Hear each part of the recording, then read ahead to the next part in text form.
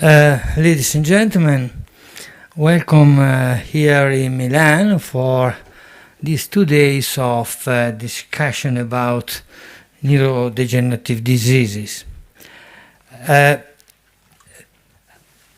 What we will see here is a very open debate about the neurodegenerative diseases, but please let me know first, just to introduce a bit, what is human brains, because the preserving the brain is one of the action of human brains, and is an action that is due to the collaboration of a scientific secretariat that started to be operative about 3.5 years ago, with all these people involved. We have neuroscientists, neurophysiologists, and we have philosophers involved.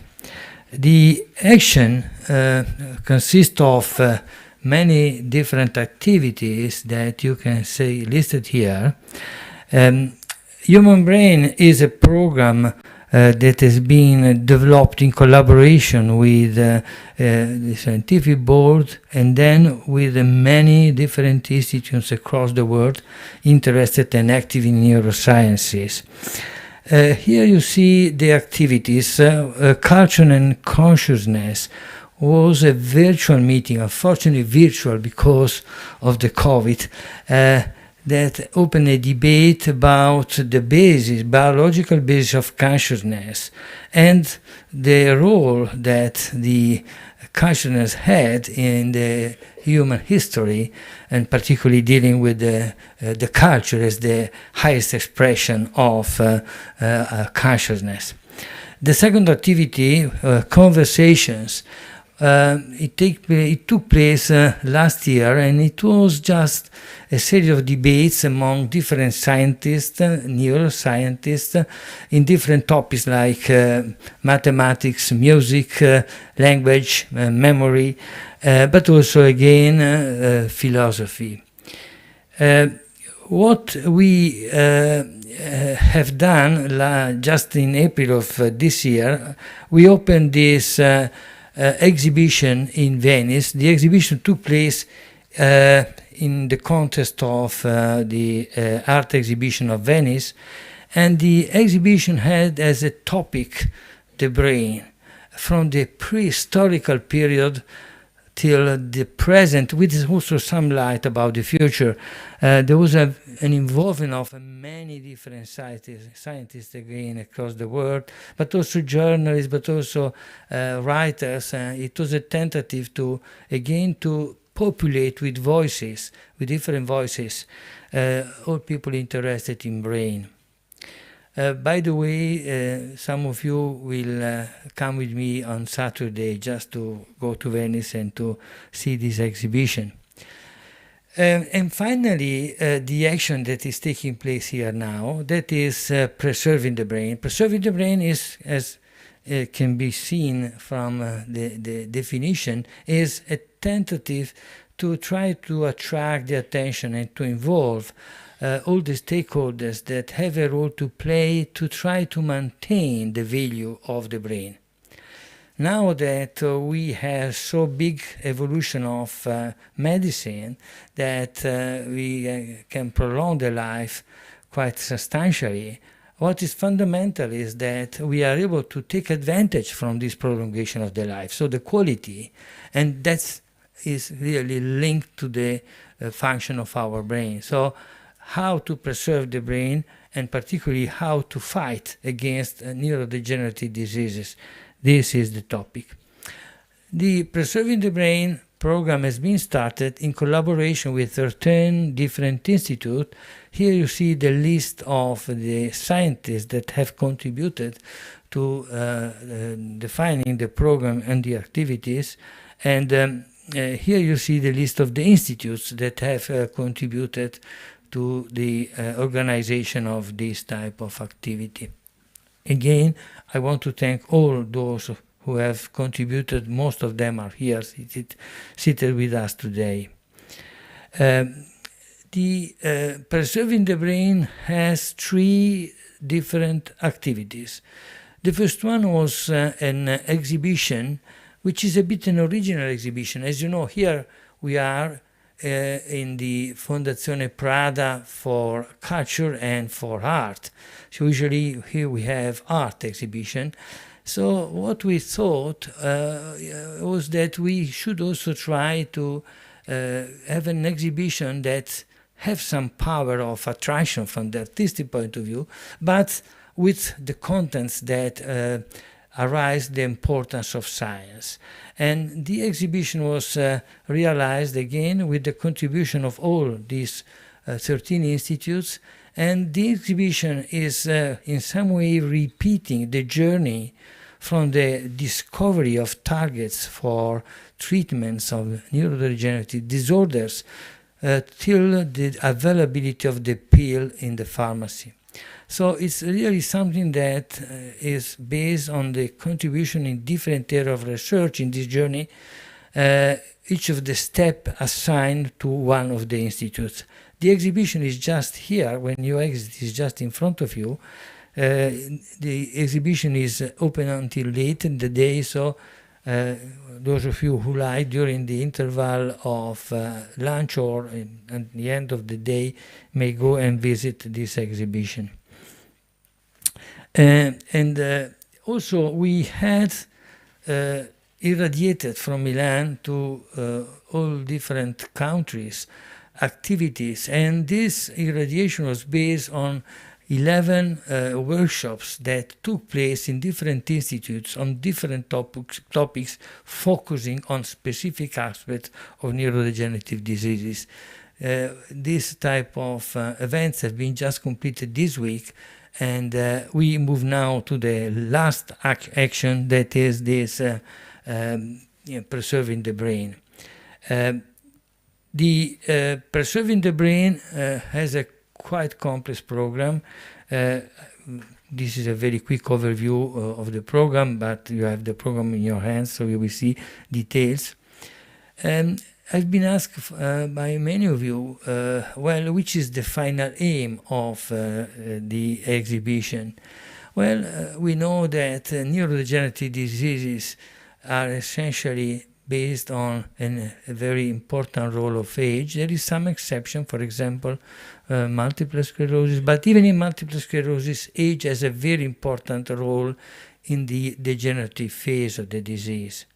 So we are now in a very special time because we have incredible advances in terms of basic science that provide us new tools in order to try to study the dynamic of these diseases. We are now present in the scene where the disease is taking place. We see how the different cells interact each other. We see what happens inside the single cells, neuron, glial cells. So this is something really new, is something that is very recent, and it is the prerequisite to try to have a fantastic jump in terms of possibilities to find a solution. But there are three types of keywords that you have to consider here. The first is what we try to do here today, that is the confrontation. So we think that it's very important that researchers with different experience in different neurodegenerative diseases may learn each other from the success and from the failures. So it's very important to have people working, sitting together. Second, it is very important to try to open collaborations. Collaborations are really the fundamental advances in science. In the exhibition of Venice, we showed that when the anatomic theaters started to be operative in Europe at that time, it was the time where the science turned from an isolated product of one mind to the collaboration of different researchers, and that's really a fundamental aspect. And third, the collaboration requires to open connections across countries, across cultures, and I think this is a very fundamental future step. So in order to try to be here today and to perform all the activities that I just mentioned, what has been fundamental is the competence, power of the Prada Foundation. And let me really thank all the people listed here who have worked very, very heavily in these 3 years in order to be able to promote all these activities. And I think one person, more than any other, has been fundamental for this type of program and actions, and is Mircea Prada.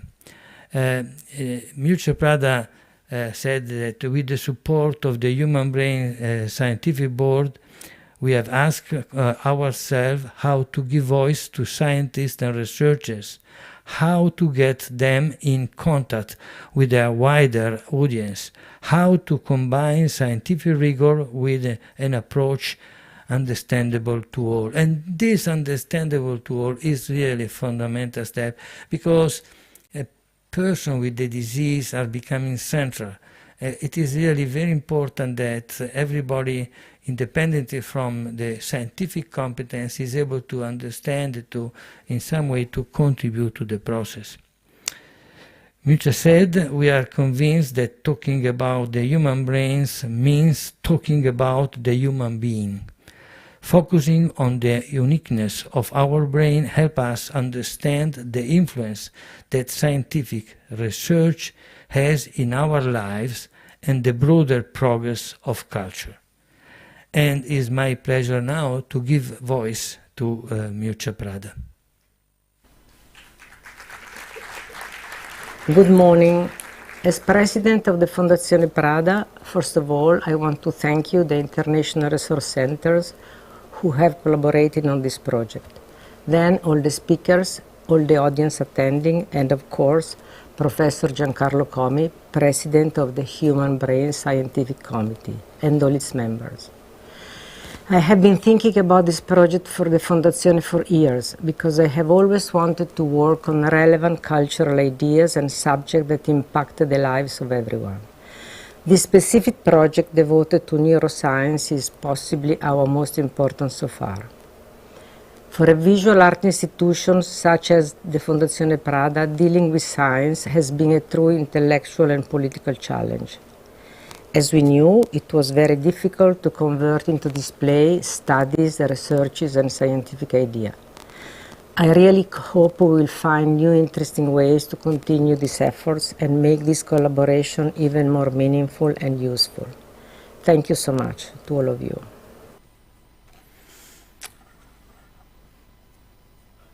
Well, I think that there is a person who had the responsibility to coordinate all the actions of the Prada Foundation, and this person is seated here, and is Chiara Costa. Chiara Costa is the head of the program of Fondazione Prada. Please.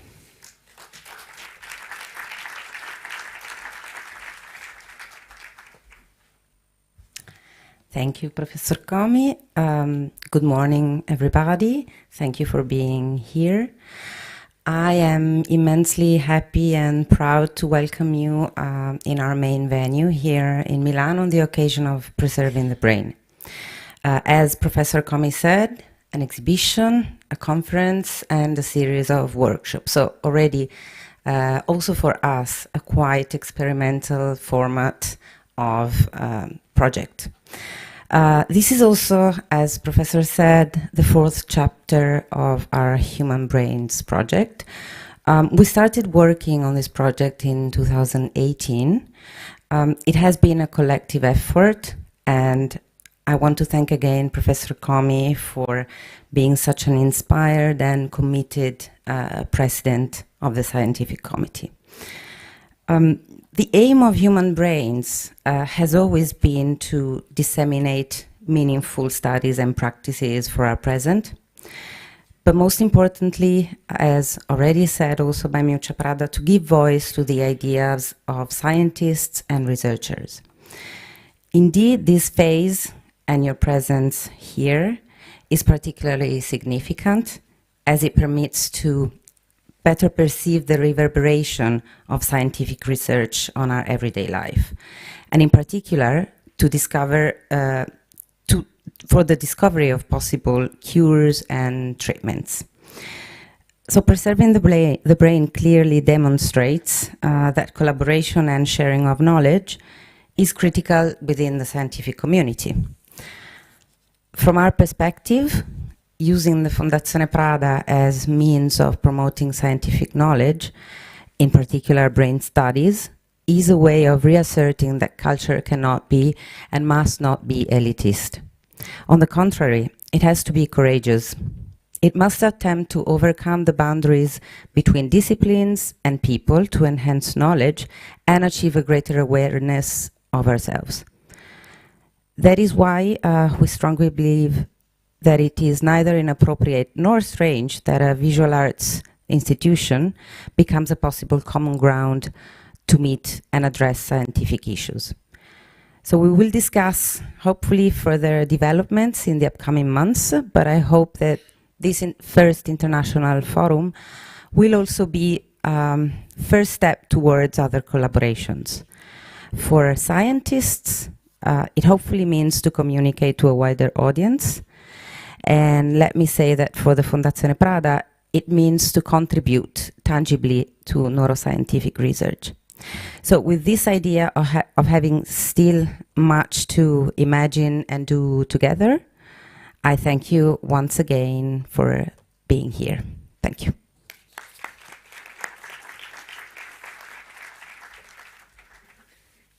Thank you. Thank you so much, Chiara. And now it's my pleasure to give voice to Claudio Bassetti, recent past president of the European Academy of Neurology.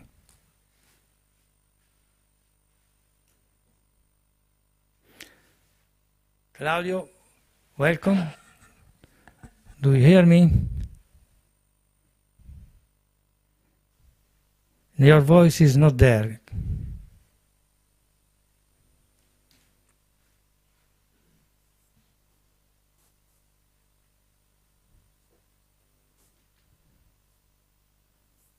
Si sente? Perfectly now. You are active, please. Mi permetto 2 parole in italiano, visto che sono l'unico fuori dall'Italia oggi. Un caro saluto da Berna. Oggi abbiamo un sole che splende sulle bellissime montagne che circondano la città. And I would like to thank the Prada Foundation and Professor Comi for the very honorable and kind invitation to join you today. I have to admit that looking at the program, listening to the introductory words, I feel even more sad not being with you today. I hope, as I understand, activities will continue in the future, that I will be able to join you on further occasions, but my duties, in fact, last night I had a very important meeting here in Bern, did not allow me to come to Milano on this specific occasion. Now, the topic that I was given as center of my presentation is indeed very pertinent to the discussion that will be entertained today, the discussion about neurodegenerative diseases and new approaches. And I would like, in the 10 minutes that I was given, and I would like to launch my presentation, please, to discuss the relatively new concept, the concept of brain health. Now, we know that the WHO has been defining health and also mental health for decades, but in fact the term brain health has come into the world only very recently. One look into the publication in the medical literature, you will see that only until 25, 28, the literature was quite empty. There were less than 10 publications on brain health yearly, and now we have over 1,500 per year. So this is a new concept and is a very important concept, which in essence tells us that not only the brain is the most important organ, the brain, but we should take care of the brain to prevent neurological disorders. This is one issue that and one element of my talk, but also to promote brain health also in the general population. So This is the view that I have in front of my window today, the city of Bern. The next slide. And this is the program of my 10 minutes talk. And I would like to develop now the concept of brain health and what this means for all of us and for the society, to develop this along these 5 statements. It was said already, the brain is essential for life, but I do think that even medical doctors, scientists, not to talk about the general public, tends to forget how important this statement is for many decisions around policy decisions, finances, and other activities that should promote more brain health in the general population. The second statement is also obvious to this public, but maybe not to everybody. There is no health without brain health. So brain health is a prerequisite for general global health, for mental health, and for other aspects of health. Now, why we talk about brain health and preservation of brain health? Because we have an incredible burden of neurological disorders, including neurodegenerative diseases, which is high and actually increasing. And you will wonder why this has become apparent or realized only recently. Well, it has something to do with the way neurological disorders have been studied and have been classified. So this is a technical aspect, but it is only in the last 6-7 years that the burden of neurological has been measured appropriately. I will come back to this point. The one point that the European Academy of Neurology is very convinced about is that we should think about neurological disorders and brain health as with an holistic approach, looking not only at pieces of brain or diseases in itself, but in looking at the entire brain, because a single individual may have different neurological disorders across his own life. And we need to realize that symptoms are very often similar, even if the underlying causing may be different. So this is why we have the statement, one brain, one life, one approach, which I think should guide our overall approach also in the future. And finally, the good news is that we have meetings like today, but other important decisions and activities that actually started this year. So it is really a revolution that has started, and I think that today we should discuss how to promote brain health in the coming month, also in the view of what will be discussed in this meeting. Next slide. Let me show a short video which I get always very emotional about if I see it, which illustrate how essential, if anything needs to be stressed, brain is for our lives. Please launch the video.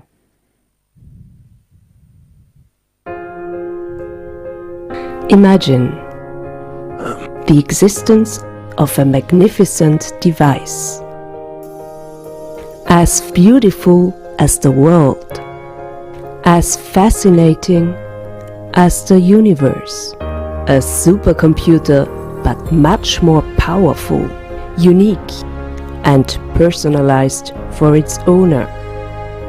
It is always with you and can take you wherever you want.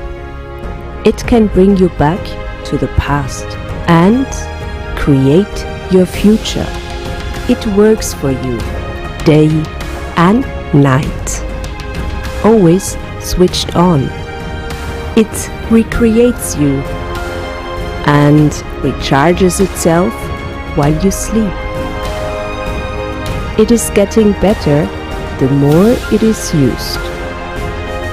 It can adapt to any environment and change your environment.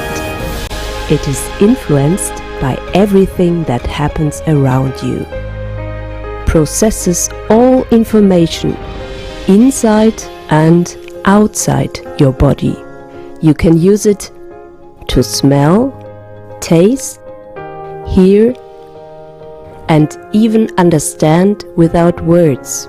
See, read, create art, communicate, and build connections. feel, have fun, learn, reward, research, and think even of things that do not exist, and love. It gives meaning to everything.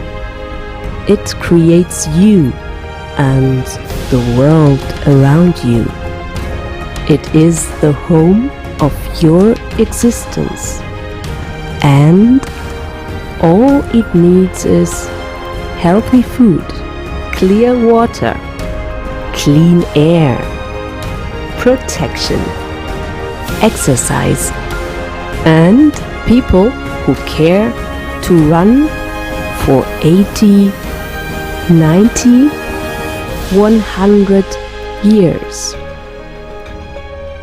What would you do to make this possible? Let's do it together.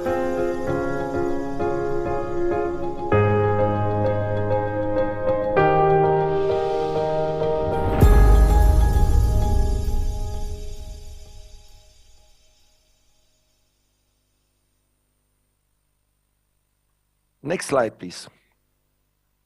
Now let's say a few words about brain health and global health. Please, the next slide.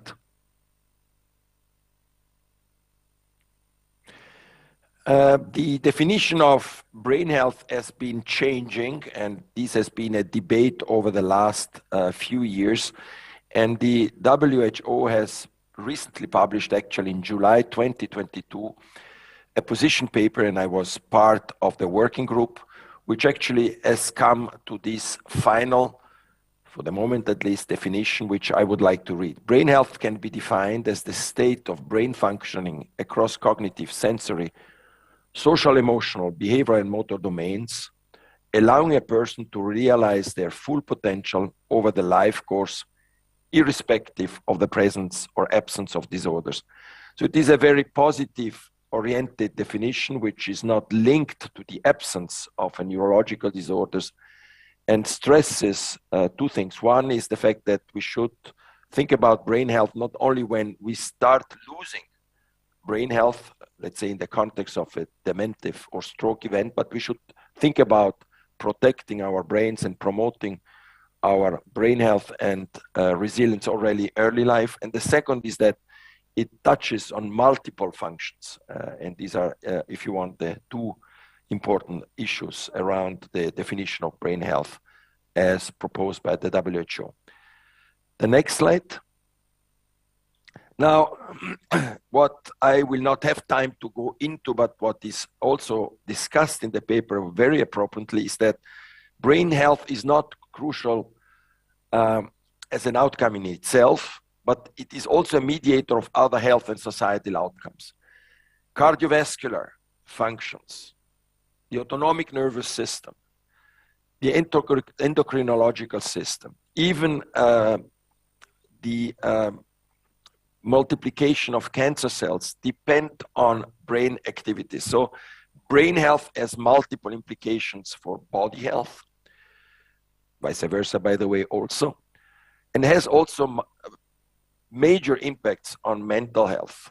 Drug abuse and psychiatric disorders are linked to the brain and to brain disorders. So there is a central role, and this is what I would like to convey with this slide, of brain health in determining body and mental health and vice versa. Next slide. And finally, we're talking not only about the single individual, we talk about the entire society, its well-being, the creativity and the productivity of a society. Next slide.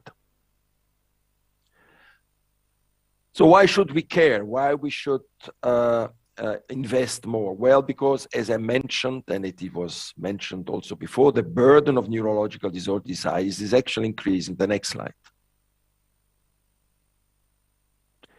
This is a cartoon that we have produced in the context of our campaign, which illustrate three main figures of the burden of neurological disorders in Europe, in the world. First, at least 1 out of 3 in the general population suffers or will suffer of a neurological disease.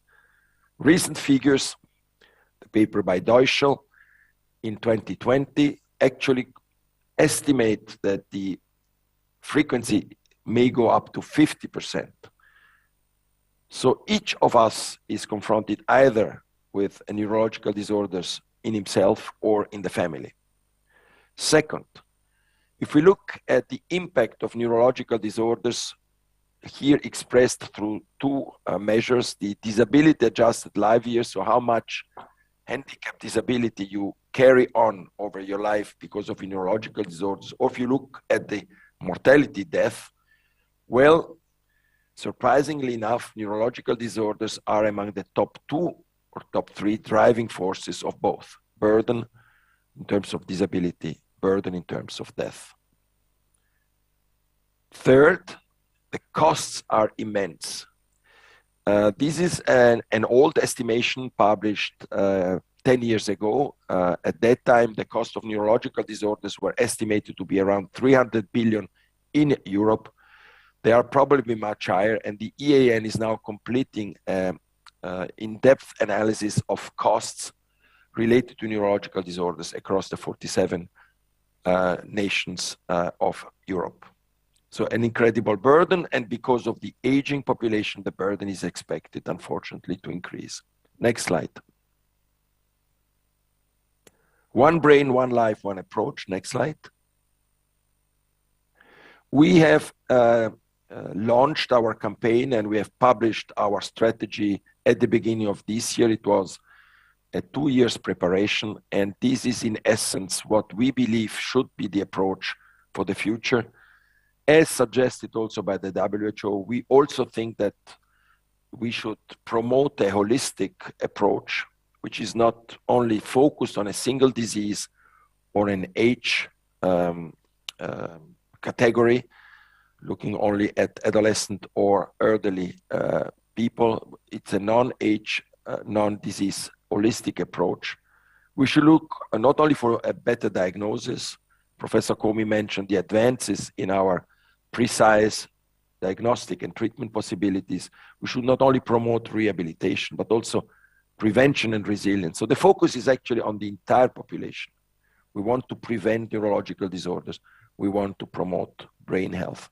And this should start actually from the pregnancy of the mother before birth until the last days of life, because brain health is important also when you have a brain disease.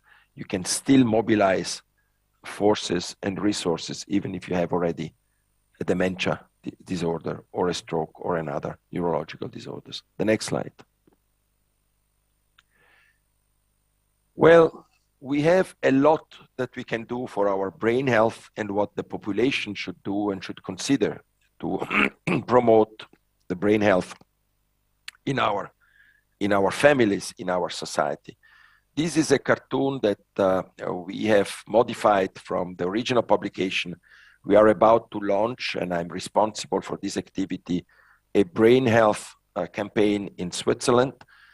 And you see that, as it was mentioned also in the video, there are different levels of intervention. We can preserve brain health through measures such as healthy foods, promoting social context, good and enough sleep, physical activity, cognitive activity, etc. We do have then also the possibility of protecting and preventing disorders, taking care of so-called risk factors, smoking, hypertension, overweight, but also treating of depression has an impact on dementia. Treating cataracts improves dementia. Avoiding alcohol excess, avoid head trauma as a risk factor for dementia, controlling cholesterol, etc., etc. And finally, as society, as policymakers, we need to work on the overall plan around our health and brain health. And this is obviously more difficult on a single base. We need to promote resilience. The air quality is important, the biomedical research, social policy, the environment, education, economic issues, political. And COVID-19 and the invasion of Russia in Ukraine have shown us how fragile our society is and how much brain and mental health and global health suffer of this immediate, unpredictable catastrophes. Next slide. And indeed, we can prevent neurological disorders. I will not go the entire list. This is a paper from a working group published in The Lancet, which shows that, in fact, up to 40% of the phenomena dementia can be prevented through approaches shown in this serpentina, in this pathway, through measures that can be started early in life, in mid-age, and not only late in life. And I will not go through the list. This is an estimation, is a theoretical estimation, but this applies also to stroke, to epilepsy, and to many, not all, many neurological disorders. So we can and should prevent them as much as this is possible. Next slide. Let me say a few words about a neglected area of intervention. This is sleep health, and the sleep burden. This is a cartoon from the European Sleep Foundation, which shows the burden of sleep. We sleep in the last 30 years, these are data from Switzerland and from the United States, on average 40 minutes less. Paradoxically, we tend to take more hypnotics to sleep. So we have an approach to sleep which is going in the wrong direction. We have an incredibly high prevalence of insomnia and other sleep-wake disturbances. The burden is related to the fact that we take pills that are per se not healthy. We have traffic accidents due to sleepiness. And there are now increasing data published recently on the impact of sleep loss on cardiovascular disorders, dementia, and stroke. And this has been estimated to be up to 10-20% of the entire phenomena. And finally, the costs. Next slide. And in fact, sleep is very important for the brain. We sleep for the brain, not only sleep by the brain, but sleep for the brain. We wash our brain out during sleep. This is a cartoon from a science paper showing that phenomenon related to the lymphatic flow that actually permits to the brain to eliminate toxic proteins more during sleep, during normal length and normal constituted sleep than during wakefulness. So we eliminate toxic proteins during normal sleep.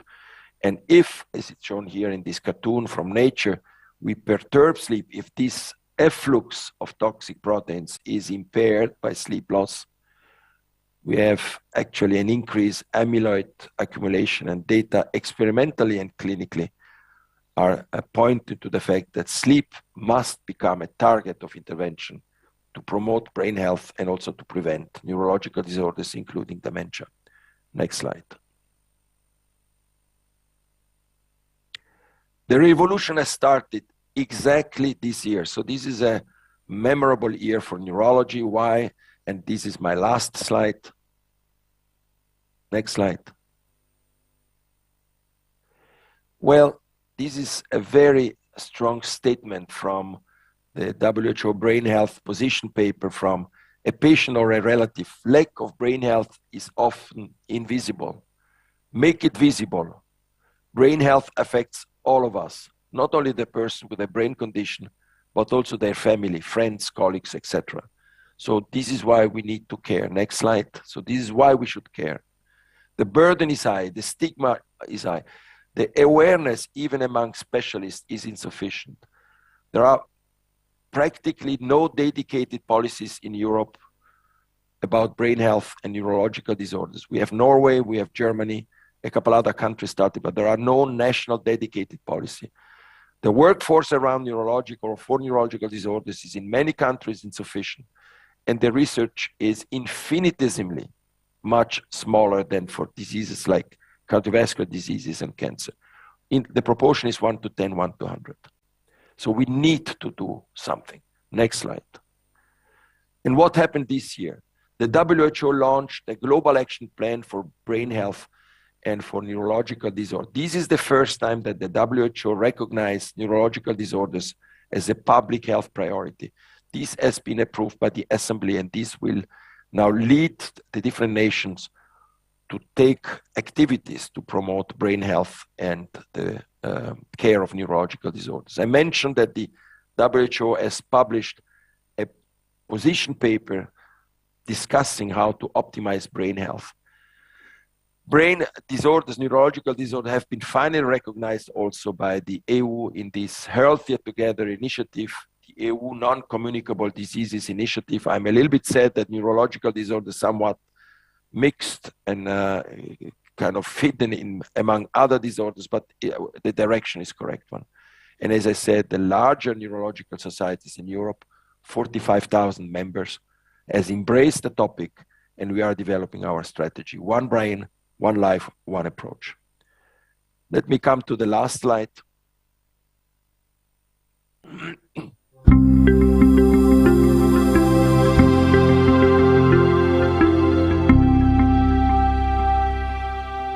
Determinants of brain health include many factors. Therefore, several actions are needed in Europe right now. A global international approach and increased awareness, education, and research on neurological disorders. Having stronger European cooperation in the area of health is one of the most important priorities of our presidency. I fully realize that brain health is one of the top priorities of upcoming years and that more focus needs to put on this agenda. I prefer to say my body has MS, not I have MS, as I feel that is a very different energy when stating it. Because as a patient who is confronted with so many challenges in everyday life, you really have to have a very strong and positive mindset to be able to face them all and deal with them in everyday life. There is no cure for many brain disorders, for many neurological disorders, and treatment often still is suboptimal. Most countries do not have dedicated policy and not even a budget for neurological disorders, so there is a gap there. Promoting brain health, even if you have a brain health strategy, is long-time work. European Academy of Neurology has been very busy in sponsoring burden studies, and these studies have resulted in a rapid filling of our knowledge gaps on the burden of neurological disorders. Professional society who takes the challenge on to define brain health. The EN takes it up as a whole thing and propagates it through its region.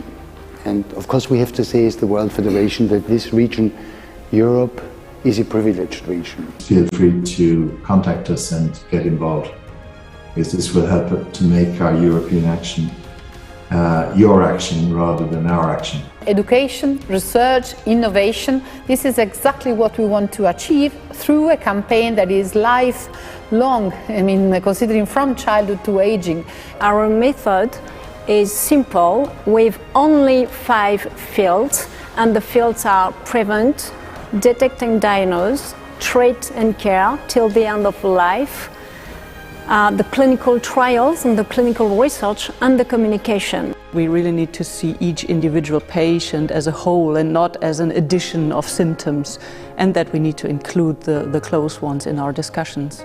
It's important to preserve the interest of everybody about this disease, including the large public, including professionals, including politics, because it's a very important. We can prevent neurological disorders. Some recent papers suggest that up to 25% of epilepsy may be prevented and up to 40% of stroke and dementias. It's good to see that there is now greater recognition and attention to brain health. And this is very promising atmosphere for the implementation of the Global Action Plan.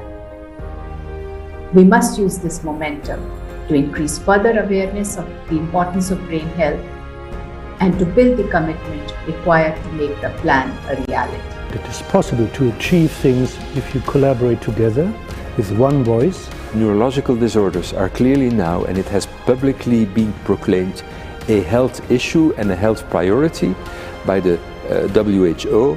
The time and the momentum to act is now, which leads me seamlessly to what the European Academy of Neurology thinks the brain health strategy could be. The EN is ready to support all 47, not only the 3 mentioned, European national societies and their governments in developing their brain health plans. We have objectives actions and indicators to share. All we do is to improve the health of the population and the quality of life of the population and the caregiver. The neurology revolution has started. Neurology is today a public health priority.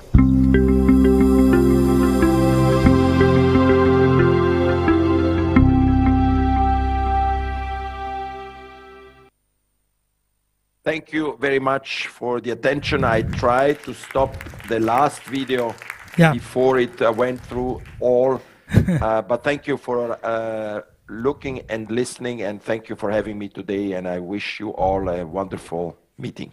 Thank you so much, Claudio. Thank you. I take the opportunity just to say that tonight there will be a working dinner, so all the speakers are invited exactly to discuss about this type of strategy of prevention. And now I would like to go and to start the activities, and would like to ask the chairman to come for the first session. Please.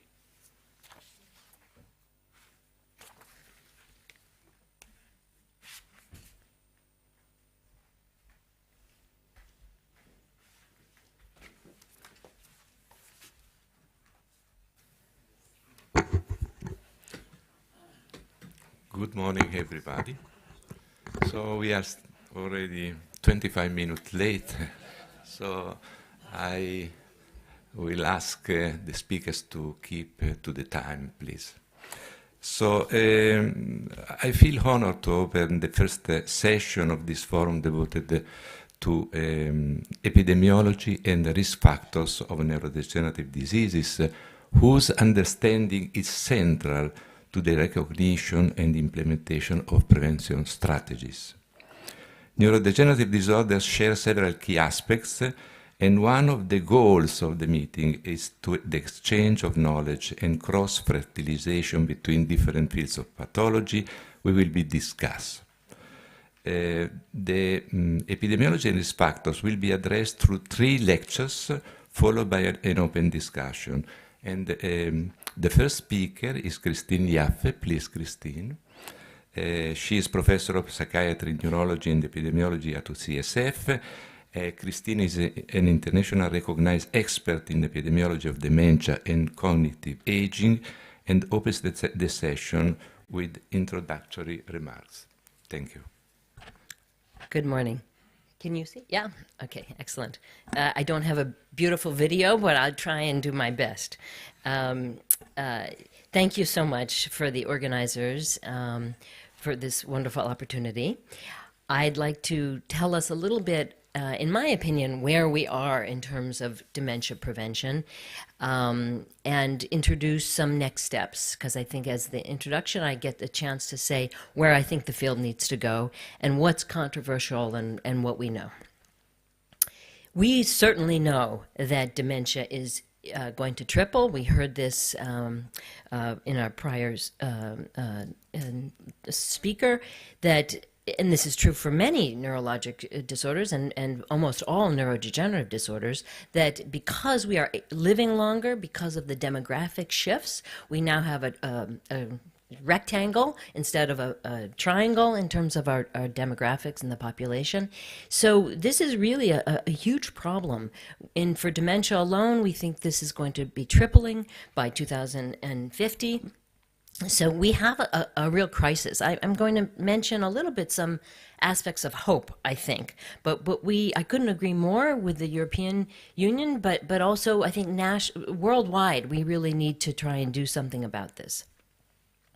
The good news is that we think about 50% of dementia, and we will hear much more about this in the future lectures today. Of course, have a big genetic component, probably 50%. But 50% are not genetic. 50% are due to environmental exposures, and I'm going to talk quite a bit about things that I think we can modify, modifiable risk factors. This is very exciting because we can do something about this. And of course, we know that drug development has really been very difficult. We have put a lot of money and time and patience into drug development, and it's been very frustrating. Just last week, 2 weeks ago, we heard about a possible new approval for lecanemab, so that's good news. But the other drugs have really been, it's been 20, 25 years, so it's very frustrating. Aduhelm, of course, was approved, but it's quite controversial, and none of these drugs really do anything for prevention, although this is another very active area of study, including from some of the speakers we'll hear today. But I'm very focused on modifiable risk factors, and I think they are very important because, number one, they tell us a lot about the mechanisms of Alzheimer's and other dementias. We can learn so much about them, and you heard about sleep, and I'll talk a little bit more about this. It tells us so much about the brain that we don't know, and so by studying these mechanisms, we can learn much more, and it gives us inroads for opportunity to intervene. The other thing that we forget sometimes is some of these risk factors go together. So it gives us a chance to identify people at risk. Maybe people who have high cardiovascular risks, or they have other things. You can then target these people and screen them more carefully. See them every year. See when they start to have subjective or objective decline, and maybe offer them strategies. And of course, ultimately, we are concerned about prevention and treatment, and that maybe these risk factors can be used as such. So a few years ago, actually quite a few years ago, 11 years ago, Deborah Barnes and I did a somewhat of a thought experiment. And this was before the Lancet Commission. We said, okay, you know, if these risk factors, and in this case you can see we listed the ones that were best known at the time, and we said if you could actually, you know, move these risk factors, what could you get from this in terms of the downstream effect? And so first we had to look at how common are these risk factors, what kind of risk are associated with them, and we said about a third in this case. It was 49% if you looked at the risk factors, but when you take into account that they're collinear, that many go together, it's about a third that we think are associated with dementia prevalence. So then we said, okay, if you could change this behavior, if you could maybe modify, and in the blue in the panel on the right, you see. In blue would be if you could reduce these risk factors 10%. Yellow was 20%. So we weren't even we were conservative. We said, people, it's hard to change behaviors. You know, it's hard to get people to exercise. Well, let's get them to do 10% more, 20% more. And what we find is that actually downstream you can have a big effect. So if you can make these changes, you could see a big effect. It's not on the individual level necessarily, but on the population level. And indeed, what we have seen, which really I think is a huge message of hope, is we have seen in now over a dozen studies that dementia within the same cohort actually is declining. So not on a population level. We're not talking about dementia prevalence, which is, of course, I told you it's tripling. I still stand by that. But if you look in an individual cohort or in an individual population and you do repeated assessments, what we are finding is that there seems to be a leveling off or a declining of dementia in that population. So whether it's the HRS or the CFAS study or the Rotterdam study or the Kungsholmen study or the Framingham study or many other studies, they're finding the same thing. And I think this is a real message of hope. It tells us we're doing something on a societal level that actually may move the needle. And what is that? What are we doing? We don't really know exactly. We think a lot of this has to do with cardiovascular control. This was the time when statins were introduced. This was the time when we had much more aggressive targets for hypertension and diabetes. So we think a lot of this is driven by cardiovascular disease, but it's also probably improved diet, improved education. There were big changes when, if you were born, say, in 1930 or you were born in 1950, you know, big differences. And we need to understand this more.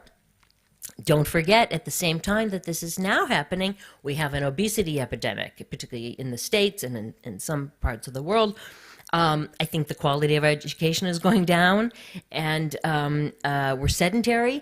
So I think that if we were to repeat that number again in now or in 10 years, I'm afraid we would see it not going so well. We might even see it going back up again.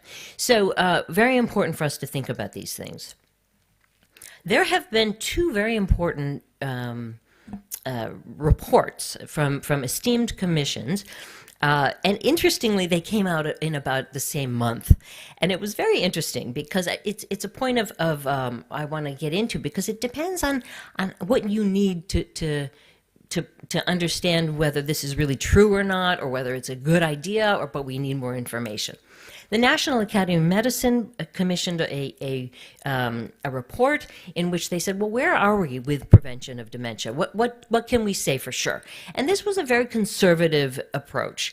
They required that this was only randomized controlled trials, which is conservative, and they had to be big trials, 500 people or more. They had to be 6 months or more. And guess what? There aren't that many of these trials looking at prevention of dementia. So there wasn't that much to say, except we don't know for sure.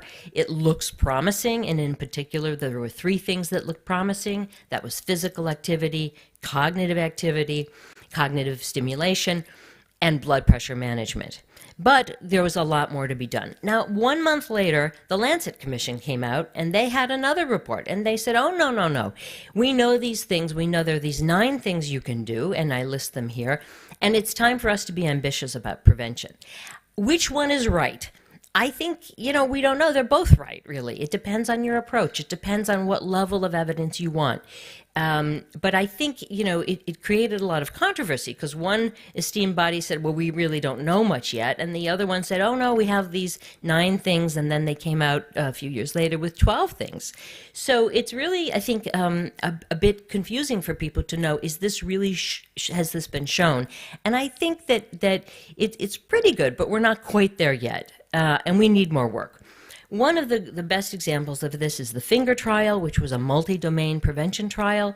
They found after 2 years that they were able to improve cognitive function in the intervention group more than in the control group, but they did not yet publish whether this actually translated into reduced dementia. But it certainly is a promising idea in terms of brain health, that we could improve function by these 4 things. It was cardiovascular, diet, physical activity, and cognitive stimulation. So now many of these trials are underway. We know that there are many multi-domain studies, and we also have just finished, actually, a trial. We call it the SMART trial. This is another multi-domain trial that we're doing in the US. We are doing it slightly differently, or we have just finished doing it slightly differently, in that it is trying to be more real world, not in the ivory tower of the university, but in a real world. This was at Kaiser, and we enrolled people who were at risk for having dementia. They did not have any cognitive problems, but they were older, they had subjective complaints, they were concerned about their memory, but they were normal, low normal in terms of their cognition. But they have to have at least 2 risk factors, because our feeling was you can't do something, you can't change something if you don't have something to change. But many of these risk factors are common. And then we did a 2-year trial. Sadly, it was in the middle of COVID, or COVID came right in the middle. But the other thing about this trial that was different, it was personalized. So what we tried to do was we tried to work with the individual. As I mentioned, it's hard to change behavior. It's easy for us to say, oh, you should exercise more, you should improve your diet. But it's hard to get people to do this. They know they should do it, but it's hard to change. So we worked with a health coach, and the health coach worked with the participants and said, well, what do you want to work on? And they said, well, I really want to work on cutting back on my smoking, or I really want to work on this. And that's how we did it. We met the participant where they were. We worked with them with a health coach. And after 2 years later, we measured a number of outcomes. This was influenced by COVID, but we looked at cognition, function, quality of life, and to see whether the behavioral changes, the risk factors, had moved. And I'm happy to say that we're in the middle of analyzing this data now, and I hope we can present this in the next few months. This just tells you what the participants had. So these were the risk factors that they had at the start of the trial, and you can see it's a range, but what you'd expect. Many were not active physically. Many had hypertension. Many complained of poor sleep. They were on risky meds. They had depression, low social engagement, and I'm not sure what the kind of got changed with the formatting. I'm sorry. In any case, we're very excited about this trial, and there are other trials underway. So I think this will give us much more definitive proof. So now I want to turn to, in the next few minutes, where are we going? So what are the things that I think we need to understand better? Number one, and there are four things. Number one, I think we need to understand more the mechanisms. You know, whenever I give a talk, somebody will say, well, is it true that blueberries can prevent dementia? And I say, I don't think so. You know, I don't think it's so simple as one little fruit, as good as blueberries may be. I think we need to be grounded in biology. We need to be grounded in biology. We need to understand the mechanisms. You know, at a cellular level, at a non-human level, but also in people. And I think it's very important before we roll this out and before we make recommendations that we really have a clear foundation of the evidence.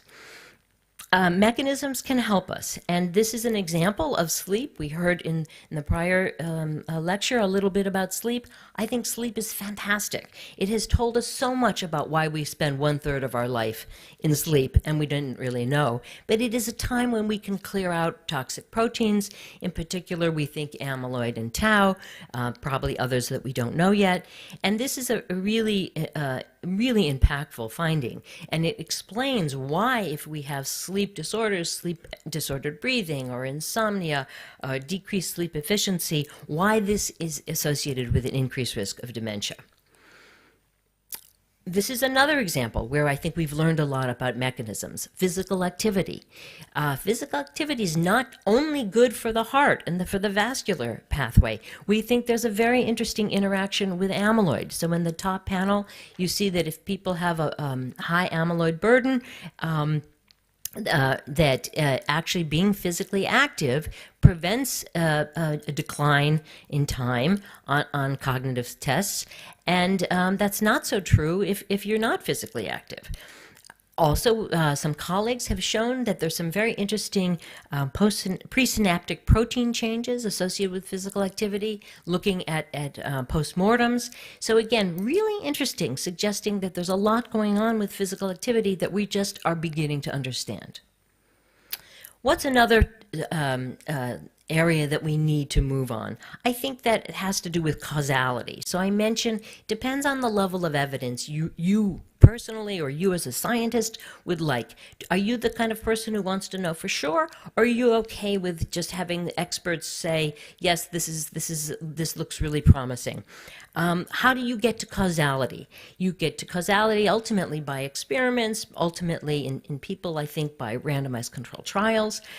One good example of this was the Sprint Mind trial that was published a few years ago, where they found that a more aggressive control of systolic blood pressure led to actually a decreased risk over several years of MCI and dementia. So this is, I think, very exciting and is going to change the field and open this whole idea that vascular risk factors really are so pivotal for dementia. There are other ways to get at causality, and with other kinds of experiments. And one example is Mendelian randomization, which is a sort of quasi-experimental model. You use it as an instrumental variable. My colleague, Yu Lang, my mentee, did a beautiful study where she used the Alzheimer's disease polygenetic risk score, or GRS, genetic risk score, as an instrumental variable. So what she did was, in the UK Biobank, she studied people who had high amounts of high tertile of the GRS, and then she said, okay, and it turned out that those same people, they did not have Alzheimer's. These were younger people just with high genetic risk scores, and they had less sleep than the people who had lower GRS, which is really interesting. 2-hour difference in terms of their sleep duration. So fascinating, and I think another point in terms of a causal evidence.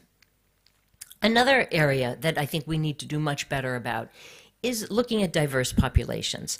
Almost all of the work that we've done so far in terms of modifiable risk factors have been done in higher, in high income countries, often white participants only, and we really need to get much better in terms of understanding these risk factors. Of course, they differ widely.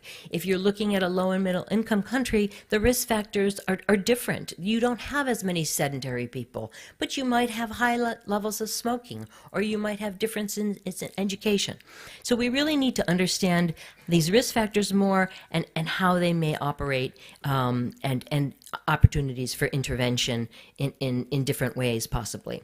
This is some work that we just finished looking at these risk factors in the US, but in 5 different race and ethnic groups. And you can see that even in the US, you see these wide ranges, or moderately wide ranges, in terms of different risk factor profiles depending on your race and ethnicity, suggesting that it depends a lot on the country and the income, but also maybe culture and immigration status, etc., and diet might be quite different, for example. So I think, again, very important for us to consider the diversity.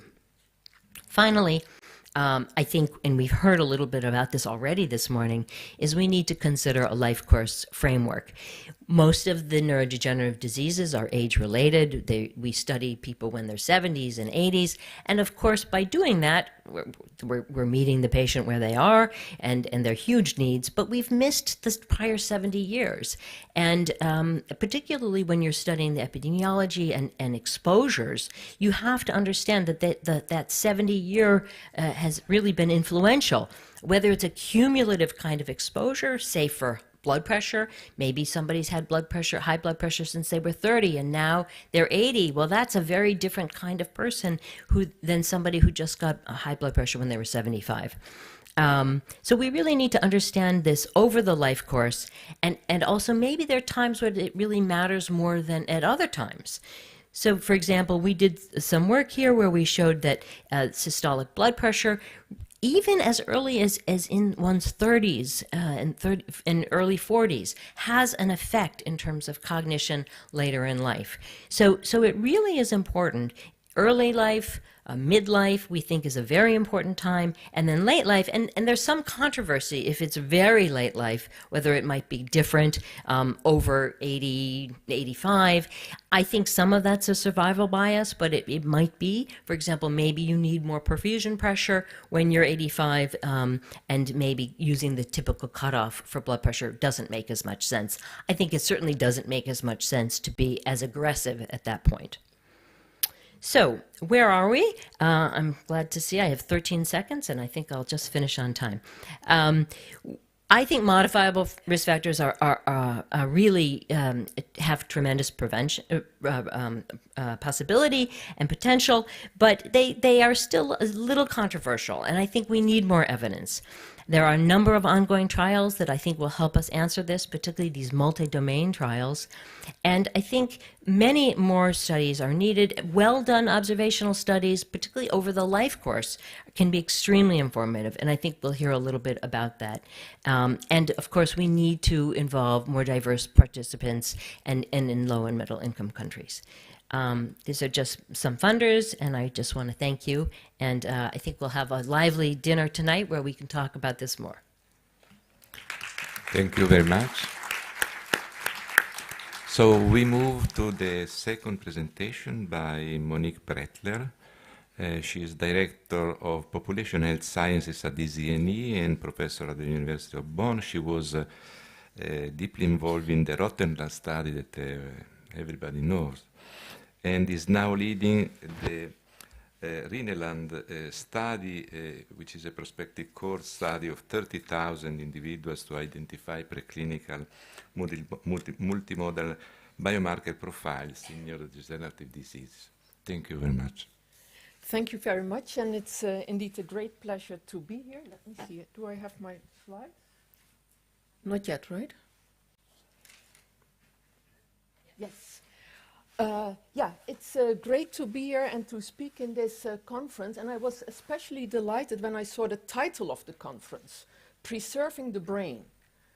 I was a little bit more disappointed, I must say, but you guys can make up for that over the rest of the days, when I saw that most of the focus on the conference is on specific mechanisms and therapies. And I think that, like the two previous speakers, that if we really want to prevent disease, that we have to take a different angle on that. But let me give you some of my thoughts, especially also on prevention, and I will reiterate some of the concepts that you heard already, but I think they are extremely important for our thinking. Let's see, because they told me to push that button, but maybe I push this button after all. Yeah. I will show you some of these typical Dutch Delft's blue tiles. They are in the Netherlands used as wall decoration, and typically they have these life wisdoms on them, right? Truisms. And although they may be a bit boring, they are truisms because they are true. And this is a quote from a famous Dutch soccer player, Johan Cruyff, who said that each advantage has its disadvantage. And that is actually the disadvantage of our increasing life expectancy is, of course, the increase in age-related diseases. What is interesting in this increase in life expectancy, what you see is that there have been every now and then some of these dips, right, when there were major events. There have recently been first reports that life expectancy has decreased up to more than 2 years in the US, for example, due to COVID. But as you also see in this graph, is that typically after the acute event is gone, life expectancy catches up and we will increase to grow older.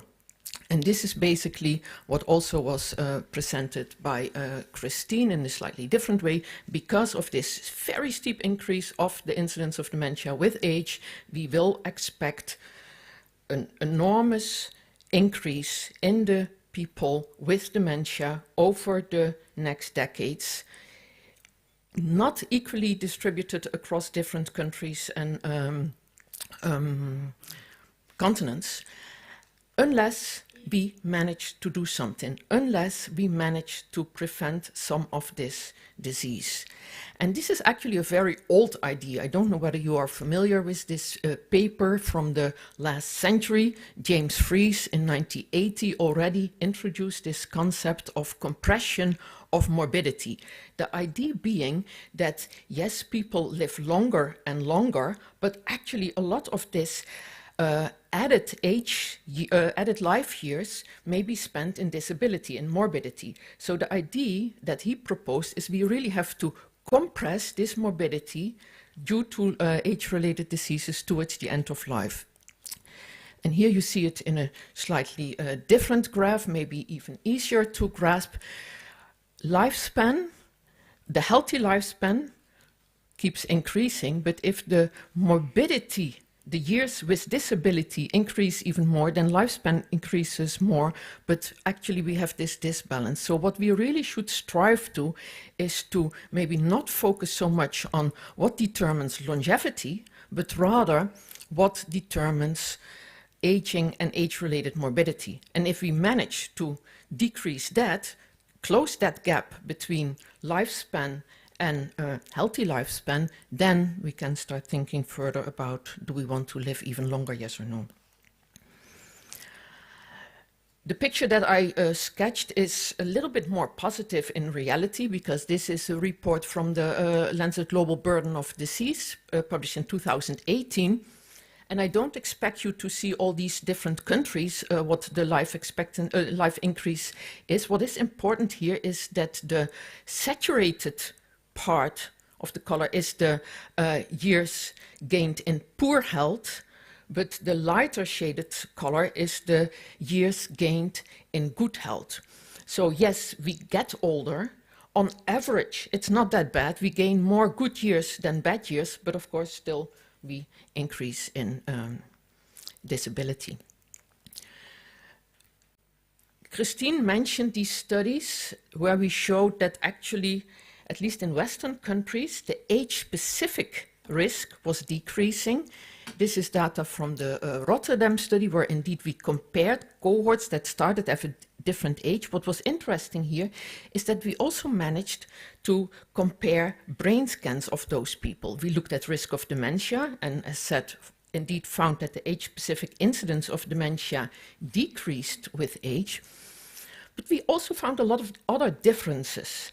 Actually, some of those risk factors, like high blood pressure, hypertension, diabetes, past smoking, they all increased. They increased in that later cohort. So how is it possible that the age-specific incidence decreased? Well, for one, there was more use of drug treatment. So actually, although it was hypertension, it was more controlled hypertension, more controlled diabetes, etc. What is also very interesting is when we looked at the brains of those people, the brain scans, the later cohort, people of the same age, had just younger looking brains. They had less vascular pathology, they had less infarcts, they had less brain atrophy. It was just healthy, younger aging. And I think this is an important concept of this biological aging versus calendar aging. So the question is, what underlies these changes?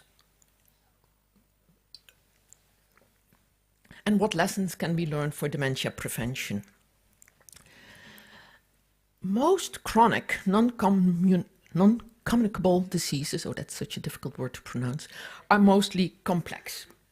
What do I mean with that? That there's actually a lot of factors that continuously, over the entire lifespan, interact with each other. And that is factors that are specific to the person, and that may be his or her genetic background, but also factors in the internal environment of the individual.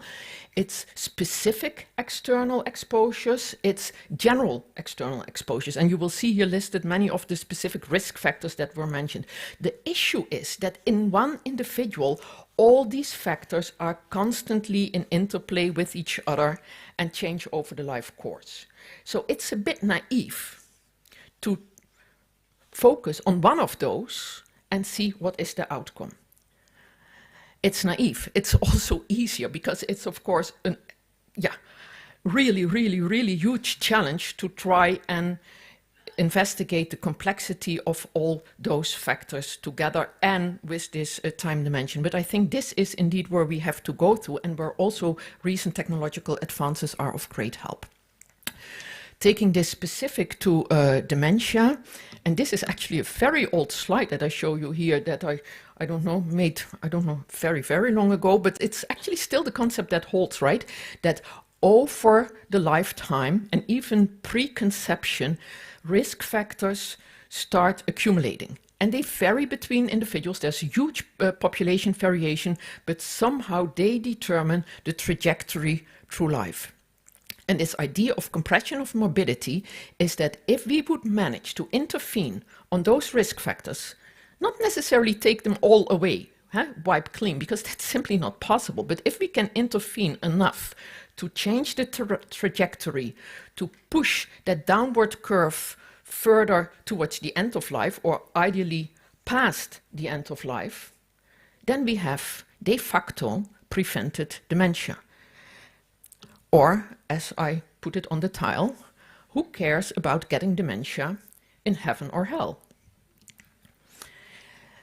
I mentioned there's a lot of progress made in recent years, and one of this is this concept of neuroscience, that there is a lot of these mechanisms at play that throughout the life course that are affected by aging and also affect health. And I think all of this audience probably is aware of this paper from 2013 with the hallmarks of aging. There have been a lot of modifications, adaptations, improvements on this, but the underlying concept is the same. We have all these different mechanisms in one person at the same time, right? Maybe with different emphases, affecting how people age, reflecting how people age. And related to this, there have been an increase in the number of instruments to try and capture that and to see where an individual is on this aging, biological aging trajectory. And it started with these epigenetic clocks, but we have now inflammaging clocks, we have metabolomic aging clocks, proteomic aging clocks, brain age signatures. Doesn't matter. There are a lot of different phenotypes, features that basically reflects how a person ages. And interestingly, although they do correlate to a certain extent, they are not identical. So that actually is another determinant of the variability across individuals.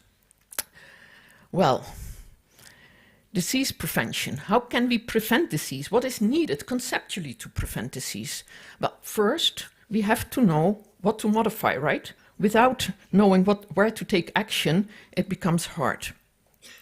We have to know who would benefit from that. And I try to emphasize that this really varies across individuals. And then, of course, we have to develop and implement effective interventions that then are targeted towards this specific person, towards specific risk factors, towards specific profiles. You have already seen this graph from the Lancet Commission, what's it called, on prevention. And actually, I have some really serious problems with this paper. And one of my main problems is that they list a number of associated factors, and association, as epidemiologists know as nobody else, is not causation.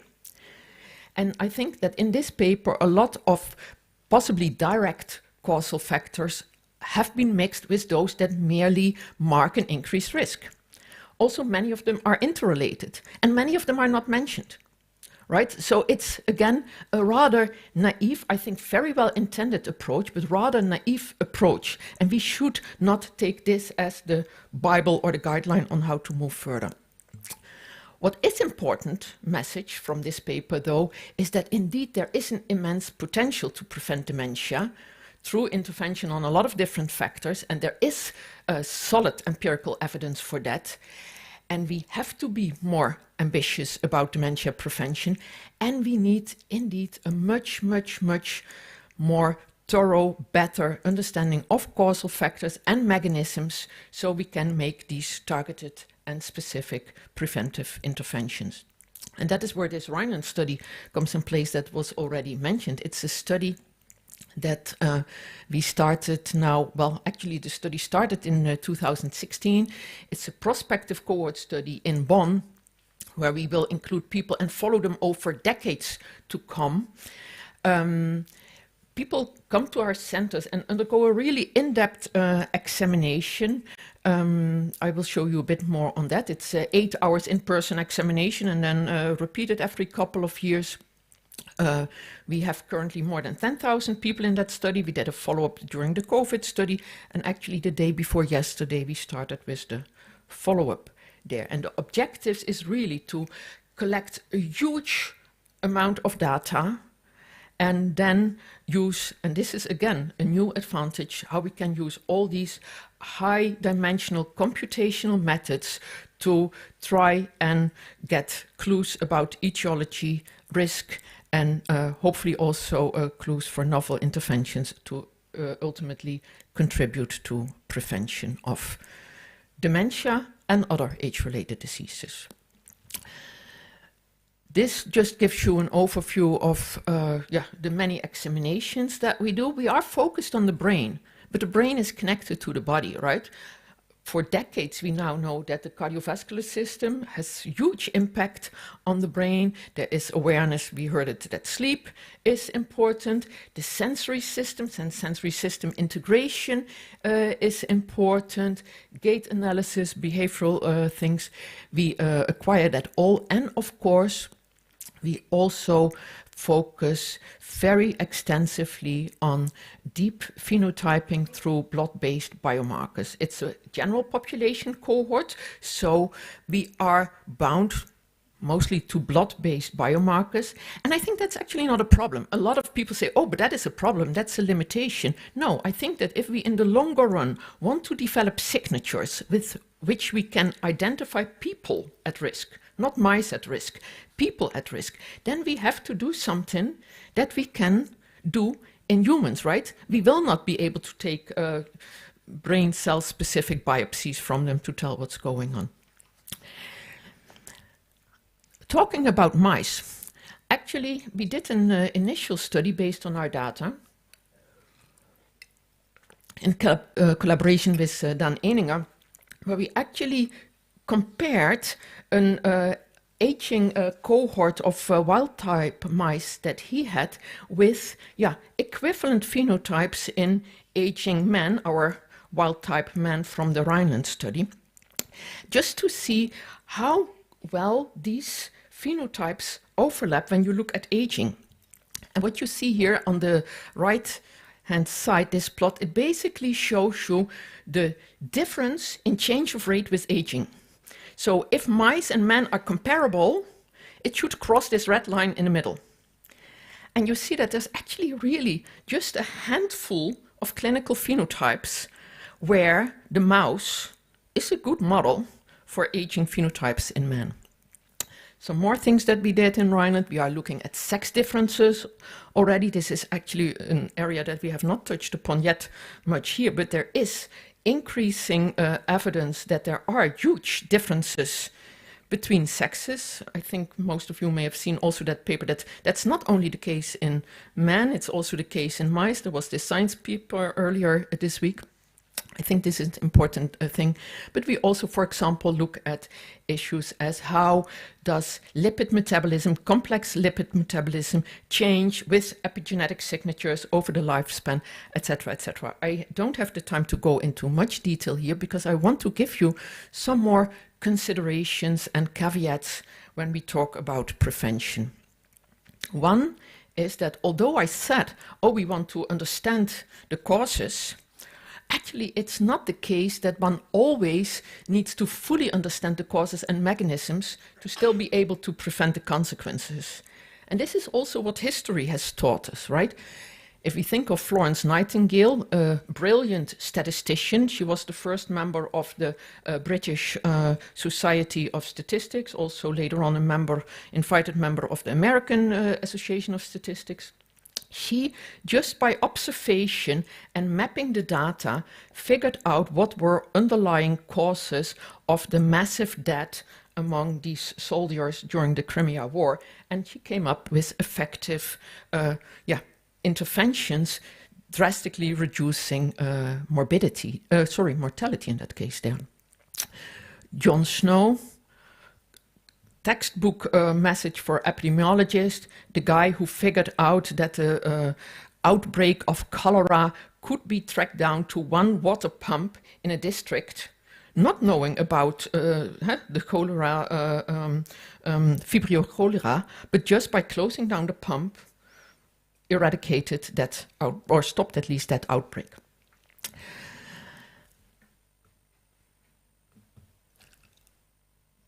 Another caveat is the prevention paradox. And this is important, and Christine briefly referred to it. This is the idea that a large number of people with a small risk may actually lead to more cases with the disease than the small number at high risk. Think of ApoE genotype in Alzheimer's disease. E4 homozygotes have a very high risk, but most people are no E4 carriers with dementia. And the other side of this is that if you have a prevention measure that brings large benefits to the community, it may not offer that much for the individual. And that is an extra problem in convincing people to take preventive measures. And this is an idea that also goes back quite some time. It's this idea that you have population distributions. This is comparing blood pressure in London with Kenyan nomads, and the whole distribution of blood pressure is higher in London citizens. And yes, so they have much more problems with that. And what you then can do, well, basically it's so you cannot, looking at the time, I skip fast through this. I think the big issue here is that we have to distinguish between whether you want to have a high-risk approach or population approach. Do you want to just treat the people at the extremes of the distribution or shift the entire distribution towards lower risk? Final caveat, there's no heroism in prevention. And this is maybe one of the biggest hurdles. Nobody will be grateful to you for having prevented their disease because it did not happen, right? At the moment, the focus on prevention is still very much that it's pharmaco interventions. So big pharma does not get on board on it because there is no financial profit. And the individuals also, don't see it. So I think this is something where we really have to work on. This may be even more challenging than finding good ways to prevent diseases. And we have to do it because in the end, prevention is the best approach to combat disease. And in the words of,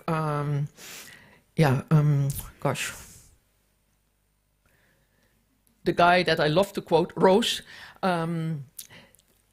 it's better to be healthy than ill or dead. And that's why we have to do prevention. Thank you. Thank you.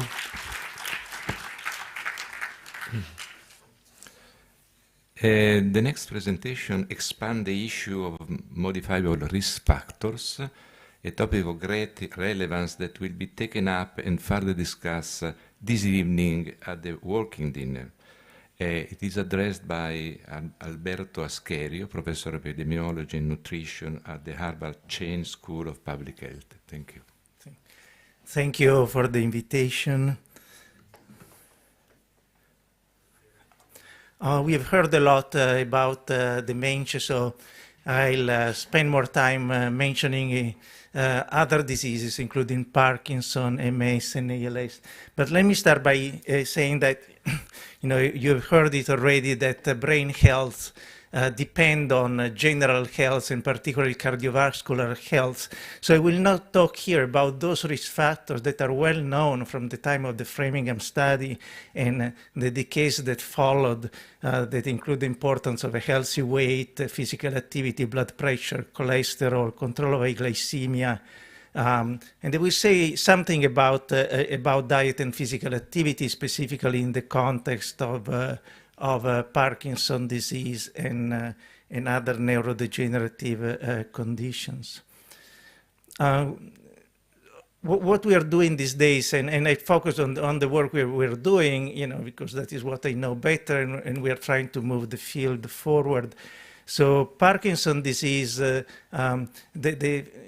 an interesting aspect of Parkinson's disease is that it's increasingly evident that we can identify the biological process that lead to Parkinson probably 10, 15 years before the clinical manifestation that lead to a diagnosis.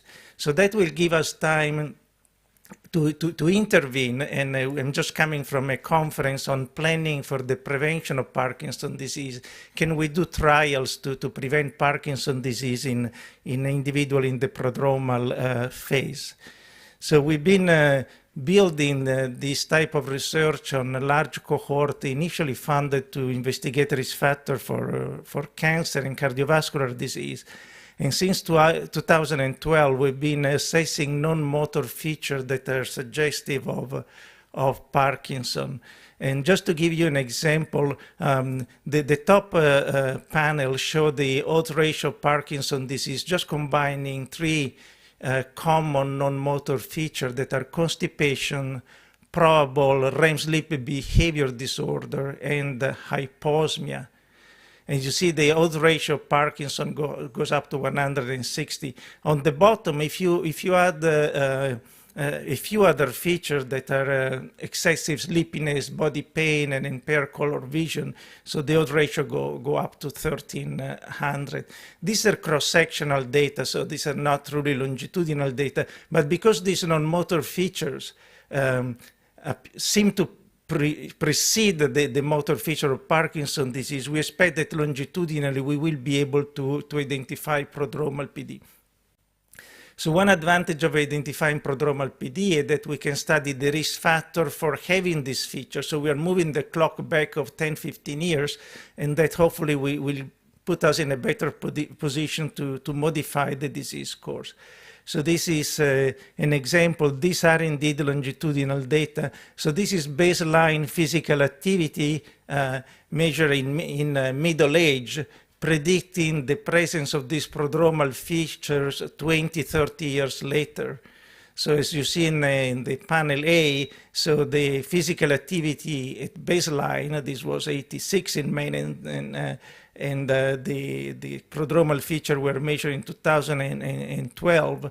You see a gradual decline in the probability of developing those features. And in the bottom, we repeated the analysis, excluding constipation, for constipation being, obviously related to physical activity.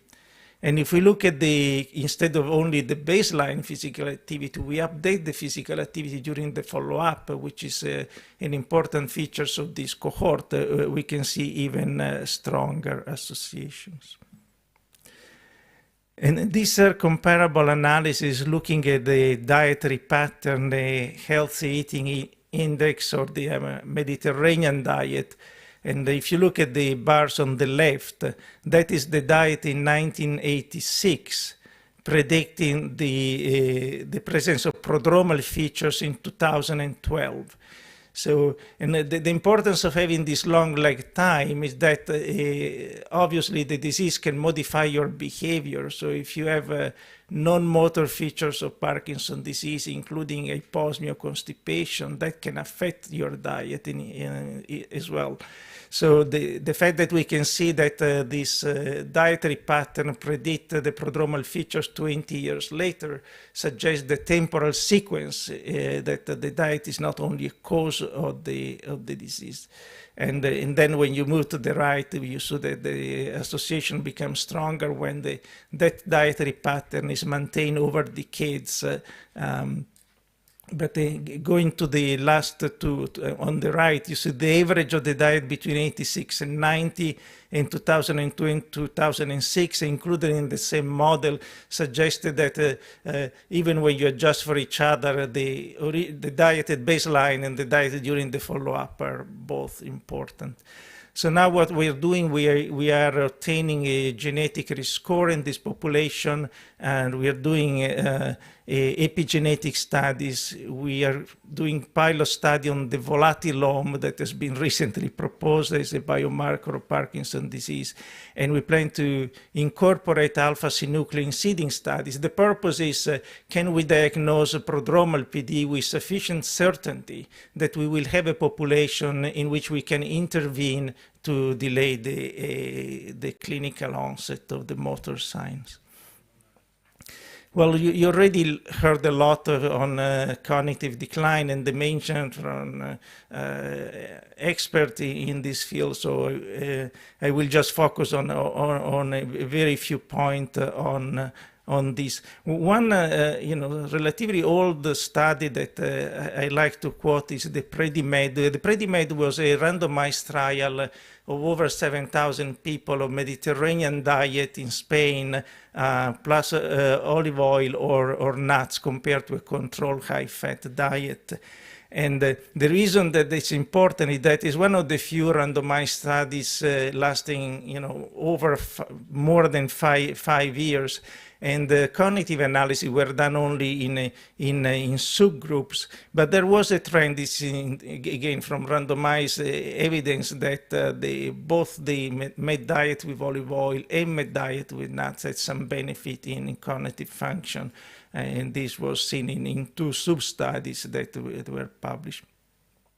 Now, the med diet now is being sort of dissected and analyzed and improved. There have been the most recent proposed diet for cognitive prevention of cognitive decline is called MIND, and this is just some elaboration from the Mediterranean diet, looking at green leafy vegetable, for example, instead just of general vegetable, dissecting the fruits, looking specifically at berries and a few other changes. But both diet and longitudinal studies, these are meta-analysis, seem to be associated, these are observational study with better cognitive function. Whether these reflect to causal effect will need to be proven, but there are ongoing trials on the mind diet that will give results soon. Still, in terms of observational study, we've been focusing on flavonoids that are obviously a component of fruits and vegetables. And again, this is an observational study, but with 30 years of follow-up. And we see in both men and women, women on the left, men on the right, the different type of flavonoids are associated with better cognitive function. So as I think Christine says, not that simple, the blueberry will prevent dementia, but well, if they contribute to prevent dementia and we miss that, I think, in posterity, people, oh, these people were really dumb. They didn't realize they could prevent dementia by eating a cup of blueberry every day. Again, I'm not saying that it's true, but if it was true, we want to find it out. So I think we do need to pursue this type of research. This is just showing in individual fruits and vegetables and with strong inverse associations, again, against cognitive decline. Okay, changing topic here, just a few words on multiple sclerosis. Here also we have a prodromal phase before the clinical symptoms, and the present belief is that axonal damage starts quite early in the disease process, so it is a neurodegenerative disease, and this is demonstrated by increases in neurofilament that are seen up to 6 years before the first clinical demyelinating event. So in terms of modifiable risk factor, I think we have accumulated quite a bit of evidence that vitamin D insufficiency is associated with an increased risk of MS. And these are 4 independent longitudinal studies. We did the study in the top left in the US military years ago, as you see, having over 100 nanomole of 25-OHD, which is a quite high level in healthy young adults. It's associated with a reduction of 50% in the risk of developing MS in the following 10-15 years. Then on the top right, you see similar result obtained in Sweden. Then we conducted a study in Finland. This is the bottom left corner, where the vitamin D level are much, much lower compared to the US. If you look at the scale, I don't know if you can read the scale, but the highest level there is 50 nanomole, which is lower than the lowest level in the US military population. And still in a very different range, we see a 2-fold higher risk of MS in women with the lowest vitamin D level. Here the reference is inverted. The highest group, of course, is reference. And then you see similar data on the bottom right from the Swedish Biobank. So in epidemiology, we are never certain 100% of what we see. So I tend to believe the results when we see converging results in different populations. And all of these obviously are adjusted for common and known risk factor of MS. And this is further supported by Mendelian randomization that was mentioned before. And in the case of vitamin D, Mendelian randomization, I think is reasonably powerful because the 4 genes that predict vitamin D level in blood are actually all in the pathway of vitamin D metabolism. So I think we're pretty sure that it's less likely to be, pleiotropic effect or other type of confounding.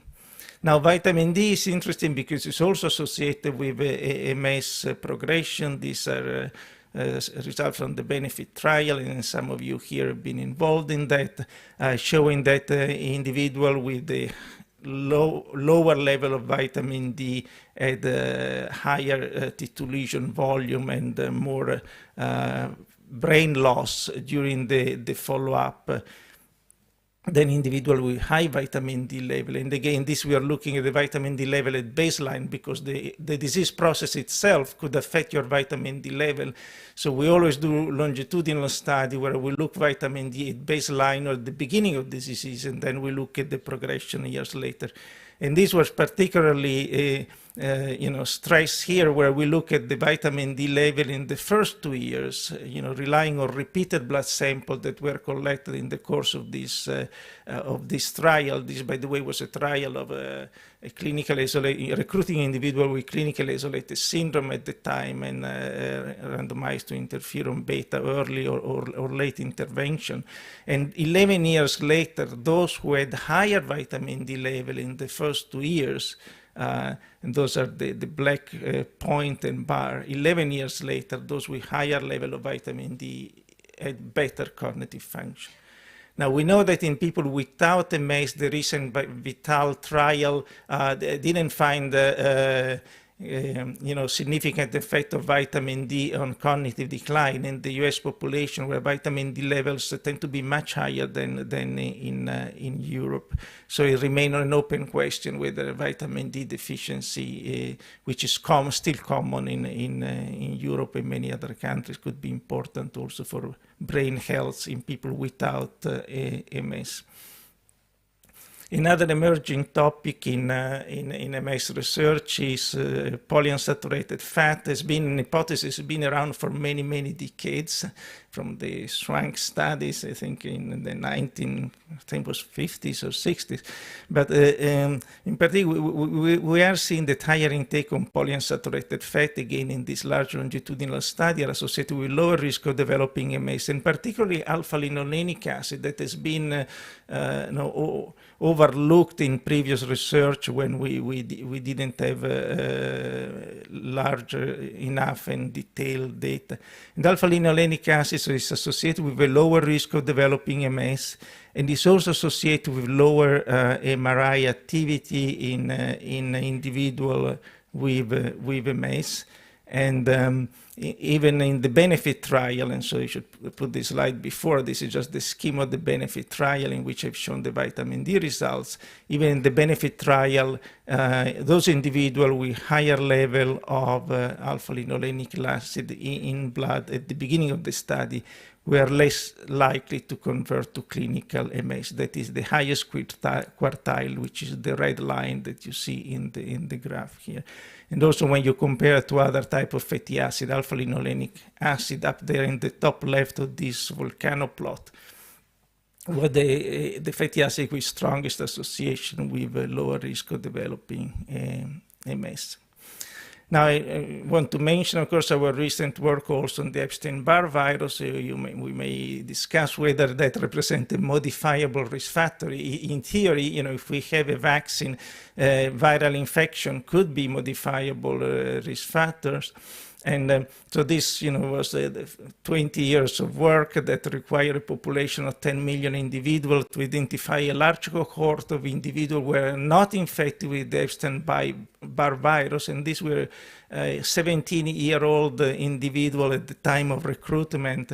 And this showed that compared to those who remain EBV negative, those who were infected with EBV during the follow-up had a 30-fold increased risk of MS, and those who were already positive also had a 26 higher risk of MS. As you see, we use CMV, cytomegalovirus, as a negative control, doing exactly the same analysis for CMV. There was no association, and we found that EBV infection preceded not only the onset of MS, but also the increase in neurofilament, which is the earliest sign of axonal neurodegeneration, and so the beginning of the pathological process in MS. So that rules out reverse causation, and association of this strength cannot be explained, plausibly be explained by confounding. So there are situations in which association really support causation, and this is one of those few examples when you can really rule out other plausible explanation. So I think this brings in the potential role of viral infection in other neurodegenerative diseases, includes the ALS, Alzheimer, possibly also Parkinson. We don't really have good data, and this is what we're trying to do in the next few years, maybe I should say few decades, relying of course on my junior collaborators to bring this field forward. And we concluded a few words on ALS and talking about viral infection as a potentially modifiable risk factor. Maybe even the genes are becoming a modifiable risk factor. I will not talk about genetics; it's not my field, and other people here will cover this. And to some extent, some genetic variants can lead to can be modifiable. But here, what I wanted to present a data on again, we go back to diet, and these are dietary omega-3 fatty acid. And let me say this. I know it's not very exciting because we heard this for 50 years. But what is exciting to me that finally we have data that bring answer to questions that have been in the literature for so long. But what has not been in the literature is the answer to the question. So bear with me. There may be some excitement in finding answer to old questions that have been discussed. So polyunsaturated fatty acid, this is a pooled analysis from 5 longitudinal cohorts showing that there is quite a strong lower risk of developing ALS associated with omega-3 fatty acid. This includes both the alpha-linolenic, that is omega-3 coming from plants, and polyunsaturated fat from fish sources. When we look at the plasma level, so that was diet, we look at the plasma level, we find that also the plasma level of alpha-linolenic acid are associated with the reduced risk of developing ALS. And now these are unpublished data that is work in progress. We accessed this blood sample from a large trial of ALS, which was the EMPOWER trial, was a trial done by Biogen. So this has been a feature of our work, trying to access this huge amount of data in biological sample collected for randomized trial that typically are left, forgotten in some biorepository nobody uses. So, with years of work, we managed to access the clinical data in the blood sample, and we look at the blood sample at the beginning of the trial, and as you see the red line, the higher level of alpha-linolenic acid in individual with ALS we've associated with better survival, which suggests that it could be a potential beneficial effect. So this is just a summary of the topic that I just covered, and too many people to acknowledge, to list them all, so I just listed some of the key collaborators here. Thank you. Thank you.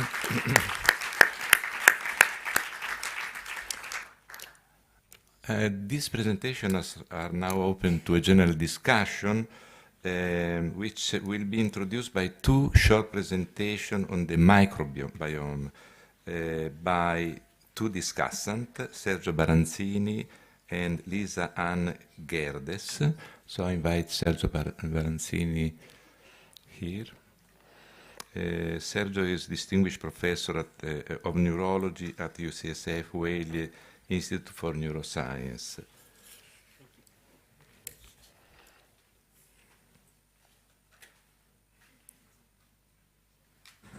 Good morning, everyone, and thank you for the kind invitation to this wonderful symposium. I'm already the third or fourth talk, and I'm learning a lot.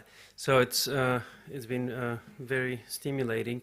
And in the 10 minutes that I have been allocated, I would like to discuss with you some of recent data that has provided additional evidence for a connection between the gut microbiota and multiple sclerosis risk and progression and response to treatment.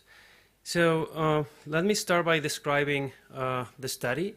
This is an international observational study that involves multiple centers in the United States, now recently in Canada, in the UK, Germany, Spain, and Argentina.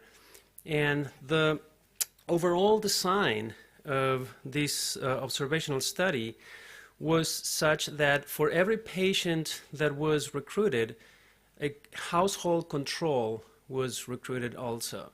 And the key here was that if we kept a local household control, we will be able to control specifically for a lot of the confounding factors that we know affect the composition of the gut microbiota. And most notably is diet, but also some other effects and confounders, such as the presence of pets in the house, or babies, or whether you live in the mountains or near an oil refinery. So the goals of the IMS-MS are really ambitious, and we're hoping to recruit 2,000 patients and 2,000 healthy controls, household controls. We're about halfway there, and the work that I will present that was recently published in Cell a couple of weeks ago will involve 576 of these pairs. The strategy is to, again, collect biological samples, blood samples, stool samples, as well as a fairly comprehensive dietary questionnaire and demographic and clinical information as well. And the observational part and the descriptive part as the first of the goals of the consortium that will be followed up then with mechanistic studies utilizing in vitro, in vivo, germ-free mice, and metabolomic approaches to try to understand what are the mechanisms by which these associations may take place. But let me start by describing the population of this study of 576 pairs of MS patients and their household controls. Most of the patients were treated with disease-modifying therapies, but a fair amount of them, almost 40%, were treatment naive. So this allowed us an opportunity to investigate the effects of the gut microbiota on the disease, irrespective or without the confounding of therapy. But also the presence of different disease-modifying therapies in multiple sclerosis allowed us to look at what is the effect of those therapies on the microbiota. So here you also have a description that most of the patients, as the prevalence indicates, are relapsing remitting, and the cities where those were collected are listed towards the bottom. So as a summary, and again, I won't go into a lot of details. This has been recently published, but most of the take-home messages are displayed here in the next couple of slides. First of all, we did not observe any significant alpha diversity differences, and alpha diversity stands for the number of microbial taxa that are identified in a particular sample population is not different among MS patients when compared to controls, and that wasn't expected either. We know that other disease hasn't been identified for other diseases. However, when we look at beta diversity, so is the composition, the overall composition of the gut microbiota among cases and controls, this is the first time that we observed a significant beta diversity difference between cases and controls, and both in the treated and untreated populations, fractions. And towards the bottom, what you see is that some of the remaining confounding factors that affect the composition of the gut microbiota, most notably site. So we're controlling for house, but also the city where these patients come from. And probably that, again, has to do with not only the geographical location, but also the typical diet of that. And that was, of course, included as a covariate into the model. We were glad to see that disease status was also contributed a significant proportion of the variance, and some of the other factors are listed down there that were included in the model. So this is one of the take-home messages. These are the microbes that were significantly increased, you can see in red, or significantly decreased among MS patients. And you can see in the first column, all MS patients that were untreated and as one group, or when they were stratified by disease subtype, relapsing remitting, and primary progressive. We see confirmation of several microbes that had been already identified as associated with the disease. For example, Akkermansia muciniphala, which is probably the only microbe that has been replicated multiple times And this was, and probably 5 or more studies have been independently replicated. But there's dozens of other microbes that now are making it to this list thanks to the large power of this study, which we're very excited to follow up. When we look at pathways that are encoded, we did not only 16S ribosomal RNA sequencing, RNA gene sequencing, but also shotgun metagenomic sequencing, and that allowed us to look into some of the pathways that might be differentially represented among these individuals. One pathway that really caught our attention was the phytate degradation pathway that was overrepresented among MS patients. Phytate is a plant-derived metabolite that gets metabolized by bacteria, and one of the final products of this pathway is the myoinositol. And myoinositol has been associated with multiple sclerosis through MRI studies, and has been found to be increased, which is interesting because some of the bacteria, particularly Akkermansia, that contributes to this pathway have been increased in MS, so there might be a direct correlation there.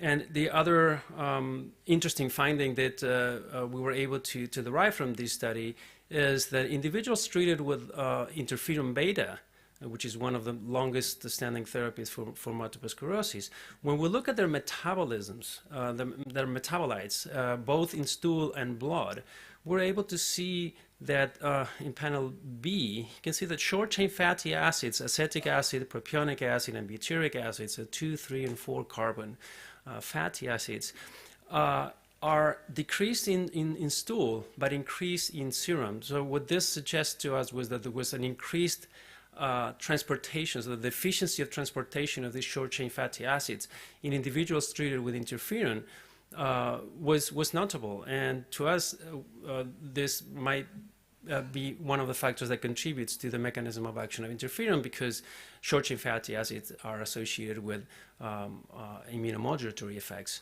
And in fact, when we looked at the genes that encode for 2 of these short-chain fatty acid transporters between the gut and the immune system and the circulation, we found that they are overexpressed when cells are treated with interferon beta. So this might be a very, very interesting corollary for yet an unknown function of the gut microbiota that also helps us modulate and mediate therapeutic treatment.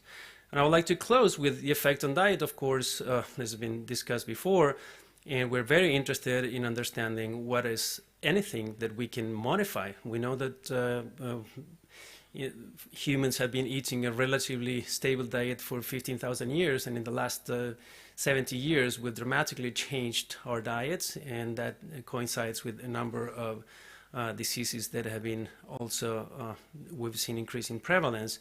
And so we know that MS patients, for example, eat a healthier diet. This is probably a reaction to the disease. We know that they eat more fruits, more vegetables, and healthier fatty acids. But we're also interested now in starting to associate the presence of certain microbes with the presence of nutrients that they consume, because this will help us in the future, and this is some of the associations that we're finding between microbes and nutrients.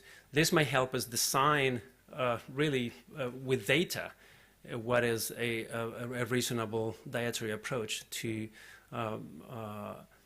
promote a healthy gut and a healthy immune system in the long term. So this is work in progress, and my time is up. I would like to thank all the collaborators that participated in the AMSMS, and thank you for your attention. Thank you. Please. So we move to the next presentation on microbiome by Lisa-Ann Gerdes. She is a neurologist at the Institute of Clinical Neuroimmunology, LMU Munich. Please. Good morning, everybody. As we have heard, preserving the brain, the best method would be to prevent disease.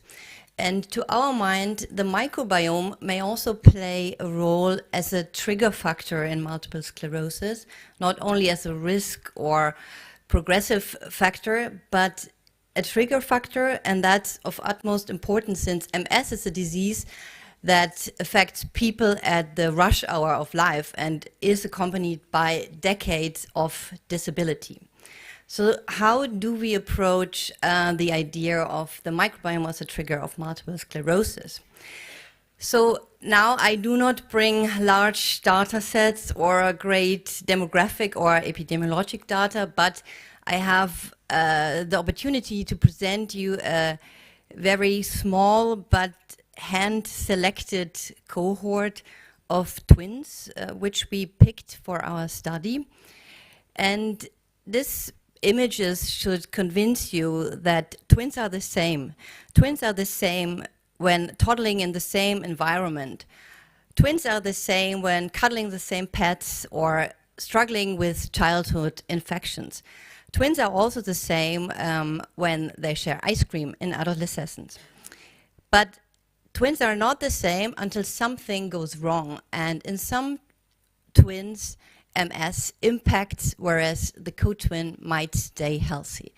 That's when multiple sclerosis affects one twin and the other one stays healthy. And so we thought that might be an ideal case-controlled study to start up the microbiota research.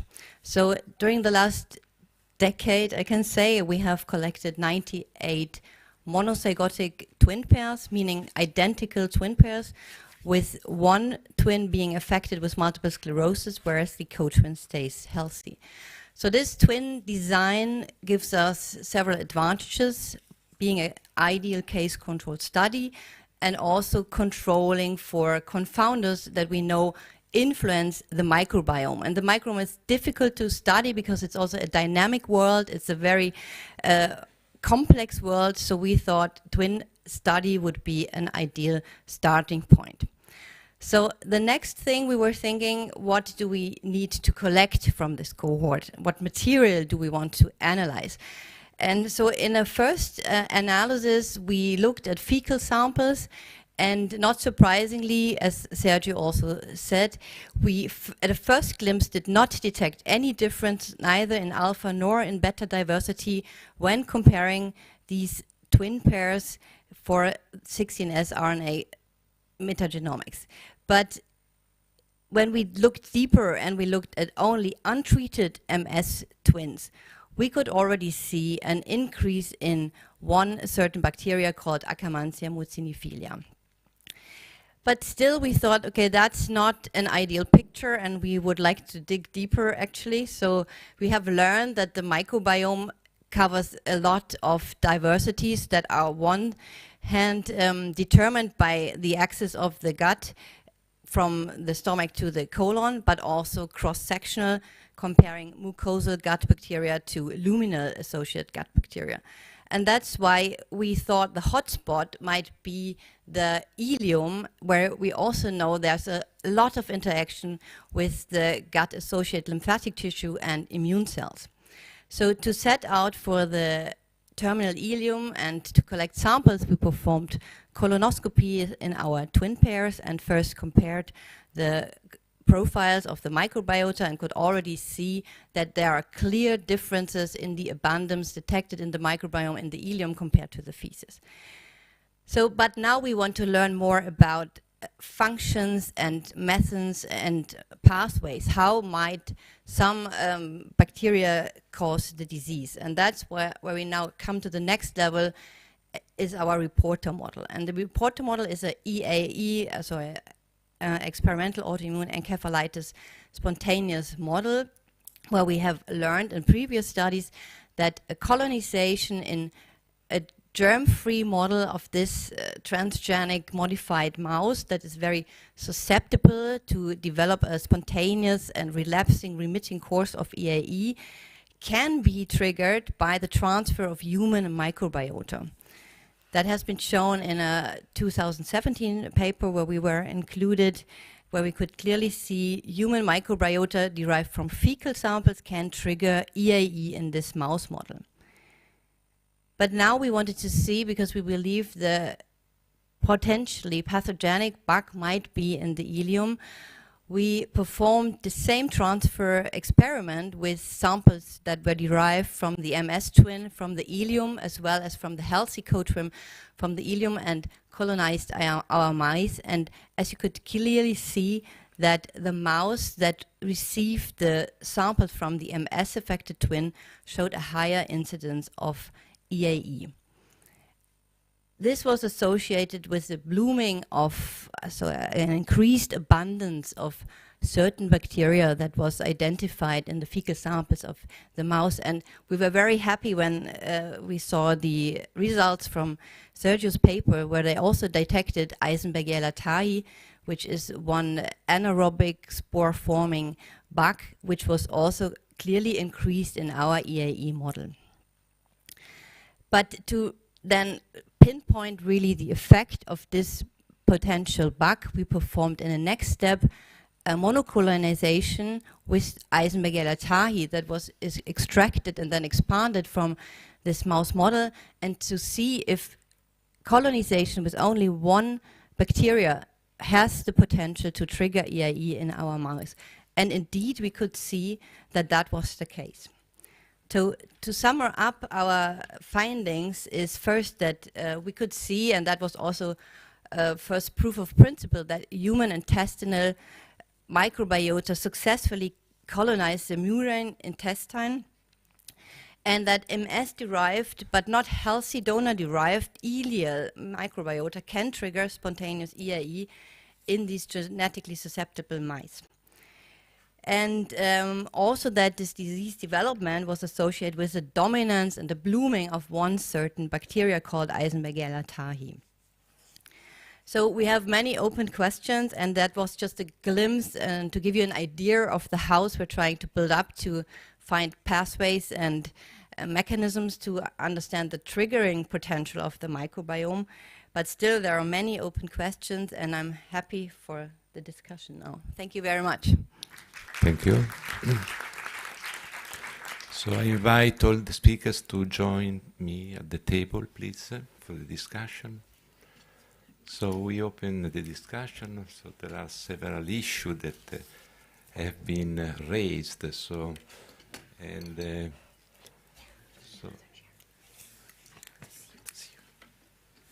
are there any questions, comments, or remarks from the audience?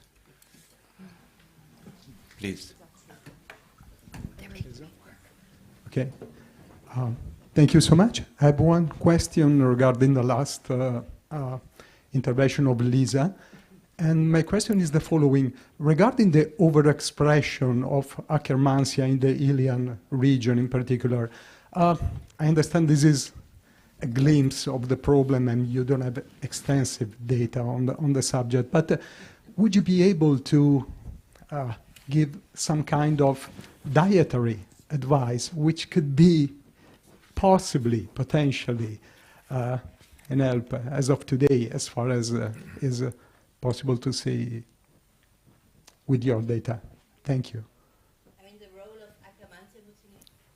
Okay, the role of Akkermansia muciniphilia is still very controversial, and it has been seen either increased or decreased in MS, and there are also controversial results from mouse models. To further shed light on this, we were trying or thinking of doing a monocolonization with Akkermansia in our mouse, but that was not possible because Akkermansia cannot be really well monocolonized. So to really do interventional diet studies in the mouse, at least to see how to shape the abundance of Akkermansia, I cannot give you an answer. But Akkermansia muciniphilia is a mucin degrading bug, and it's supposed to be also supported by carbohydrates and has an effect on this mucin sheets. But how to really shape one certain bug by a diet is, to my mind, not very good understood, but maybe Sergio can have more ideas on that. I would just add a very quick comment that indeed Akkermansia has been associated with MS and it's always been found to be increased. What is controversial is that whether it's good or bad. So some studies suggest that this is a causal event, because it might contribute to development of Th1 lymphocytes in the blood, and that increases inflammation. Other studies are suggesting the opposite, that the increase in acromancy is in response to the disease, and it is a compensatory mechanism, and it may have a beneficial effect, as it has been found in other diseases. So I think there's a lot more to do than to rush and eliminate it directly from, because precisely we don't know if it's causal reaction yet. So I understand you are going back to the causation versus association reading of the events. Thank you so much.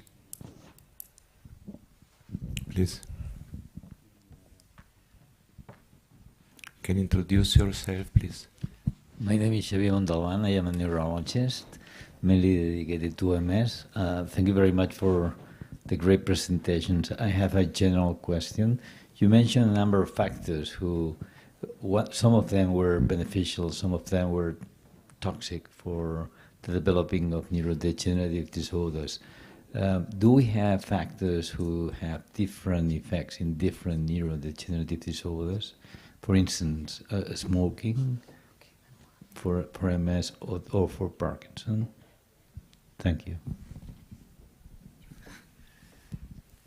Yeah, I think smoking is a good example. Smokers tend to have a lower risk of Parkinson's disease than has been reproduced widely, but they tend to have an increased risk of MS and ALS, and obviously of stroke. Would be interested, is there anything else? That's what I'm thinking on the spot. There are associations that are seen in one disease and not on the other, but the opposite effect. Extreme exercise has been associated with a higher risk of ALS. Really, extreme exercise is still a controversial topic, but the soccer player and cross-country skiers performing at the top level seem to have a higher risk, but we still need to understand that. Yes, that's a good point. Thanks. Hi, Michal Schwartz from the Weizmann Institute in Israel. Just a biased comment. A great session, but it seems that all the epidemiological study and the environmental factor are linked to one factor that has not been mentioned, and this is the immune system. So this is a personal bias, but I think that the diet, the nutrition, the sleep, all of that are connected to the role of the immune system. So this is my bias, and I want to hear you. Yeah, but I think it's a bias that you share with a lot of us, because I think the immune system, of course, is at this moment in the center of attention, because we see that it's related with a lot of different outcomes.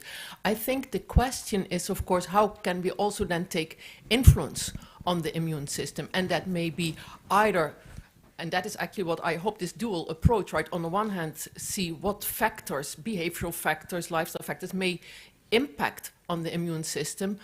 At the same time, it may also offer the development of very specific interventions. And I think because it's not one way that the immune system is affected across everybody. So this diversity and the different factors, I think that will be one of the main, how do you say that, focus of research over the next years, where especially, and that is my bias, I think where it's very important to start doing this research in humans, because we know that in our animal models, some mechanisms may be fine, but especially the immune system is quite different in humans than it is from, for example, mice.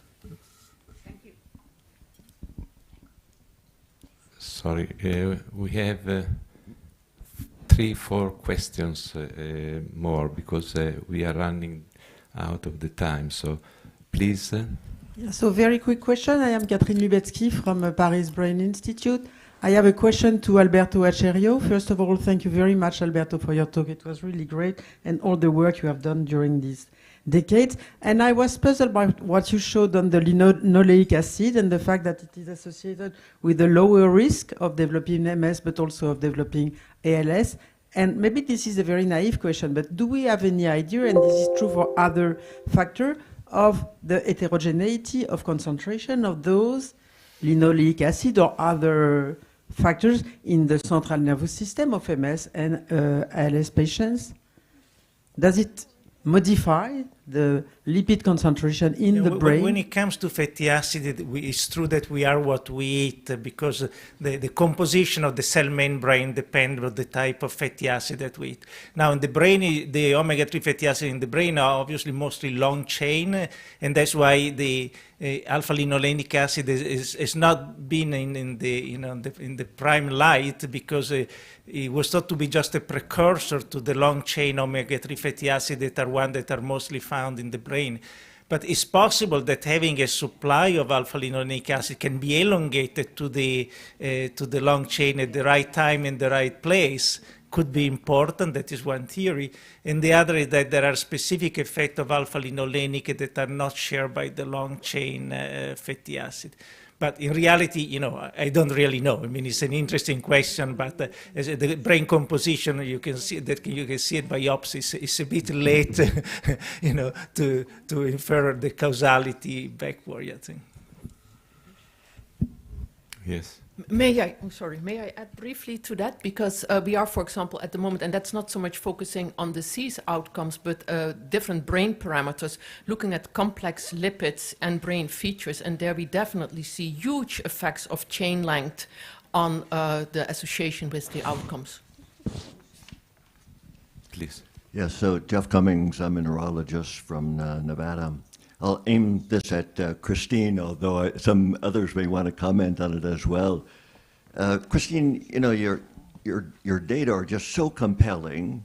Is there concomitant progress in the science of behavioral change that would give us confidence that we can translate your information into action? Yeah, great question, Jeff.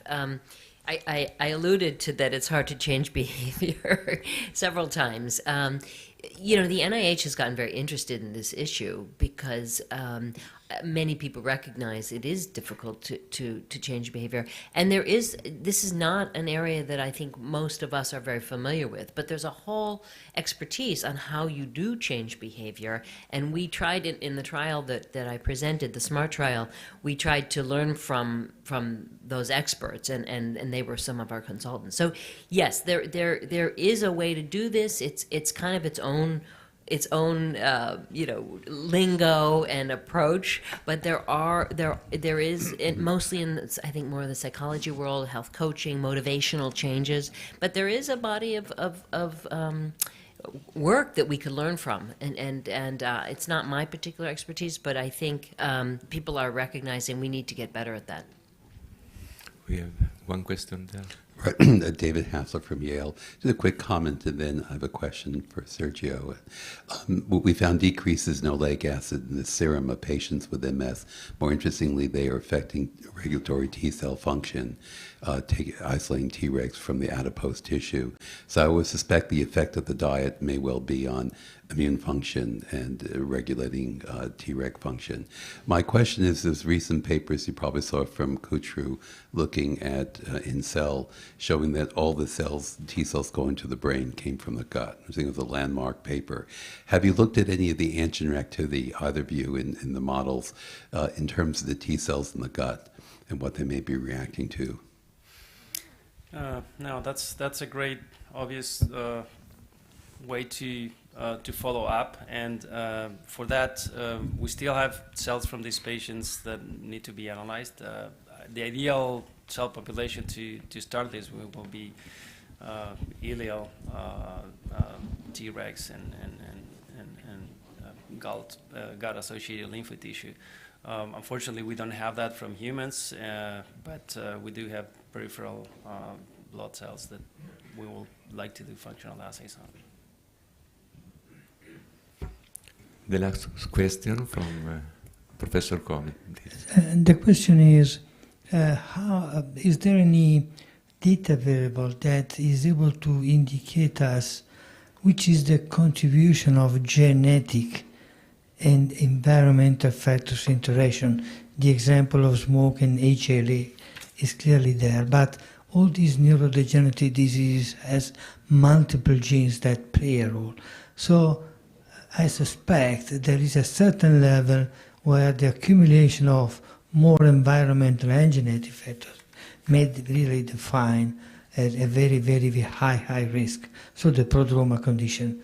Is there any other data on this direction? I'm sure many of us can we'll discuss this, but I'll start a little bit and welcome others. There's been quite a bit of data on interactions with ApoE, for example, with some of the cardiovascular risk factors, suggesting that there's somewhat controversial, but if you have ApoE and the cardiovascular risk factors, they seem to be greater risk. So that's been studied quite well. And then there's been a lot of work recently with the polygenic risk scores and looking to see whether if you have high load of polygenic risk score for Alzheimer's, for example, do some of these risk reduction strategies still work? And it appears that they do, which I think is reassuring that there is this interaction. But what do my colleagues think? No, I agree, and I think there is data, but what is important to bear in mind is that a lot of the data that we then have gives you an average, right? And sometimes the extremes are more interesting, because it may be more interesting to ask, why does this person who is homozygote for ApoE4 does not develop the disease, while there are maybe also other environmental risk factors. So I think there is, of course, there are some common trends that we see, but there's also a lot of individual variation, and I think that is where maybe most of the clues to the underlying mechanisms are. And the mechanisms may then still apply to everybody or not. I mean, that's next step. So I think, yes, but we need to go deeper and deeper and deeper.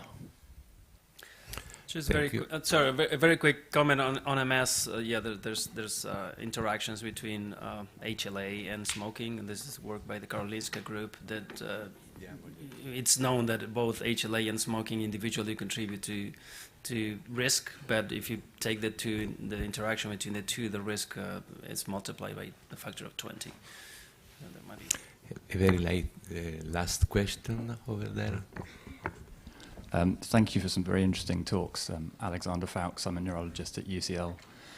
When we see patients in clinic, we regularly see a wide spectrum of disease severity in patients with apparently a similar pathological burden.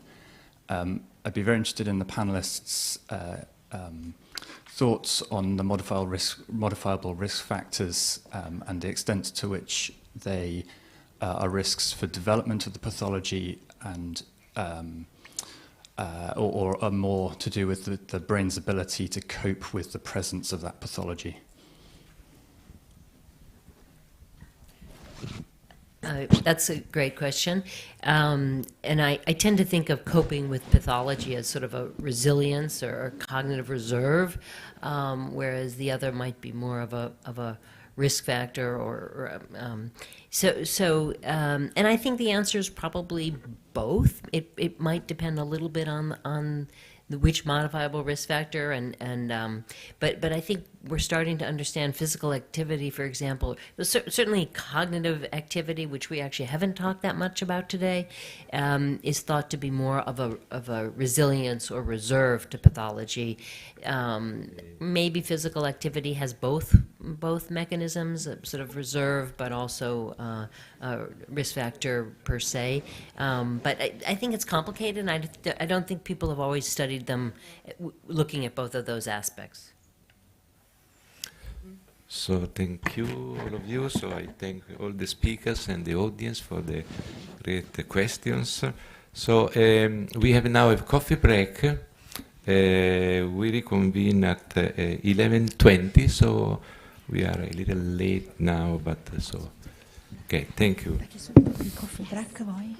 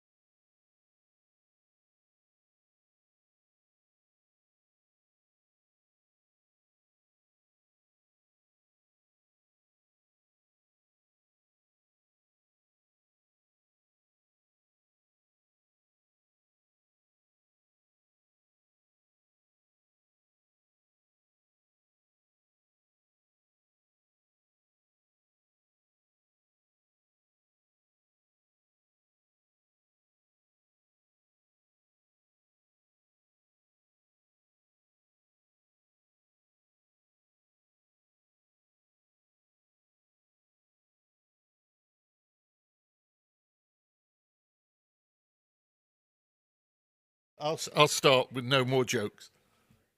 So I'm going to talk about Alzheimer's disease mainly. I'll also talk about the other diseases, just to remind people.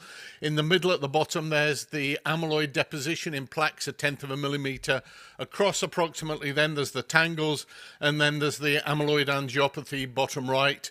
And then there is at top left, you can see the neurodegeneration. And the trick really, at least in the early days, was trying to put all of this pathology into order.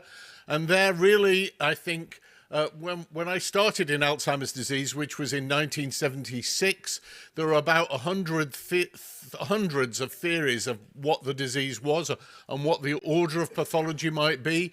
And firstly Glenner and then Mesters and Bayreuther suggested that amyloid was how it started. And so I give credit to them for that work. I'm just going to start by making a very important point, which perhaps is the most important point of my lecture, and that is for all of these neurodegenerative diseases where you get protein pathology. Firstly, we showed in Parkinson's disease with synuclein pathology, synuclein gene duplications cause disease, and then Campion with Alexis Brees showed that amyloid gene duplications caused Alzheimer's disease, and then that tau gene duplications caused tangle alone pathology. In each of these cases, there are many other early onset causes, but these causes are particularly revealing because they simply say that if you make a little bit too much of the protein, you're going to deposit it. These simply show that if you make a little bit too much, then you're going to deposit it and get ill. It's a very simple finding. And I'm making this finding from a genetic perspective, but bottom right is a paper which really influenced me from Michele Vendruscola in Cambridge, saying just the same thing really from a protein chemistry point of view, that these are proteins, all of these proteins are highly expressed and they're all close to coming out of solution. And I think that's fundamentally an important point. We found amyloid gene duplications a lifetime ago, and the amyloid precursor protein is shown in yellow with the residues which we and others have shown with mutations in red. Peter Hislop found presenilin mutations. Presenilin is the structure in blue there with the 9 transmembrane domains. And again, the residues in red are residues at which mutations have been identified. For those of you who aren't as colorblind as me, there are turquoise things here, here, and here. And this is the active site of presenilin because, in fact, presenilin is the enzyme, the central part of the enzyme which cleaves the amyloid precursor protein and yields amyloid. Now, based on these findings and the findings which I'll talk about in mice, with tau mice, I drew this diagram in 1998. And I think it's worth looking at this diagram and firstly, as many people have done, say what's wrong with it. And there's several things that are wrong with it. The first is the question marks. The question marks drawn in 1998 are still question marks. That tends to tell you that the question is not a good one if you can't answer it in 20 years when it poses simply straightforward biological experiments. The second thing is we weren't really appreciative, although actually the literature from David Mann in the 1980s showed that Alzheimer's pathology took 20 years to develop. We did not know until the famous curves drawn by Cliff Jack, woke us up to it that the pathology took so long. This pathway, as it's drawn here, could happen in minutes, and obviously it's a hugely long process. The other thing that's wrong with this diagram is that it's totally neuronal based. The only cell there is the neuronal cell. It envisages that amyloid on the outside of a cell is going to give rise to tangles on the inside of the cell. That's implied, it's not stated. And there's kind of an implied receptor where that question mark is. That implied receptor has never been identified. So although I generally still believe this diagram, so to speak, its deficiencies are obvious and important. Now, this is how, on the left, just one of many versions of the amyloid metabolism pathway. On the right-hand triplet there, you see first the blue of beta secretase cutting at the top of the amyloid sequence, and then presenilin gamma secretase in green cutting at the bottom, yielding amyloid. And then on the left-hand triplet, you see the alternative pathway, alpha secretase cutting in the center of the A-beta sequence, and then presenilin gamma secretase. And this diagram you can see in innumerable reviews. But I think it's got one very important mistake in it. Error, not mistake's too strong a word. And that is it shows that amyloid goes off into the extracellular fluid. And those of us who've ever worked on amyloid, and on the right I show a paper from Henrik's group, but there's many of us have had A beta in our lab. It's almost impossible to separate from a lipophilic surface. It's almost impossible. You put it in a plasticized tube and it sticks to the tube walls. So the idea that it floats off into the extracellular space when it's actually generated within the membrane, I think is an error, and an error I'll come back to. Now, when we started to do the GWAS for Alzheimer's disease, what we expected is we'd find lots of APP processing hits, and we did find a couple. Here is, oops, I just knocked the thing, but here on the, well, you'll just have to take my word for it. There is alpha secretase, sorry. There is alpha secretase in red there on the right. And loss of function of alpha secretase mutations increase your risk. But that isn't the major finding of this. The major finding as we started to do GWAS was the unexpected finding that most of the genes were either microglial or lipid metabolism genes or both. This is the first paper from Leslie Jones to make that point explicitly. Sadly, she died about 4 months ago. But her work was the first to explicitly note that lipid metabolism, and in the context of the brain, it's largely microglia, were important. And that was unexpected. Now, I'll just take a brief diversion. In about 2005 and so, I thought we found the autosomal dominant causes of dementia. Let's see if there are any recessive genes. So we went to our collaborators, Murat Emery and Ebelomen in Istanbul, who were collecting consanguineous families with dementias. And they had identified these families with where the children in these families had got sick in their 30s, but their parents were unaffected, and they were consanguineous marriages. And when Rita Guerrero, who was then my postdoc, now she's in Michigan, did the gene sequencing, the exome sequencing, actually, she found TREM2 mutations, loss of function TREM2 mutations, which cause the disease in those families. This paper has the rather wordy title and mysterious title, and it has this wordy and mysterious title because Lena Peltonen had previously described TREM2 mutations in a similar syndrome without brain but without bone involvement, and that also is of a little bit of importance later. And so our clinicians were not suspecting what we now call Nasu-Hakola disease.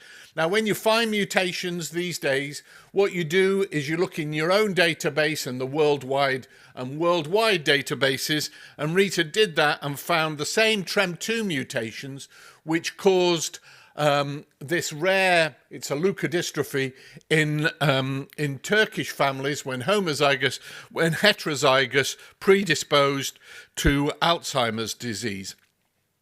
So we had about 1,000 cases, 1,000 controls. We found mutations in 6 cases and in no controls. And then this mutation, R47H, was there 25 times and I think 5 times in controls. So we'd identified TREM2 completely, really unexpectedly, as a risk gene for Alzheimer's disease. When homozygous, it caused Nasu-Hakola disease. For those of you who are PD researchers, I'll just mention this is very similar finding to Gaucher's disease and Parkinson's disease in that combination. Our paper is top left. A similar paper from DECO, which back to back is top right, that they identified R47H. And then in the bottom, I got a nice paper, a nice letter from Tom Bird saying, if you beat me by 30 years, you'd have beaten me to publication, because actually one of Lena Peltonen's papers, one of Lena Peltonen's kindreds, where she had identified TREM2 mutations, Tom had sent to her, and he had noted, I won't read the abstract for the sake of time, but he had noted that they had this Nasu-Hakola disease. You can see he had given the disease this elegant title. So TREM2 caused the disease, TREM2 predisposed to disease. At the same time as we were doing these genetic experiments, we were doing in a totally separate group of people in the department, we're looking at gene expression in response to amyloid deposition. And what we noted was that the same gene, TREM2, was the most upregulated gene in response to amyloid deposition in mice. So we did a network analysis, and that's shown top left, where in this diagram what we're looking at which genes respond to amyloid deposition. TREM2 is at the center. The other genes on this diagram also upregulated, not quite as much, but those encircled are also GWAS hits. So what we're showing here is the genetic variability in the response to amyloid network is important in Alzheimer's disease. And in fact, the next gene which was found, ABI3, is top left in that hippocampal module. So it was predictive. So we decided to use that predictability to see if we could find Alzheimer's disease, other Alzheimer's disease genes. For those of you who are statisticians, what we're doing here is tricking that nasty Italian Bonferroni.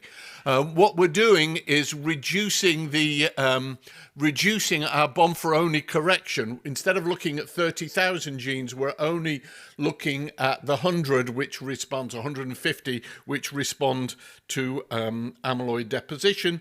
This is that network again. The genes in ovals are the genes previously described. The genes in blue are new genes that we were allowed to declare. These are those new genes.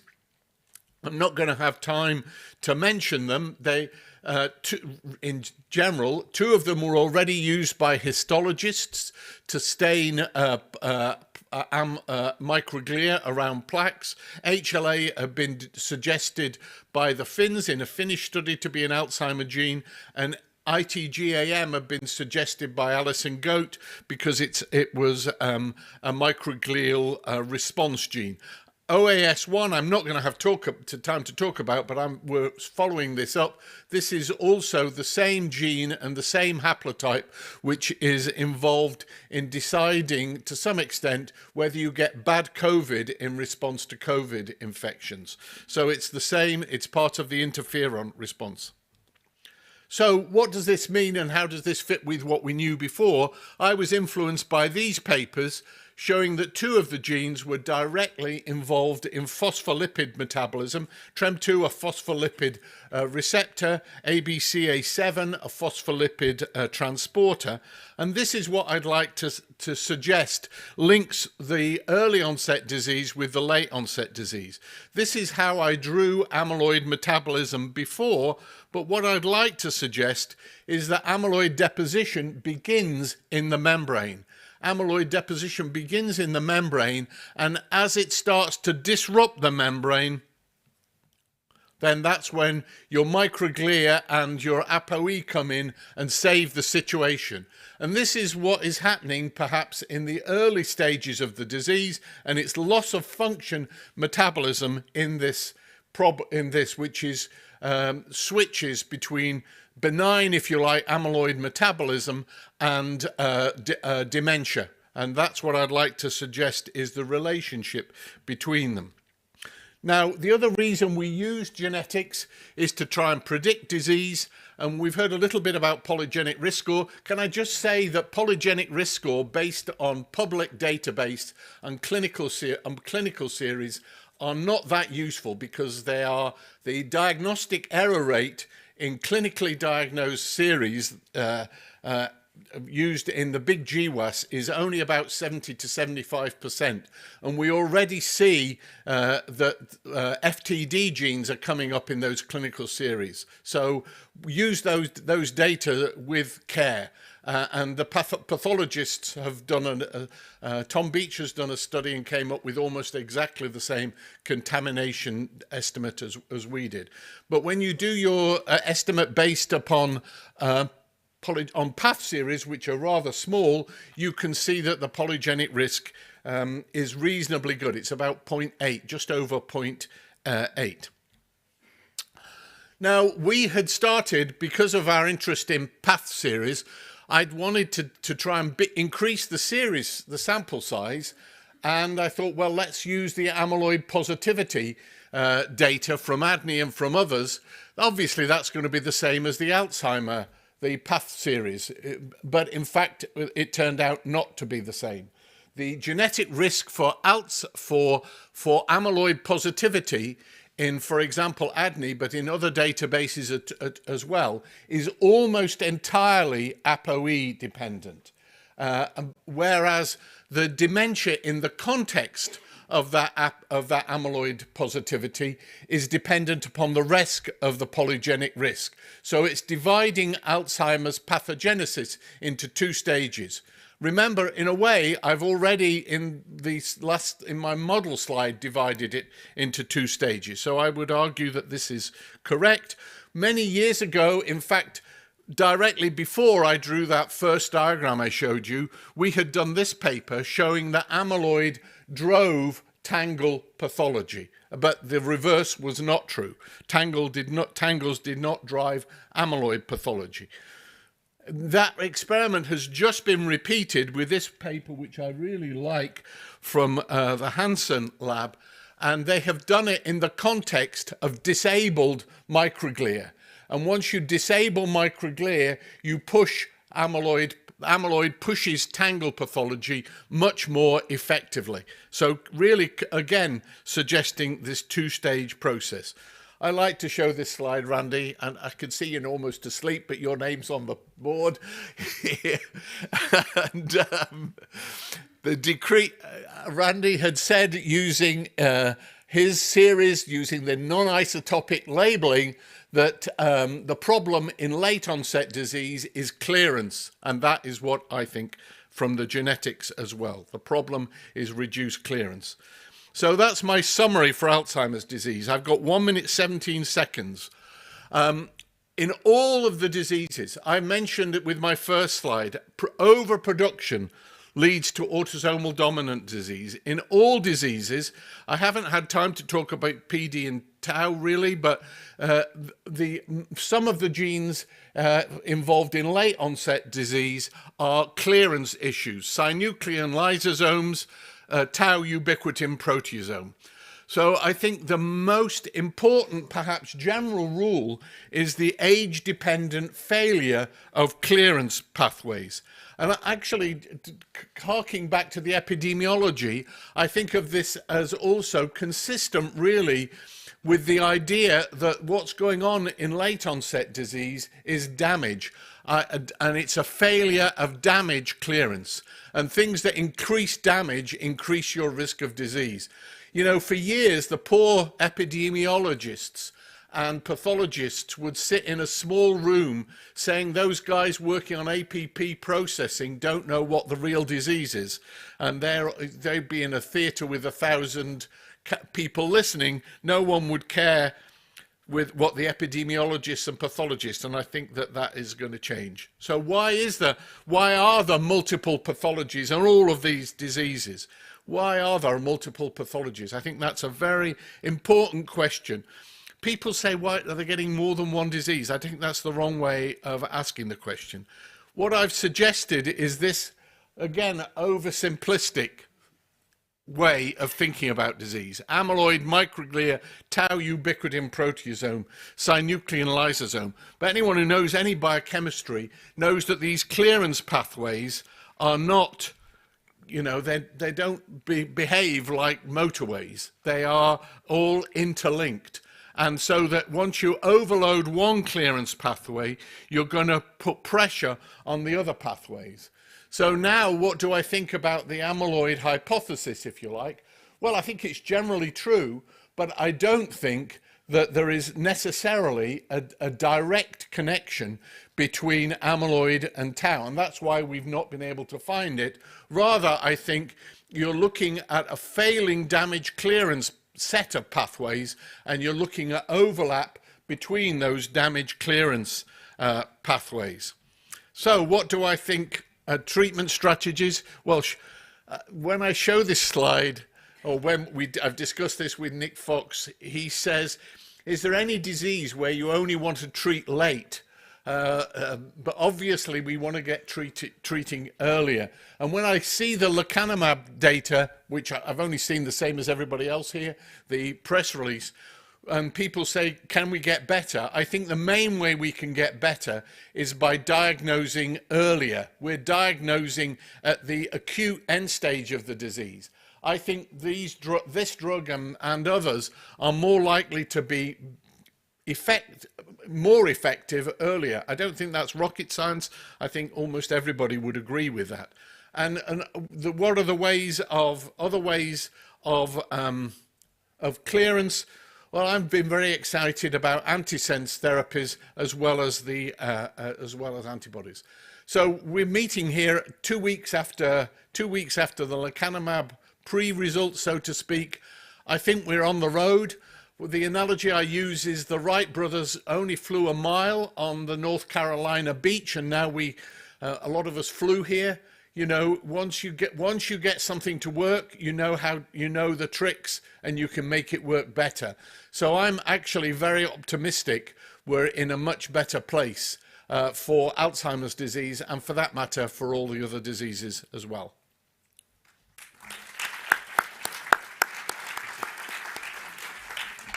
Thank you very much, Professor Hardy. So we'll move on to the next speaker, Alexis Brice from the Paris Brain Institute, who will speak about the genetics of movement disorders. Okay, thanks a lot. And I'd like to thank the Prada Foundation and Gianfranco for putting this nice workshop together. And I have to confess that it's very difficult to speak after Sir John. But I'll try to do my best. And in fact, I won't speak about all movement disorders, but only about Parkinson's disease, and in the field of PD, only of the monogenic forms of the disease, so as a genetic makeup, because I think that these genes are really illuminating the pathophysiology of the disease. However, we know that they might not reflect also the general form of the disease, and other approaches are clearly necessary. So for Parkinson's disease, just a reminder to say that neurologists know very well how to diagnose this disorder with bradykinesia, rigidity, and rest tremor. Know that the treatment works, at least initially, because the disease is caused by some selective degeneration of the nigrostriatal dopaminergic pathway, which is accompanied by the presence of Lewy bodies. And during the recent years or decades, we have learned that in addition to the motor symptoms, there are many other symptoms reflecting neurodegeneration in other regions of the brain, like cognitive decline, dysautonomia, hyposmia, sleep disturbances, and so on. This slide has already been shown by Alberto in a slightly modified version. Oh, the pointer doesn't work. But what we know very well is clearly the clinical phase of the disease, because it's the motor phase which aggravates with time. But we know that at the onset of this phase, there is already a severe neurodegeneration, and probably more than 50% of the neurons have degenerated. And this process starts probably decades before. And during this phase, there are prodromes like hyposmia, REM sleep behavior disorder, depression, constipation, and maybe some mild motor signs. And all this occurs or is aggravated by risk factors. The major risk factor is, of course, age, but there is also gender, more males affected than females, environment, and genetics. And that's what I would like to discuss now.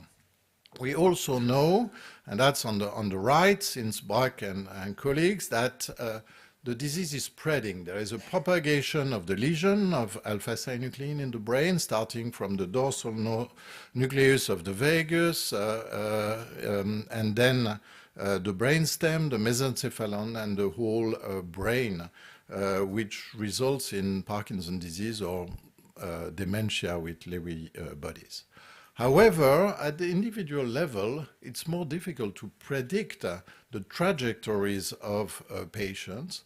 And one question is whether some genetic forms may account for the differences that are observed between patients. So that's why I want to walk you through the genetic landscape of Parkinson's disease, probably more run than walk, because I have maybe too much slides. So that's the genetic landscape, very simplified. On the bottom right, you have the genetic risk factors. There are about 100 of them. These are SNPs in the genome that are associated with a slightly increased risk of the disease, which can be combined in a genetic risk form. But I won't talk about them. On the opposite, on the top left, you have the so-called monogenic or Mendelian forms of the disease, which will be the core of the talk, whereby the mutation of a given gene is producing directly Parkinson's disease, informing us on the mechanism of the disease. And in between, this is more like a continuum between these Mendelian forms and the genetic risk factors. And in the middle, you find relatively rare variants in some genes, which are associated with significantly increased risk in the order of 2 to 10. And of course, I didn't mention that the Mendelian forms are quite rare. They might represent altogether like 5 or 10% of the cases at most. So before moving to some examples, I'd just like to mention the fact that the same genes can be affected by severe mutations, which we'll call a monogenic form of the disease. They are sufficient to produce the disease, but within the same genes, there are other variants, SNPs, which are associated with a slightly increased risk. So you find the same genes in the Mendelian forms as well as in the genetic risk factors. So the first one that I like to illustrate is the one already mentioned, the GBA, glucocerebrosidase, an enzyme which, when completely mutated and inactive, or causes Gaucher disease.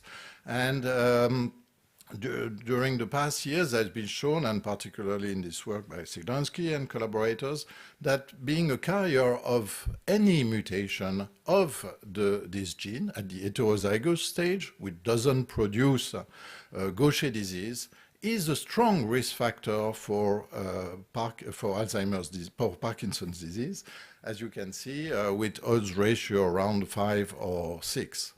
And in fact, if you carry a mutation, individuals carrying a mutation of this gene at the heterozygous state have a risk of about 30% of having Parkinson's disease at the age of 80. So it's really a strong risk factor. But in addition to developing the disease, they are also at more risk of having dementia. And in pink here, you see that dementia occurs more rapidly in patients who carry severe mutations in GBA compared to individuals who are non-carriers, who are in blue. So it's a specific disease which occurs a bit earlier than PD and also is accompanied by a more severe progression. So what can we do for that? And we know the function of glycocerebrosidase, and this provides us many potential targets. One is, of course, to, as it is an enzyme, to reduce the level of substrates, or you can act on restoring its enzymatic activity, which can be done by bringing chaperone molecules, by gene therapy, or even by replacement therapy, although this replacement therapy does not allow the enzyme to reach the brain. And Tony Shapira will present more data on this. Now I'd like to illustrate a few of the monogenic forms of Parkinson's disease, starting with the dominant forms, and I think that already John Hardy alluded to this. This is the first gene identified in Parkinson's disease, SNCA, which encodes alpha-synuclein, a very abundant protein involved in synaptic vesicle recycling. And initially there were some point mutations which were identified, but it turned out rapidly that in fact there were whole gene rearrangements which were more frequent and resulted in duplications or triplications of this gene. And this finding has allowed to establish a very clear link between these very rare forms of monogenic Parkinson's disease caused by variants in the synuclein gene and idiopathic PD, in which alpha-synuclein accumulates in Lewy bodies. They are the major component of these structures within the cytoplasm, and they are made of fibrillar forms of assemblies of alpha-synuclein. John mentioned the gene dosage and the fact that these studies have demonstrated that overexpression of the normal protein is sufficient to produce the disease. And here we see, in addition, a gene dosage effect, meaning that patients with a single duplication have 3 copies of the gene, those with triplications have 4 copies of the gene, and they are more affected. And this translates in an earlier age at onset, a more rapid disease duration until death, and a more widespread disease. So the more your alpha-synuclein is expressed, the more severe the disease. And in fact, to put all this together, you see that there are missense mutations or triplications, which typically results in very severe and early disease. Duplications are less severe. They cause autosomal dominant Parkinson's disease, which remains quite typical at the early phase of the disease. And also common variants within this gene are just a risk factor for Parkinson's disease, which occurs very late. Is it possible to target this gene in genetic forms, but also in idiopathic PD? Certainly. And there are the approaches, decreasing alpha-synuclein synthesis, or the level of the protein, or even altering its metabolism, reducing its aggregation with small molecules, or accelerating its degradation. So there are many potential avenues, some of which are already tested. Another dominant gene in Parkinson's disease is LRRK2, a gene with many functions, a kinase, and in red you have the mutations causing the monogenic forms, which are located within the kinase domain or its regulatory domain, the ROC core. And in fact, all these mutations seem to result in an hyperactivation, a gain of function of the kinase activity of this gene. And this has also an impact on the potential treatment. But what is really striking with this LRRK2 gene, it's its distribution. It's rare in Asia, not very frequent in Europe or North America. You see a few % of the familial cases, around 1% of the sporadic cases. But among Ashkenazi Jews and North African populations, it's much more frequent, much more common. And you see that in North Africa, more than 1/3 of patients with PD carry this specific mutation, whether they are familial forms or even in apparently sporadic cases. And it has been shown that this mutation results from a founder effect, so the same mutation has spread in this population. And despite this, penetrance seems to be very reduced, which means that here in this study in North Africa, we showed that 5 out of 6 carriers won't develop Parkinson's disease at age 80. Only 1 out of 6 will present with Parkinson's disease. So there are certainly important factors that can protect from developing Parkinson's disease despite the presence of the G2019S mutation. So this brings me to the potential treatment. A lot of inhibitors, specific inhibitors of LRRK2 kinase activity have been developed and are tested, but you can also consider reducing the level of protein with antisense oligonucleotides. I'd just like to touch a little upon the autosomal recessive forms of PD because they are very different from the dominant ones in terms of presentation. And the most typical ones are caused by the Parkin and the PINK1 genes, both of which interact at the level of the mitochondria to modify or to regulate its biology, and particularly the process of mitophagy by which the cells are getting rid of the dysfunctional mitochondria. So these forms are really characterized by very early onset. You see, the earlier the onset, the greater the proportion of these two genes. Parkin in blue being more frequent than PINK1 in orange. And basically, once you reach 60 years of age for the onset, you don't find above this threshold any case with mutations within these genes, whereas for early onset PD at 40, 50, you can still find these genes. So another characteristic of Parkin and PINK1 is the slow progression of the disease. And this is here compared to idiopathic Parkinson's disease. And it's the rate of progression measured by the ENR score. You see that to reach each of these stages of severity, the time needed for Parkin cases is 3 to 4 times greater than for idiopathic Parkinson's disease, which really means that despite the early onset, the progression is really very slow, and many patients are treated and are still reactive to the treatment after 4 or 5 decades of progression.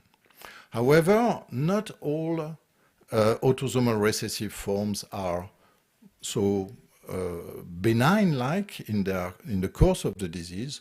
Many others, and there are about 10 other genes that have been identified so far, they are usually characterized by a more severe phenotype. And I'd like to just illustrate this with a new form of juvenile PD with intellectual disability that we identified with the group of Vincenzo Bonifati, and which concerns the gene called PTPA, which is an activator of a protein phosphatase. And this phosphatase is called PP2A. It's one of the very abundant proteases in the brain, and the mutations in PTPA, they result in a decreased activity of this phosphatase. And interestingly, this phosphatase has many targets in the cells, including some related to Parkinson's disease, like alpha-synuclein dephosphorylation or tyrosine hydroxylase regulation, the gene that is responsible for the rate-limiting step of dopamine synthesis. So we don't know exactly by which mechanism it acts, but it's probably a new, potentially a new pathway leading to Parkinson's disease. And as John has said, there are commonalities among different forms of Parkinson's disease, but also other neurodegenerative disease. Alpha-synuclein homeostasis is certainly something very important, but also the mechanism by which it can propagate from one neuron to another to spread throughout the brain. Defects in proteasomal and lysosomal pathway are certainly involved, as well as some abnormalities in vesicular trafficking and protein sorting. Mitochondrial dysfunction is also a characteristic of some of this disease, and there is growing evidence that this pathway do not act independently, but there are some interactions. So it's a very open question to understand whether these genes act through completely separate or more probably interacting pathway. I'd like to finish with a few clinical applications because the time has come now for the genetics in Parkinson's disease. And the first one is diagnosis and genetic counseling. You have seen that autosomal recessive genes are associated with early onset, so these patients should be tested. The G2019S mutation in LRRK2 is also very frequent in certain populations, so it's important to be tested. And also for genetic counseling, the fact that the penetrance of the dominant genes can vary a lot, with the example of LRRK2, I think has to be really taken into account. We have seen in terms of prognosis that dementia is more frequent with GBA1 mutations and with synuclein mutations, whereas Parkin and PINK1 are associated with a very slow progression and very rare dementia. So these are really important prognosis factors. And finally, we have seen that there are treatments. I'd like to finish with a few questions that are, I think, important and should allow better treatment. Do mechanisms involved in the different genetic forms interact or not? And do they lead to a single or several final neurodegenerative pathway? So is there a single target or many different that we should target? And also how much these mechanisms found in the genetic forms are also involved in idiopathic PD? We don't know yet. Are the same dopaminergic neurons susceptible in idiopathic PD? They have been identified very recently. Are they also affected in the different genetic forms? We don't know. What are the factors involved in reduced penetrance? What are the protective factors, which could be very interesting to know, whether they are genetic or environmental, which act on the age at onset variability? And finally, the best timing for treatment. John alluded to, of course, early. And the question is whether it will be possible to prevent motor signs by treating patients at the premotor stage. So I think there are very interesting avenues to explore. I'd like to finish by thanking my collaborators at the Corti Corval lab, but also much largely throughout the world, the French Parkinson Disease Genetic Network and the IPDGC GP2 Consortium, and for the PTPA story, the group of Vincenzo Bonifati. Thank you very much. Thank you. Thank you very much. That was a wonderful presentation. So now it's my pleasure to introduce my former postdoctoral mentor and great colleague and friend, Jorge Oxenberg, who will speak to us about the genetics of multiple sclerosis.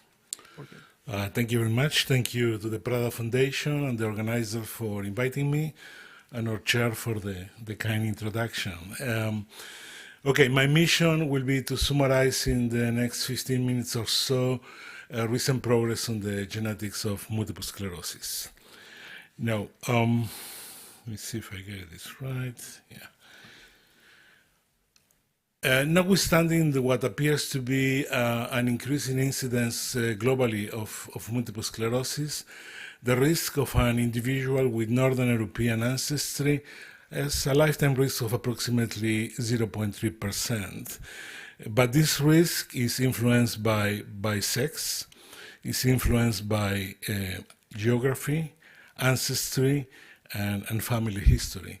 Approximately 20% of the affected individuals will show that there is a first-degree relative also affected by the disease. And early pivotal studies performed mostly in Canada, but also in other places with multi-case families, show very clearly that the risk of an individual with an affected family member is nonlinear increase in proportion to the degree of shared genetic background. Importantly, there is a high disease concordance in monozygotic twins compared to dizygotic twins. And also very important, there was no detectable effect of the shared environment on MS susceptibility in first degrees non-biological relatives like spouses and adoptees.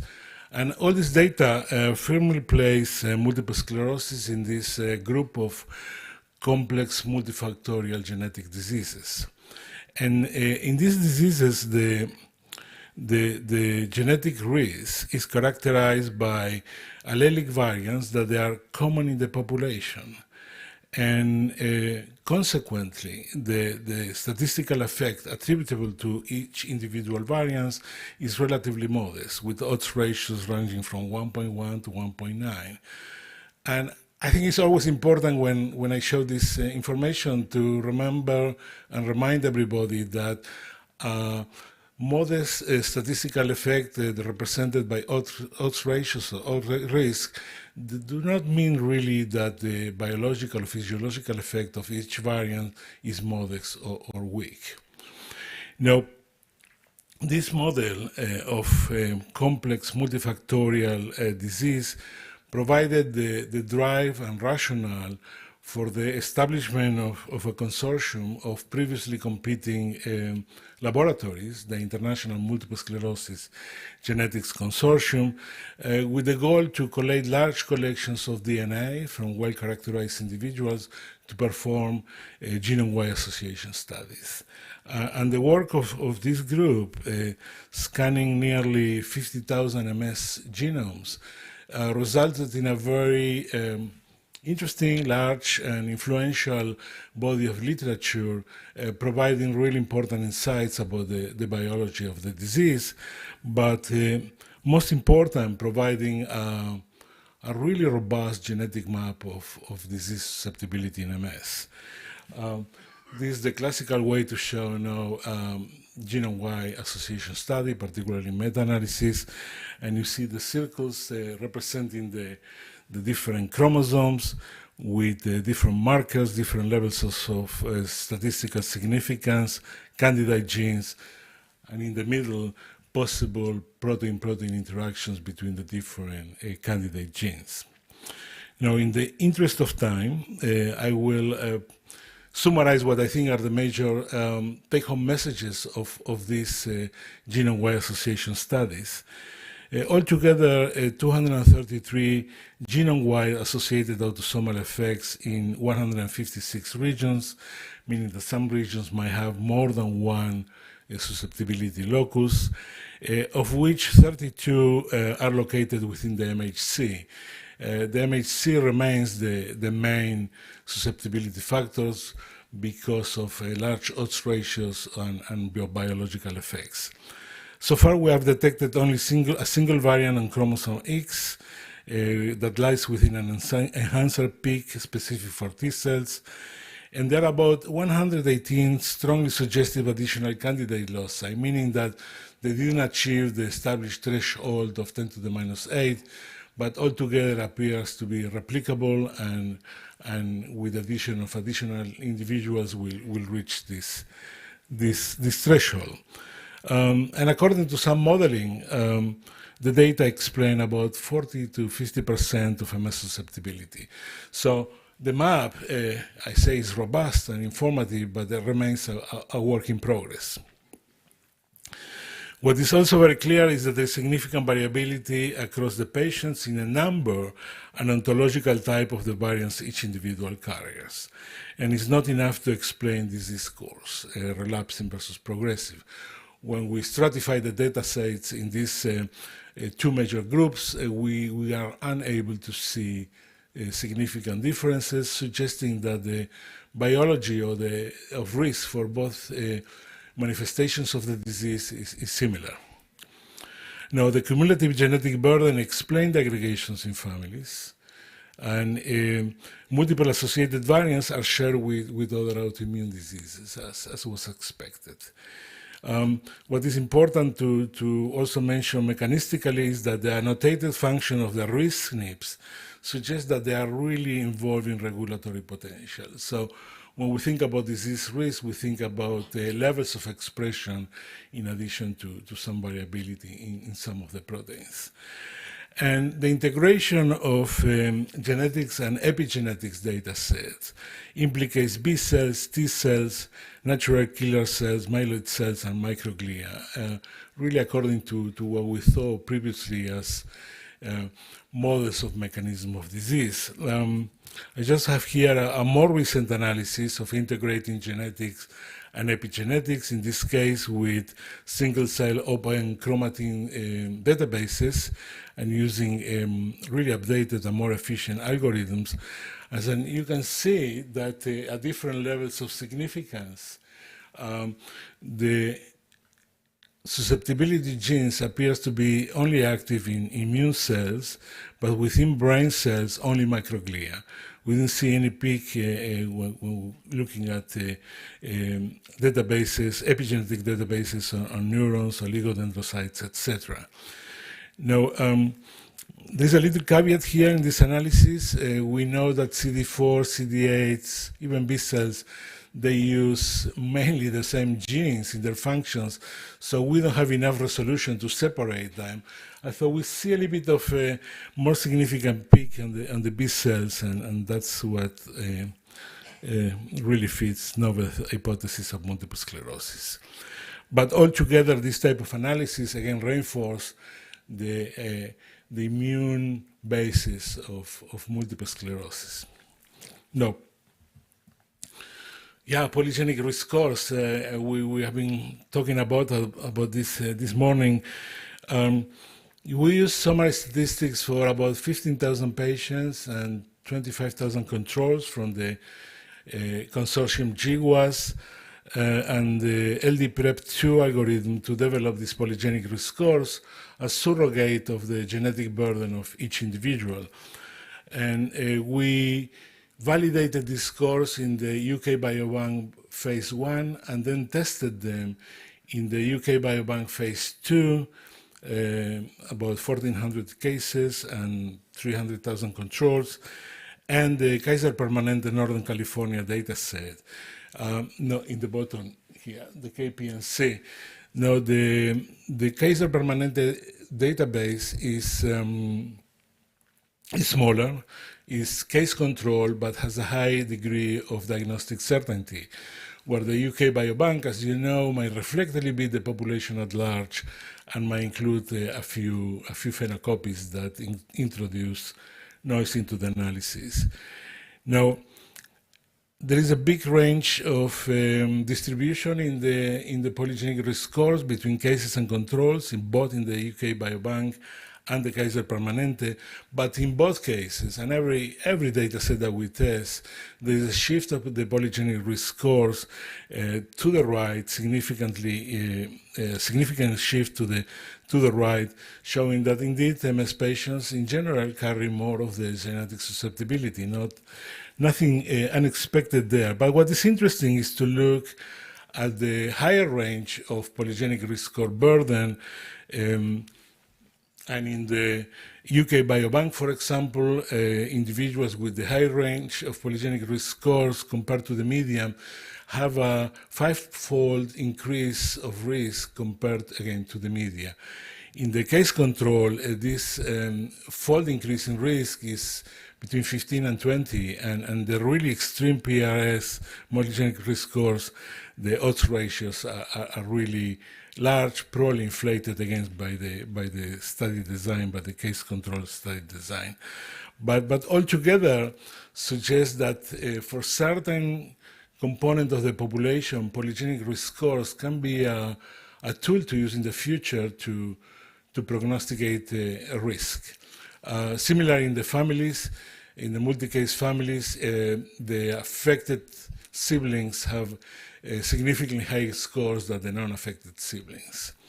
Now, when we add the polygenic risk scores to predictive models using conventional outcomes like sex, age, history of mononucleosis, smoking, in every case the polygenic risk scores add significantly to the area under the curve and other measures as well. So again, altogether, there is a path, I think, as we improve on measuring the genetic burden and other outcomes of the history of each individual, will be able to provide some degree of prediction of risk that can be used for many different ways, of course. Now, we also look at the polygenic risk scores versus measures of disease progression or disease severity. And I'm showing here an example. We observe an association with thalamic atrophy within in the UCSF EPIC cohort within a 10 years observational period. And that was a little bit of a surprise for us. And indeed, Mendelian randomization suggests that there is horizontal pleiotropy rather than a causal effect of the genes included in the polygenic risk scores on the phenotype, but bridges nevertheless somehow the genetic of risk and the genetics of disease progression and evolution. And that's where take me to this slide. This is unpublished data from the consortium showing a GWAS of MS progression using a higher level of phenotypic outcomes compared to the MRI that I showed before, and it's the age-related MS severity score. 21 centers, overall 12,000 participants. There is the design is the usual one, discovery and replication, and we didn't see really much of the genetics of risk being highlighted or surpassing the thresholds of significance in this GWAS. We do see a very interesting peak in chromosome 2 in the neighborhood of the dysferrin gene. And in this case, the risk allele is shortening the median time to require a walking aid up to 3.7 years. That is quite significant. And again, all the genetic of MS progression is following all what we learn to understand the genetic of risk. And we're pursuing this further identification of variants that are associated with risk and progression, with understanding that DNA variants might not fully explain risk or progression. And similar to other complex diseases, we believe that epigenetic factors might be involved in conferring susceptibility or determining susceptibility. And there is an emerging literature on the subject that, of course, I don't have time to summarize, so I'd rather show a little bit of our own experience with epigenetic studies. I'm just checking the time. It's very useful here. So what we did was to develop genome-wide single-base resolution methylation maps in a very unique data set. Those are female patients, non-smokers, very well characterized phenotypically for many variables, recently diagnosed and untreated. And in this data set, what you can see very clear from the heat maps, and the lymphocytes were sorted into CD4, CD8, CD14, and CD19 populations. And what you can see from the heat maps is that only in the B-cell compartment we see significant differences in methylation levels between patients and controls. And this is due to an overall hypomethylation profile in the B cells of these recently diagnosed MS patients. This hypomethylation profile really suggests high transcriptional activity on the B cells, at least in this data set. And here you see the discovery. Over there is the replication data set, and even a basic principal component analysis can separate very well, using these markers, patients from control, suggesting that looking for biomarkers in the epigenetic compartment can be very productive and useful. This hypomethylation loci or genes are distributed across all autosomes, typically located in regions that we think are enhancers, promoters, or even within the body of the genes. And interestingly, as you can see in this Venn diagram here, overlap significantly with the susceptibility genes. Again, reinforcing the notion that big component of susceptibility is due through regulation of gene expression. Gene ontology in both methylation and corresponding RNA sequencing shows, of course, the activation of immunological profiles in these B cells, cytokines production, antigen presentation, etc. But what is more important is when we compare our methylation profiles or our methylation losses and genes with methylation profiles of B cells being developed into antibody-secreting cells, there is a huge overlap. Again, showing that the methylation profiles that we detect correlate with the high activity of B cells in early multiple sclerosis. And indeed, B cells from these patients are highly activated, express all the cell markers that we expect from an activated B cells, and even there is a correlation between IgM in the blood and methylation levels. So altogether, this data provides a mechanistic layer to further explain the high success of anti-B cell therapies in multiple sclerosis. Now, we are following on these results by going single cell, like everybody, despite these experiments being so expensive, but also functionally on what that means that these genes are overexpressed.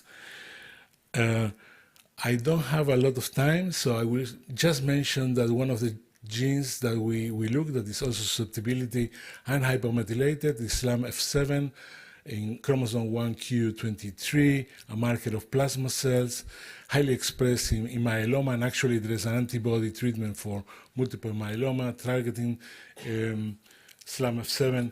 Ataxin, another interesting gene that we know, of course, from involvement in spinocerebellar ataxia 1, but we show through human studies and EAE that is also a key regulator of B cell function. And again, because of the time, I will skip over this data and go directly to our agenda.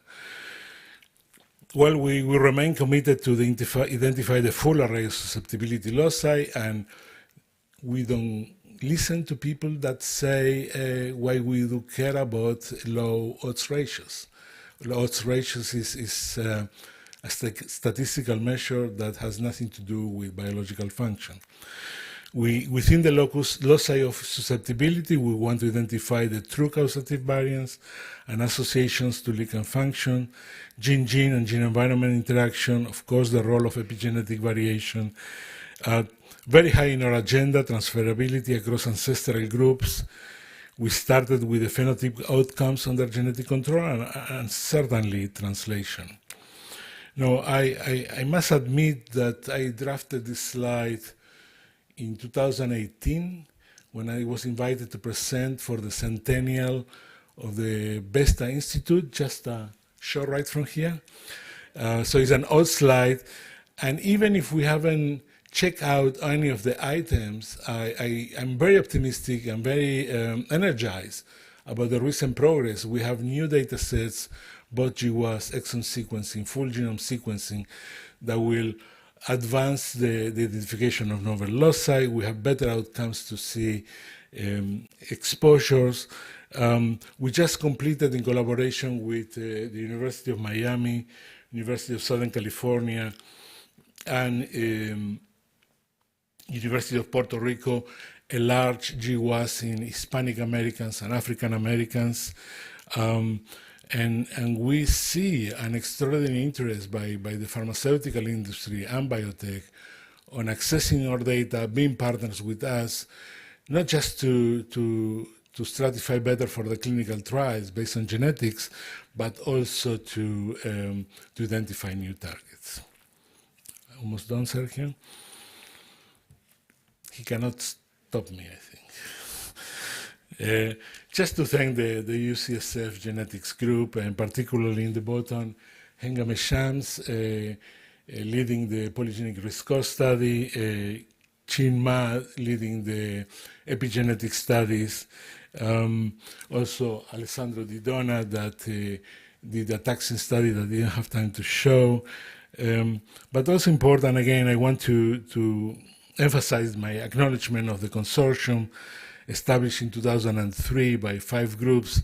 This is one of our first meetings in a chilly afternoon outside Cambridge, but now this has transformed into large, highly collegial, highly productive consortium, over 80 members, 30 institutions in 16 countries, and we try to meet in more warm weathers and places. So thank you very much. Thank you, Jorge. So now we'll move on to two short discussion talks. From the first one from Thomas Gasser. Yes, and I'm online. Is it working? Yes, it's working perfectly. Please. Okay. Wonderful. So I'd like to thank the organizers very much for allowing me to participate in this great symposium. I already learned a lot. I was fascinated by the talk so far that I can follow due to my COVID infection, which is not quite over yet from home.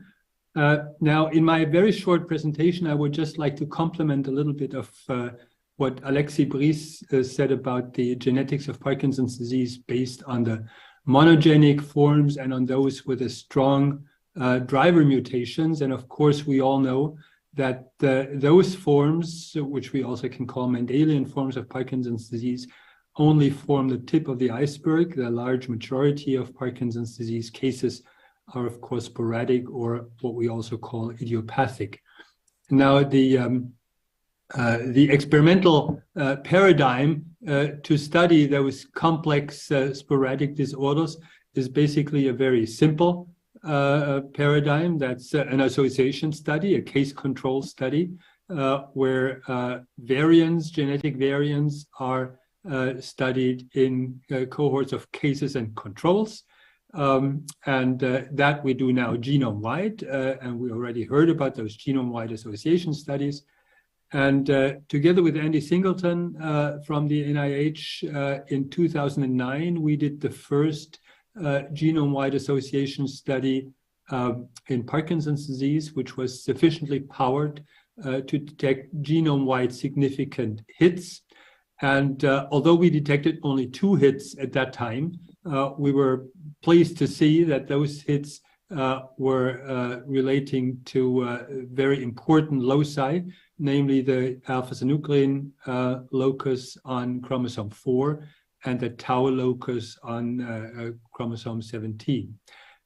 Now, today we're pretty sure that the alpha-synuclein in that first locus is also the functional gene that is of relevance here. We're not quite as sure with the tau gene with respect to Parkinson's disease.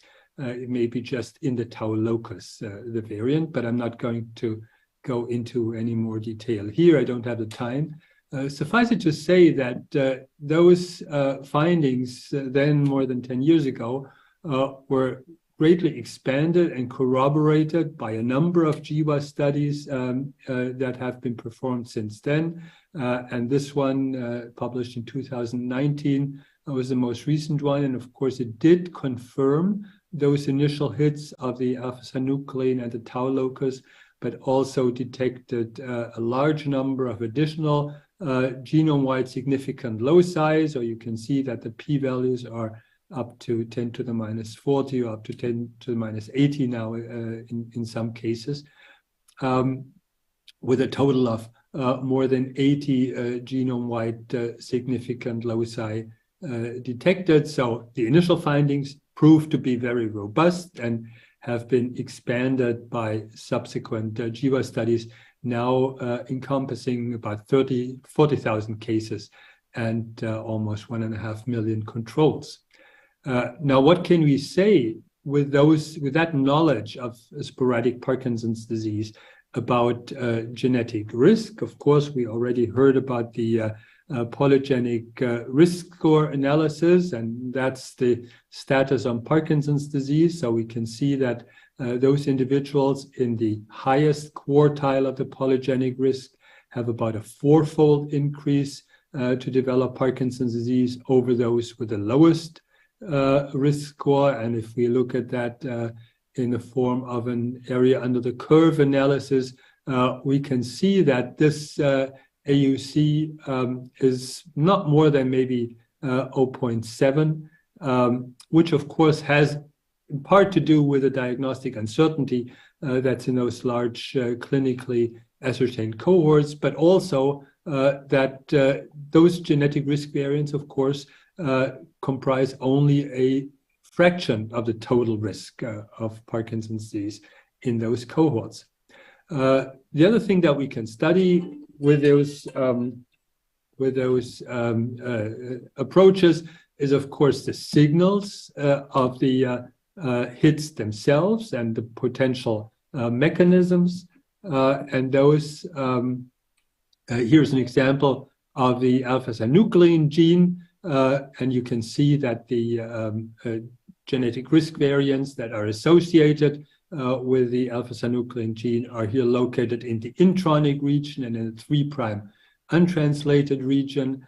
And if we look at that in more detail, we can say that those associated haplotype blocks may influence disease risk by modulating gene expression of the alpha-synuclein gene. There's also experimental evidence for that, for example, published by Frank Soldner in Nature 2016, who identified a transcription factor that binds selectively based on the risk or protective variant in this intron of the alpha-synuclein gene.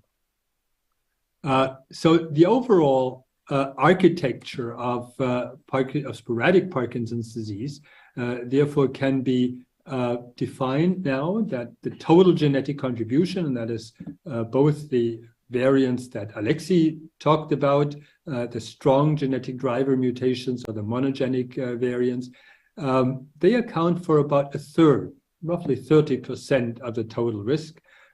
So we have quite a big fraction of the risk not explained by the genetic forms. Some of it may be just stochastic events, some of it may be environmental exposure. But there's another problem with the GWAS studies that have been done so far, and that is actually something that we are trying to address now in a very large consortium. And that is the almost ridiculous Eurocentricity of genetic research in general and of the GWAS studies in particular that have been performed so far. That's from a recent publication of all GWAS studies showing that about 800 million individuals have been included in GWAS studies overall worldwide. That sounds like a lot. That's about 10% of the human population. But the bias is ridiculous, with almost 90% of those included being of European descent, which is, of course, less than 20% of the total world population. And therefore, the Michael J. Fox Foundation and the, in that case, funded by the Brin Family Foundation, has set up a large consortium, the GP2 Consortium, Global Parkinson's Genetics Program, that has the goal to expand the basis of those genetic studies, and it's actually on a very good way. We just recently had our first annual meeting in Madrid. So far, almost 60 worldwide locations have been included with an emphasis on underrepresented populations. So there are case collections in Africa, in South America, in Southeast Asia, and we hope to ascertain at least 160,000, maybe more, samples worldwide, shifting this bias towards a more equal representation of worldwide populations, and therefore also benefiting from the large genetic variability that is present in those populations that has not been really studied yet. And that's already all that I would like to say. In conclusion, we can say that in sporadic Parkinson's disease, more than 80 risk loci are discovered, despite the strong bias to European ancestries. The same genes and pathways are implemented as in the monogenic forms, as Alexei has already pointed out. The mechanisms here are mostly related to regulating gene expression, and the strong Eurocentric bias is hopefully now started to be addressed by the GP2 project. And I would like to thank the collaborators and the funders that I had over the years, and thank you for your attention. Thank you very much. And now we'll move on to the last short presentation for this session. It will be Dr. Teiji Tsunemi from Juntendo University in Tokyo. So I would like to thank Prada Foundation and the Comi organizer for inviting me to this great meeting. So my talk is dystonia. So I just update the current status of the dystonia. So dystonia, actually 1911, German neurologist Oppenheim described it, now defined as movement disorder characterized by sustained or intermittent muscular contractions causing abnormal, often repetitive movements, posture, or both. Dystonic movements are typically patterned, twisting, and may be tremorous. Dystonia is often initiated by worsened or by voluntary action and association with overflow muscle activation. It's very long and complicated. So actually, patient shows some typical features of stereotype B and task specificity. So some patients shows only dystonia when patients start writing or running. And then there's a sensory toric overflow phenomenon and morning benefit and free flow phenomenon. So actually, there's a several type of categorized to dystonia, but one way is genetics or not. And then primary generalized dystonia is a progressive disabling disorders that typically begins in youth. It's a hereditary dystonia. And another one is the primary focal dystonia. And this one is always occurs in adult and usually just a part of the body, neck or face and arms. Actually, prevalence of dystonia is quite different. In my Juntendo University, we have more than 6,000 sporadic PD patients, but less than 300 dystonic patients. So in Japan, at least, there is a very, very rare dystonia. Actually, epidemiological study also supported this. So 2016, Movement Disorder Society present actually changed the nomenclature of the dystonia. And then this one is just some of the representative of dystonic disease. And DYT means, of course, dystonia. And then next one is a gene that causes dystonia. But you can see some of the dystonia is not only the DYT. DYT and the PARC. PARC means Parkinson disease. So some of the dystonic patients shows only dystonia, but the other ones combined symptoms with Parkinsonism, with ataxia, or chorea, or spastic paraplegia. And sometimes it's paroxysmal movement disorders. So it's more complicated.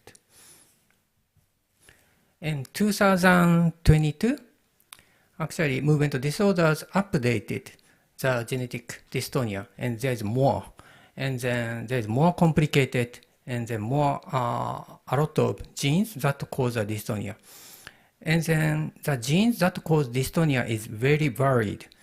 Not only the skeletal proteins, also something like transcription factor or membrane protein. So it's varied. And then another one is a focal dystonia. Also, this is very, very complicated. And then famous one is a primary dystonia that include blepharospasm, cervical dystonia, or upper limb dystonia. But also there's a dystonia plus syndrome, heterogeneous dystonia. And then this one is Wilson disease, Huntington disease, and neuropathy. This one there is a main symptoms, but also cause some dystonia. And the medication-induced hyperkinetic movement disorders include tardive dyskinesia and the Parkinson disease. So also cause some dystonia. One is a camptocolmia, so forward bending of trunk, and then PISA syndrome. It's a lateral bending of the trunk, and dropped head syndrome, and then finally on the striatum hand. So this one is actually cause of this postural abnormality is known, but probably dystonia is also involved in the process. So why this happen?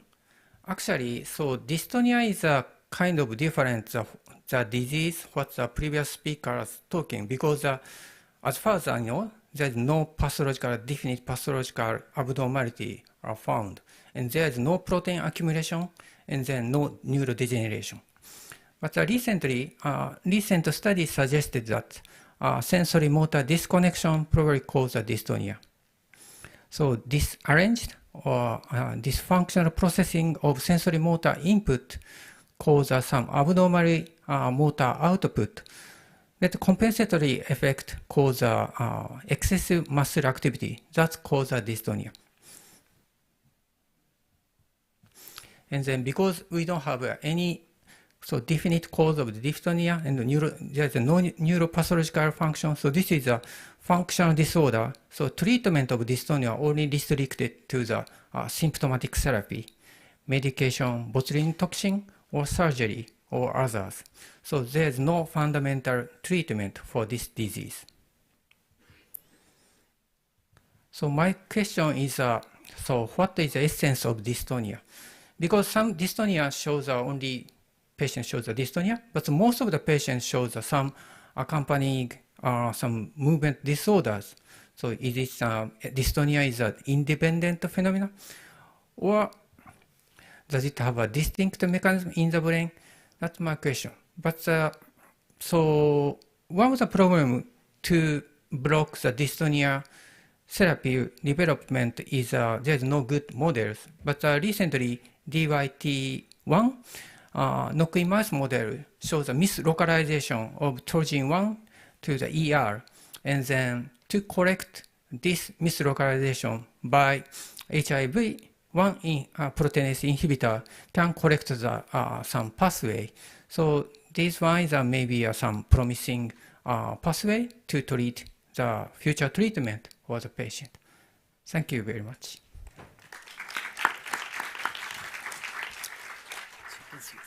Well, thank you very much. So I would like to invite all the speakers for a quick question and answer session. And there we go.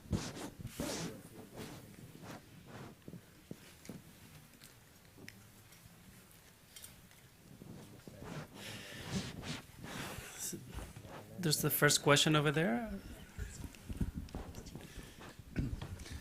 Maybe. I have a question for those of you working on Parkinson's disease. And John, that was a marvelous talk. For those of us who are immunologists are looking at PD as a potentially inflammatory autoimmune disease. There's also compelling evidence of the role of protein aggregation, the alpha-synuclein. How do you put it together mechanistically? I'll direct this to John or to Alice. Geneticists are not the right people to ask, really. I kind of feel that, we come up with the jigsaw puzzles and we let other people try and put it together. But I mean, I think that I was struck by a question about why we're not talking about the inflammatory system from one of the members of the audience earlier on. I think what we're seeing in many of these late onset diseases is the immune system, because the immune system in a way is perhaps misnamed. It's a damage response system. It's a damage response system.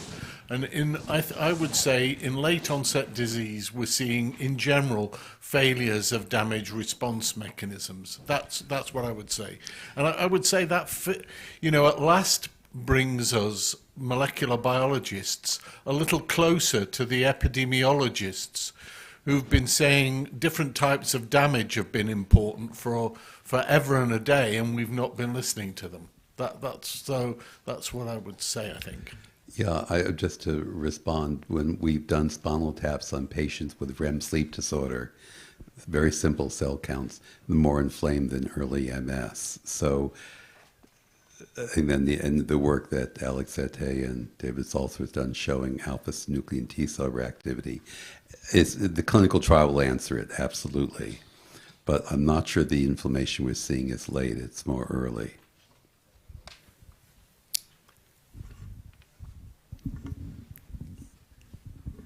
Oh, there's a question there. And yeah, so I had a question for Alexis Bryce and John Hardy about your talks on the mechanism of the cause of neurodegeneration. Randy Bateman from Washington University. And so you each pointed out different parts of the protein clearance pathways that are potentially important in the different disease states. And one observation we've made is that the amyloid beta half-life or the clearance as we move from our 30s to our 70s goes up by 400%. It greatly slows down. What we're lacking in the clinic in patients and participants is the ability to measure the specific mechanisms of those clearance. And so, Alexis, I think you emphasized the role of proteasome and lysosome function. And John, you emphasized microglial clearance functions. How can we measure the functional component of these clearance mechanisms in people without, you're not going to dissect or open their brain? And so we need some way to track that. So how do you begin to track that and understand what's changing at the fundamental level that's causing aging to have such a tremendous impact on the risk of neurodegenerative disease. I know we're all excited about inflammation. We all are. But aging is itself a fundamental risk for all of these diseases. And so we need to begin to understand those links. Are there ways to measure that?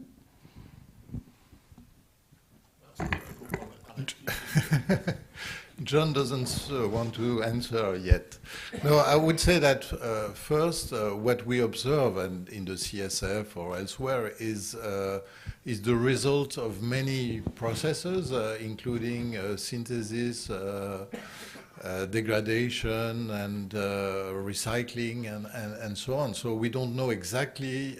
We can just have a value, but we don't know exactly which dysfunction it is underlined by that.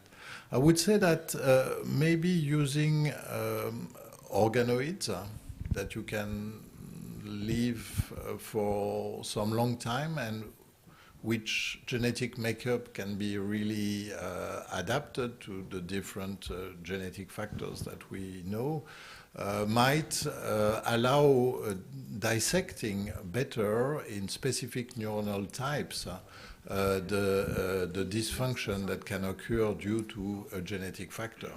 Probably aging will be rate limiting, but at least the basic mechanism, I think, could be approached. I don't know if it answers the question, but it has to be evaluated, I think. I could add epigenetic analysis, single-cell epigenetic analysis in to see what the changes. I don't like to use the word aging in a way. I mean, I think aging is, you know, well, what one of the talks said, you know, we see many different types of aging, and I think that's a very, very likely to be, well, it is true. I think that's true, and I think that what we're seeing is the accrual of damage over time, which is, you know, just like an old car, you know, old cars age in different ways because they have different fundamental weaknesses. Lancia beaters, as I'm here in Italy, when they came to England, they used to rust within a year because there was salt on the road. So, you know, we're all in, that's an exposure problem, and you don't get too much salt on the roads here. So I would say that sort of thing. What happens to the English when they come to Italy, John?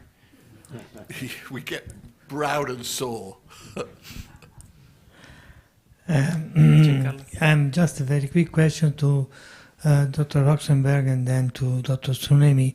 So, to Dr. Roxenberg, could you have some estimation about the percentage of role of genetic factors in determining the modality of disease evolution in MS? How much, you mentioned that 40% is what you attribute as a risk factor, but what about the percentage of evolution? I wish I had an answer for you, but we're just starting to really find the elements, the genetic basis of progression.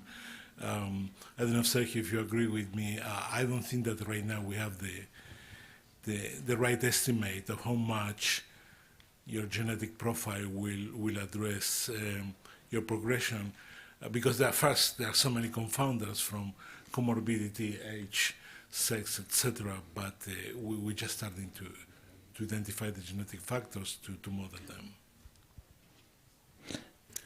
Dr. Tsunemi, very quick, is there any genetic risk factor for focal dystonias? As far as I know, I don't think there's any genetic risk factor for the focal dystonias.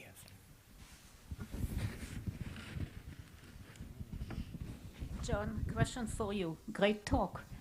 You seem to be focusing on TREM2, and there are two issues. First, with respect to TREM, there are evidence that in amyloidosis and in tauopathy, the TREM2 doesn't have the same role. And secondly, based on the several work published by Marco Colonna and others, at the early stage, at least in animal model, the disease is more severe. Later on, you don't see any differences between TREM positive and TREM negative. Any thought about it? On the second, we've looked and we couldn't see anything, but the numbers were small. So on the second question, we've looked and we haven't had the numbers to say really. On the first question, I'm not really focusing on TREM2. I mean, we found it, and that led us to look at the microglial response. So that's what I think is possible. Now, when you get with the amyloid microglial response, TREM2 leads the response. When you've got in the tangle mice, for example, TREM2 is upregulated in the tangle mice, but it only goes up at the same rate as the number of microglia go up. So it doesn't lead the upregulation, if you see what I mean. So I think TREM2 has a more central role in amyloid response. I agree, but based on our single-cell RNA sequencing of the microglia, we had the impression that the activation is TREM2 dependent. What you see around the plaques are TREM2 dependent, but once they are fully activated, I'm not sure that they are functioning anymore. It seems that they are more like exhausted or senescent or whatever you want to call them. I haven't seen your data, so that would be good to see.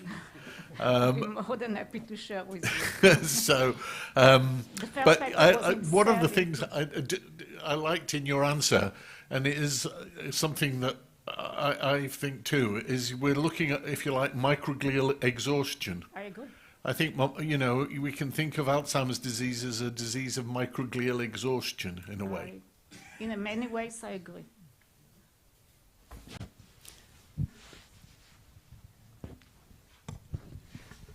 Yeah, this is a question to all of you, I guess, because this was a session on genetics and epigenetics, and we have not heard that much of the epigenetics.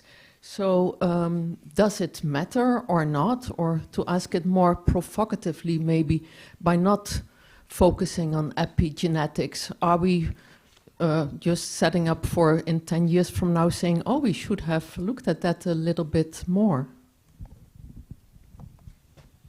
I'll confess that when epigenetic analysis started, I took a lab decision not to look at it.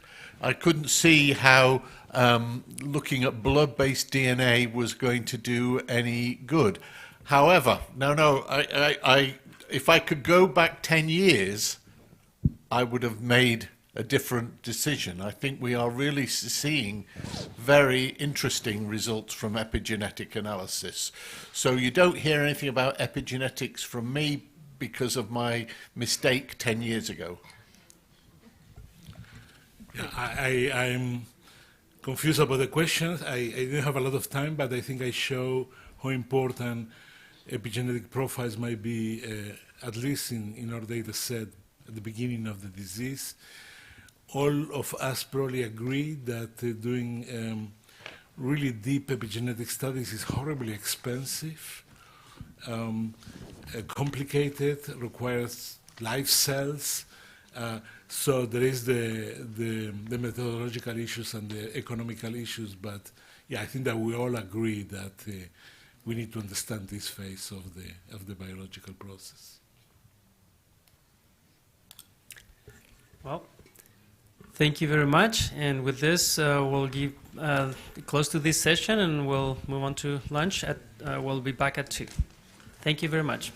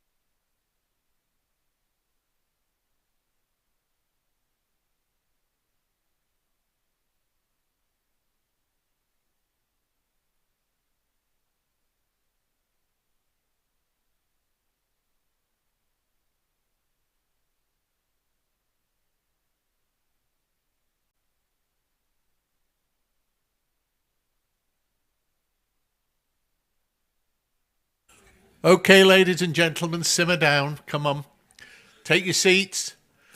We're going to start.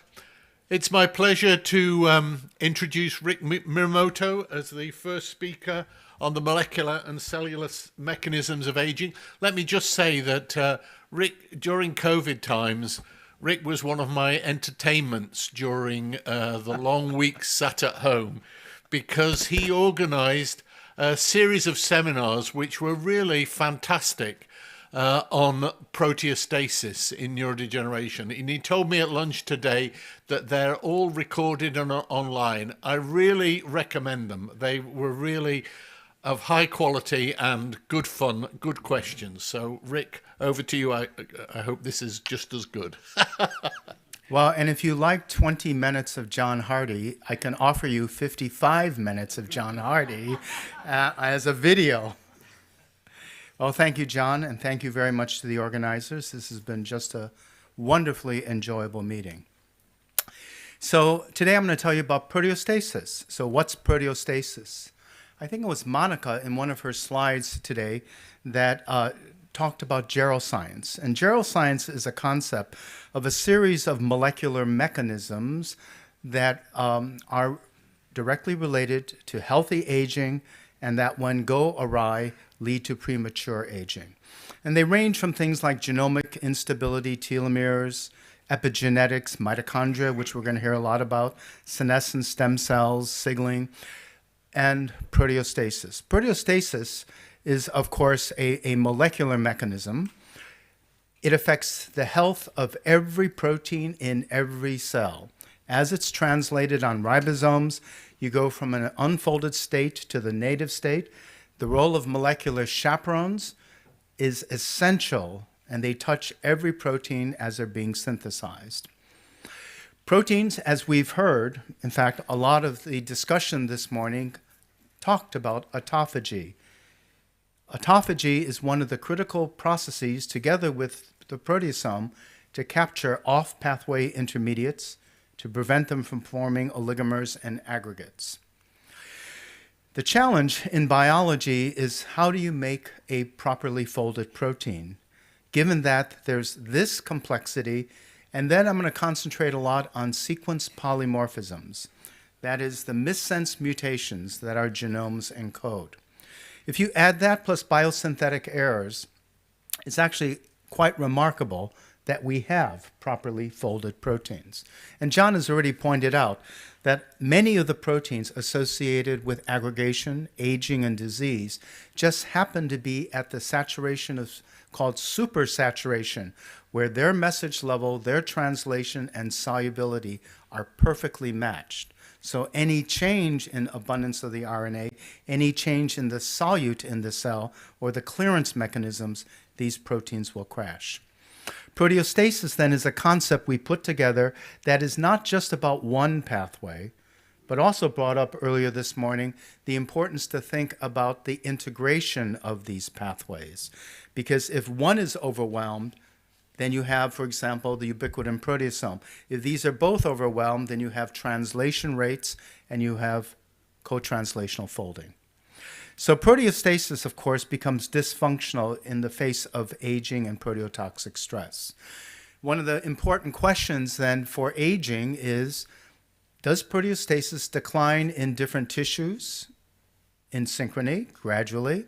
Does it decline in a programmed manner at a particular moment, or is it tissue specific? And what I'll basically tell you is that it's entirely programmed. And it's programmed to shut off synchronously very early in aging. This, of course, brings forth a lot of interesting questions. What is the level of misfolded proteins that's tolerated in the system? And is there a molecular basis of failure, or is it just a consequence of cumulative damage? Most interesting is, can it be detected early and prevented? So I'm going to go over some observations that really set the story. We use C. elegans as a model, and there's a specific reason. It is the only animal model system where every animal is isogenic, which means there are no sequence polymorphisms in the animal at all. So when we study a single variant, it's because we have genetically introduced that one variant into the animal, and the rest of the genome is entirely homozygous. This then allows us to ask the question, what is the cost to the proteome to have the burden of one misfolded protein or two misfolded proteins? In a sense, accounting. So the experiment starts with paramycin. It's a muscle protein. You can see wild type. You can see the muscle striations. You can see that at the restrictive temperature, the protein completely misfolds. The animals stop moving. The surprise was using these types of folding sensors and just looking at aging. So in the top panel, you see wild-type animals at the permissive temperature of 15 degrees, and what you're looking at are muscle striations. And you see all the way out through day 7 and at least through day 12, the muscle striations look normal. But the temperature-sensitive mutant, which is the next row, you can see that between day 1 and 2, that protein crashes and now aggregates. So that's an important point. That means that aging is itself a stressor to quality control. And a temperature-sensitive mutant protein, by the way, is about as good as it gets as a folding sensor because it behaves beautifully. It not only folds or misfolds, but it has a phenotype. In this case, the animals don't move. We can quantify this so you can see the paramycin and myosin, two different proteins. In red is the quantitation. 95 body wall muscles, we can quantify folding and misfolding in every cell, and we can see that the paramycin misfolding, 50% of the cells are misfolded on day 4 of adulthood. So this is great. This is not a mouse. You can do the experiments in a week, but the animals live about 3 weeks. So this is also telling us that misfolding is not a mid or late event in life. It's happening early in adulthood.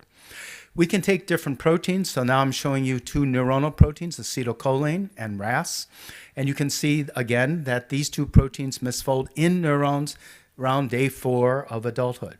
We can even take the same protein, dynamin, which is the large GTPase for trafficking, and we can monitor its activity either in neurons or selenocytes, which are phagocytic cells. And you can see that the half point for loss of function is exactly the same in different cell types. So what this allowed us to understand for the first time is that protein misfolding occurs early in adulthood. We coined the term proteostasis collapse. It, of course, then leads to the interesting question, what's the magnitude of misfolding in response to proteotoxic stress? So these are genetic experiments, so we can only look at one reporter at a time. But you're going to see we're going to now move to global proteomics and ask that question. Now, it's important for you to realize that it's a critical balance. When proteins misfold, there are genetic networks, the heat shock response, the unfolded protein response, regulated by transcription factors. So what you can see here is that when we look at a TS phenotype for either paramycin, that's UNC15, or dynamin, you can see that if we make the animals long-lived, this is the famous DAF2 mutation that triples the lifespan of C. elegans. It's entirely dependent on the transcription factor HSF1 and DAF16. And you see that we can suppress the phenotype 4-fold just by enhancing chaperones. And likewise, you can see that if we now knock down by RNAi, heat shock factor or DAF16, you block the induction of chaperones, and now misfolding is accelerated 1.5 to 2-fold. So that gives you a remarkable dynamic range. This is even more evident in the next panel where we're looking at the large GTPase dynamin. So the control is actually the loss of function. So you can see that 50% of the neurons lose function by day 3. But if we now engineer the animals to overexpress either of these 2 transcription factors, now misfolding occurs on day 12. So at least in a genetic model system, it shows that we can actually restore what you would call cellular health span. And of course, we are increasing longevity, but it's the cellular health span that's most interesting. This is important because when proteins misfold, it's a consequence of a change in the quality control system. So it brings forth the idea, if we could change the quality control system, could we prevent misfolding from occurring? So what's the underlying mechanism? And so using C. elegans, where we can do very precise timing experiments, you notice in the upper left-hand panel, we're looking at the induction of 3 different heat shock genes. So we're exposing the animals to heat shock. These are synchronized animals on day 1 through day 4 of adulthood. And I think you can all see by qPCR that the level of induction of these 3 heat shock genes drops precipitously between day 1 and day 2.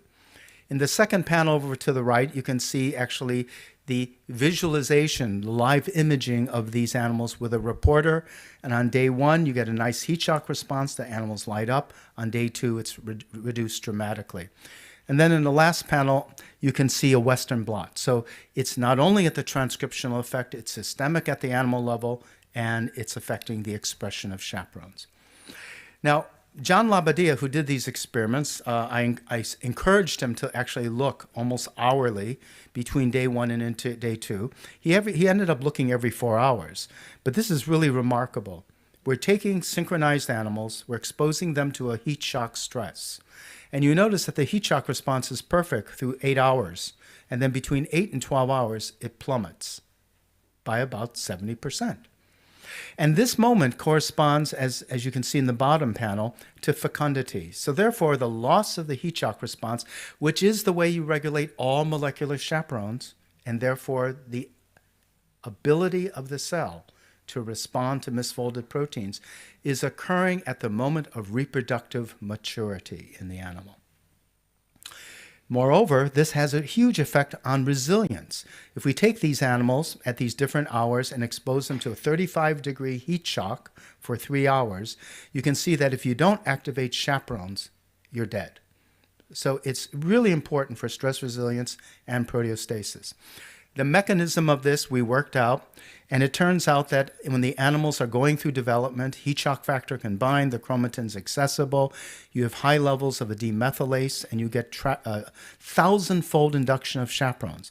But in this 8-hour signal, which is, by the way, coming from the germline, now the chromatin has changed. It's an epigenetic switch, and you now have the repressor H3K27, which is a repressor used in development, and it reoccupies the chromatin, preventing HSF from binding, blocking the heat shock response. Now, this gave us some very interesting insights because it also allowed us to ask, now that we know the mechanism of repression and it's programmed, can we reverse it? And we did this 2 different ways. Okay, it looks like, so I'll describe the results at the top because they got transposed along the way. The top result is actually, we had identified the demethylase. So remember, you have demethylases and methyltransferases that are the basis of epigenetics. What we did is we overexpressed the demethylase, which prevents the repressor from ever binding to the promoters. And that completely prevented the repression of the heat shock response. The second experiment is shown on the bottom. We identified the cells in the animal that were responsible for sending the repressive signal. These turned out to be the germline stem cells. And you can see that in the open bars where you see the repression of heat shock. But if we now block that signal in black and gray, you can see that the heat shock response is never repressed. Moreover, the demethylase, it never declines in expression. That's the next set of images. So what these results really told us mechanistically is that we now understand for the first time the basis of failure of proteostasis. It's tied into an epigenetic switch. Heat shock factor, the essential transcription factor, can now bind, and the consequence is you don't make molecular chaperones. Needless to say, it's not a surprise then that in aging, if you can't induce chaperones, you're going to misfold because you're missing one of the key steps in protein quality control. Now, the other thing I wanted to share with you is that this story that I'm describing is entirely cell non-autonomous, right? The germline stem cell is sending a signal to the soma, and it's shutting off the whole system. But this is sort of a summary of experiments that we've done over the years where the beauty of C. elegans is that it's exactly 959 cells, exactly 302 neurons, and we had demonstrated that the heat shock response, which is present in every cell, is actually regulated by 2 neurons, the AFD thermal sensory neurons, and that controls the heat shock response throughout the animal. Moreover, that there are signals going back and forth at the neuromuscular junction using acetylcholine and GABA to control proteostasis in the muscle. And the final example that I just want to give you is that in the cases that I describe of misfolded proteins in the muscle, like paramycin or myosin, it turns out that it's sending signals to the other tissues, saying to those other tissues, help me. And the other tissues are activating chaperones to protect the animal. So it's a protective response. So we made these model systems, and so what I'm showing you are C. elegans that are expressing a short polyglutamine just below the threshold, Q19. And then you can see the Q82 animals. These are 4 animals there that have these puncta or aggregates. And shown below is the quantitation for aggregation or toxicity in animals that have different length polyglutamine. And I'm showing this so that you can see it's a beautiful poly-Q length and age-dependent aggregation and proteotoxicity. So we're going to use this model system to ask the question, what's the basis of toxicity? Why do the animals not move well? And the way we did these experiments is simple genetics. We take these polyglutamine animals that you can see in this matrix. We then do a simple genetic cross with the original Sidney Brenner temperature-sensitive mutations. To remind you, you can see that at 15 degrees, the muscle's fine, the animals move. At 25 degrees, the protein's aggregated, the animals stop moving. So we're just going to do a cross, and then we're going to measure the phenotype. The phenotype in this case is the paramycin. And here's an example of the results. They're quite dramatic. At the permissive temperature, the paramycin, instead of being all folded, as you can see above, now is completely aggregated. So that tells us really simply that the polyglutamine is actually challenging the quality control system, preventing metastable proteins from folding. So we did this in many different tissues. So these are polyglutamine in muscle cells, and in black you can actually see the poly-Q length-dependent proteotoxicity at the permissive temperature, and below that shown in neurons, where we express polyglutamine at the threshold in neurons. And you can see that in the solid black, it's only when you add the temperature-sensitive mutant at the permissive temperature, you have complete loss of function. So this was important because it actually said that gain-of-function toxicity leads directly to loss of function in the proteome. When aggregation occurs, it interferes with the stability of other proteins. Now, there's one more little part of this project that was fascinating, and you can see this in this genetic cross. So in the first column, you're looking at a heterozygote, Q40 wild type, or homozygous Q40. So you can see the number of aggregates. This is an important point. We made sure that we were at the threshold. We were not massively overexpressing these proteins. But now you do the genetic cross with a temperature-sensitive mutant protein, and you can see that all of a sudden, just the presence of that single polymorphism of RAS greatly accelerates the polyglutamine. Likewise, the introduction of a paramycin TS greatly accelerates the aggregation of the Q40. So what this revealed to us, and by the way, this was a huge surprise because everyone, myself included, had assumed that chaperones and the proteasome and autophagy were in abundance, and therefore there was a threshold for misfolding. And I could assure you there is no threshold. The system is very delicate and responsive. And so anytime you change the balance of critical components, the system has to respond. And if it doesn't, it gets overwhelmed. So these experiments, I think, really set up this very simple relationship to a paper that all of you or many of you should be familiar with from Nancy Wexler. After they clone and identify the Huntington gene, they then looked at the kindreds and to look for what else modulates Huntington's disease. And you're all familiar with these observations, right? So this is a cartoon from Marcy McDonald and Jim Gazella, where everyone knows with polyglutamine, in particular with Huntington, that there's an absolute inverse relationship between the length of the poly-Q and the age of onset. But shown in pink is the background that you can have 45 polyglutamines, and some individuals will have neurological onset at 20, others will have neurological onset at 65. And so Nancy recognized this and said, that notwithstanding its relentless progression, significant variability exists in symptoms and age of onset, even within families, and most surprisingly among people sharing the identical CAG repeat length in their HD gene. Careful study of this variability should illuminate factors. And what I want to put forth is, in addition to all the other genetic modifiers which clearly have been identified by GWAS and other approaches, I think the background of sequence coding polymorphisms is much more damning than we've ever given it credit for. And just to remind you, now we have tens of thousands of human genomes sequenced, but well before we even got to that number, we knew that if you look at the 20,500 open reading frames that makes a human proteome, that anywhere from 10 to 13,000 have missense mutations. It's not a tiny fraction. And when people have done an analysis using all the various folding programs, you can see that about 25% of these mutations are predicted to be deleterious, which means they're going to misfold, and that 60% of them are individual specific. So what I want to end with, John, I'm going to go over by a minute. Forgiven. Thank you. Is to just show you some new proteomics data in C. elegans.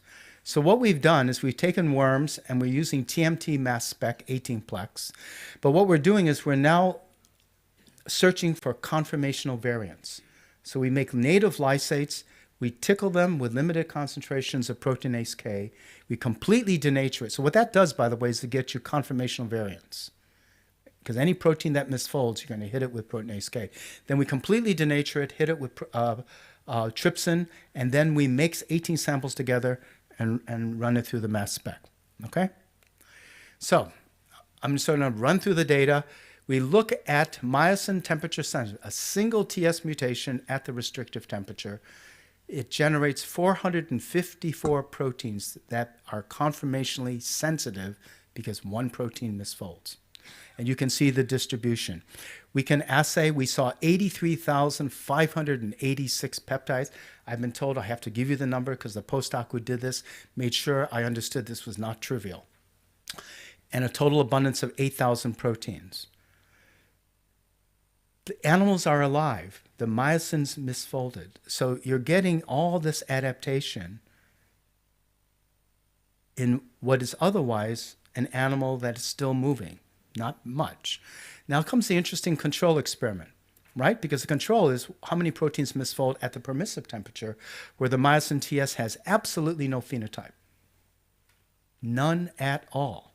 And it turns out 160 proteins misfold. Therefore, what we think is wild type is not wild type at all. There's 160 proteins that are conformationally misfolded. What's interesting is that there's 120-fold induction of certain chaperones, which I think is the key. It's not a heat shock response. It's a client-specific upregulation of chaperones to protect the proteome. What's most interesting is when we now do the ID on these proteins, which you can see in different colors, is that, remember, this protein's only expressed in muscle cells. 95 body wall muscle cells, but we're seeing misfolding occurring in proteins in the intestine and the hypodermis or neurons, which tells us then that when one protein misfolds in one tissue, the rest of the organism understands that there's an imbalance. We've done polyglutamine, and the only thing you need to know is that with a short polyglutamine of Q35, we get 128 proteins. You now go to Q40. These are very low at the threshold. We get 612 proteins. And what falls out are a whole series of proteins that are at the edge of solubility. They misfold, they change in solubility, and that's shown very much by these components of stress granules, TIAA, or poly-A binding protein. The last thing I want to share with you is aging. It turns out aging's the real bad guy. 1/3 of the proteome misfolds by aging alone. And what's most amazing is that these are not random proteins, it's all the molecular machines, the ribosome, the proteasome. And so it brings forth the most interesting thing, that you now damage the very set of molecules that ensure the fidelity of the proteome. So you wonder where there's an acceleration of protein damage. Okay. So just to close, I think our studies tell us that maintaining a stable proteome is very complex. Deep proteome analysis has revealed a large metastable conformational network. So we're proposing that this is a new way of thinking. This is not protein-protein interaction, it's a conformational network. And so it brings forth interesting questions. Can this network signature be used to better predict who's at risk for misfolding diseases? And can we flip the story and say, can we use this conformational network to then understand health, to understand the concept of rejuvenation or protein quality control?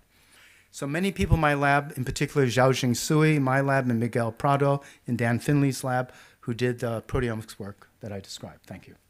Thanks. Thanks very much. Thanks, Rick. We'll keep going along. Okay, good. Next is Niels Goran Nielsen. Who's going to... Larson, I'm sorry. I never excuse that one. No, that's fine. Who's going to talk about mitochondria?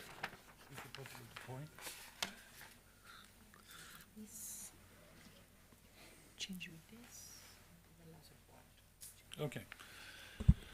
So thank you very much for the invitation to this symposium. I've heard a lot of interesting talks, and I work on mitochondria, so I will tell you a little bit about mitochondria and neurodegeneration.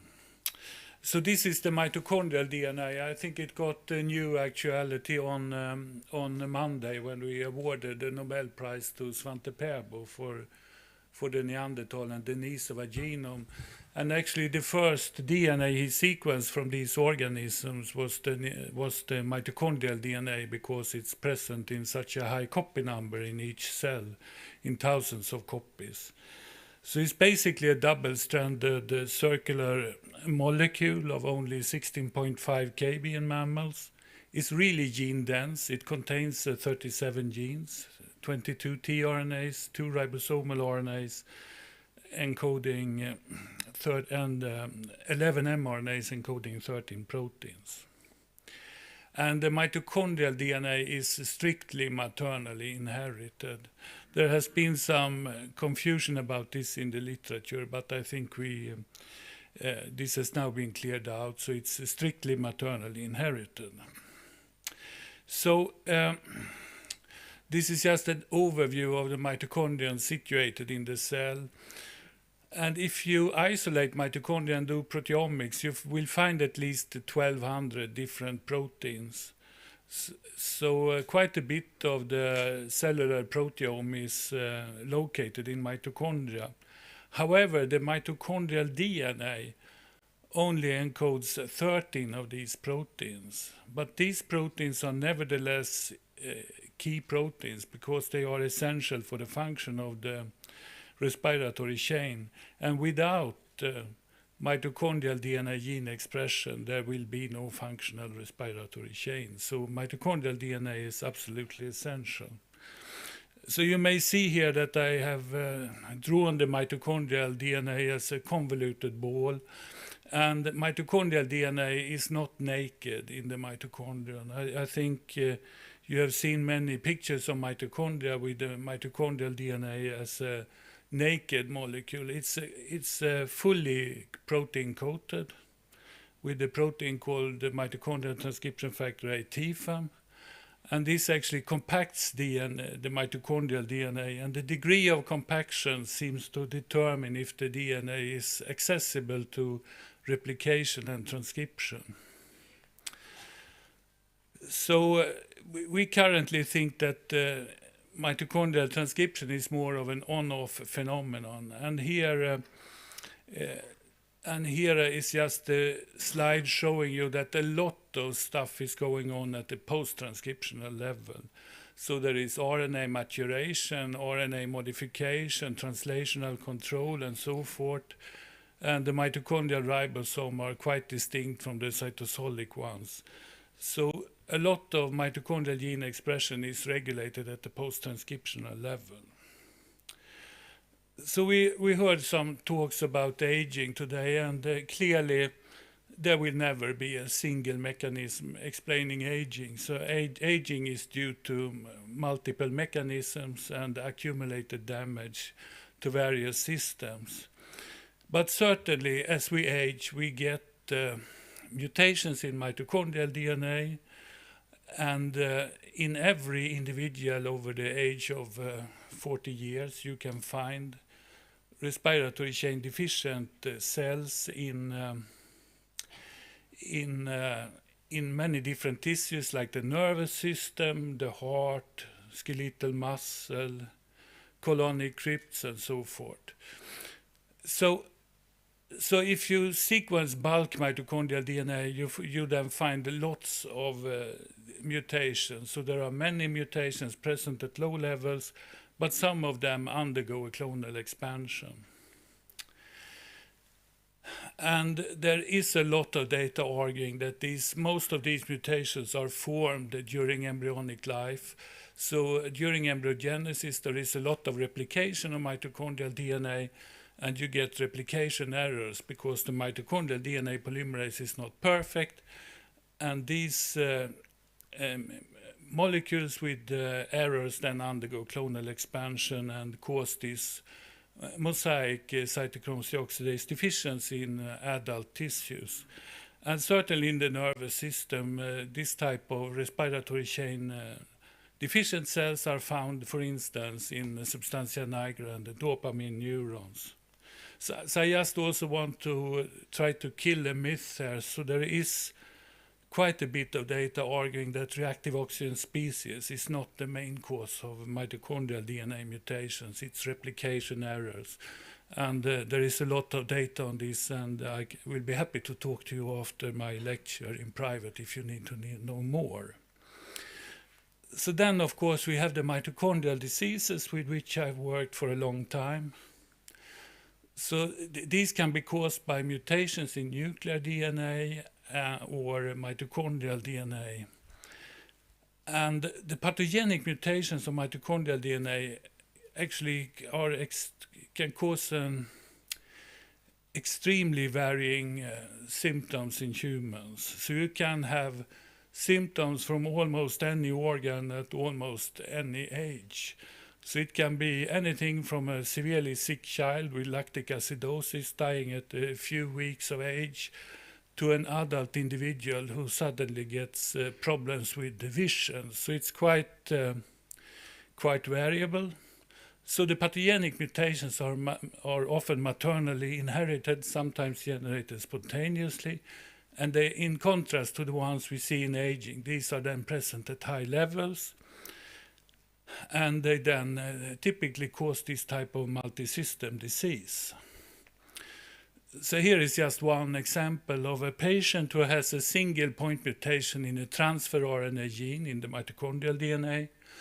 So this patient then has a severely defective mitochondrial protein synthesis, and this causes a severe form of myoclonus epilepsy and neurodegeneration in this patient. And if you look in the skeletal muscle, you actually see that so this is a staining called Gomori trichrome that stains mitochondria red if they are abundant. And you can see in some of his muscle fibers in the image to the right, you see a lot of mitochondria. And these fibers actually contain a lot of mutated mitochondrial DNA, whereas the adjacent fibers have much lower levels of mutations. So this patient has what is called heteroplasmy, a mixture between normal and mutated mitochondrial DNA, and above a certain threshold, the respiratory chain will no longer work. So basically, you can illustrate this with a balance. So the situation for this patient will then be at the bottom here, where you have a lot of mutated mitochondrial DNA and the oxidative phosphorylation, the respiratory chain will not work. But actually, some of his siblings have quite a bit of mutated mitochondrial DNA, but sufficient amount of wild-type copies to sustain oxidative phosphorylation. And this heteroplasmy, which is seen in not all, but very many patients with mitochondrial diseases caused by mutated mitochondrial DNA, can now actually be treated in animal models. So in mitochondria, CRISPR-Cas, which is a very famous gene editing system, doesn't work because there is no import of RNA into mammalian mitochondria. But it's possible to import other types of programmable nucleases, for instance, talens, meganucleases, or zinc finger nucleases. And there is now quite a bit of publications where this has been done in animal models with pathogenic mtDNA mutations. And what happens is that these nucleases then cut the mutant mitochondrial DNA. In mammalian mitochondria, there is no double-strand break repair, so these mutant molecules are deleted, and then the mitochondrial DNA copy number is adjusted, and the net result is then that the patient will have, or in this case the animal model will have much more wild-type mitochondrial DNA than mutant. So this works in mouse models and with AAV vectors, and this will for sure at some point also be attempted in patients when the technology is there. So we've heard in several talks at this meeting that there is a strong connection between mitochondria and Parkinson disease. And one early observation was, of course, these drug addicts in California who injected synthetic heroin, and which was contaminated with MPTP, which is taken up by the dopamine transporter and actually inhibits complex 1 in dopamine neurons and kills those neurons.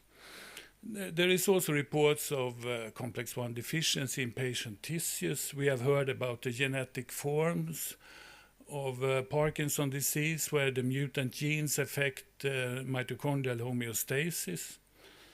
Also, the clonal mutagenesis has been reported in Parkinson disease and in normal aging humans, where this likely contributes to loss of dopamine neurons.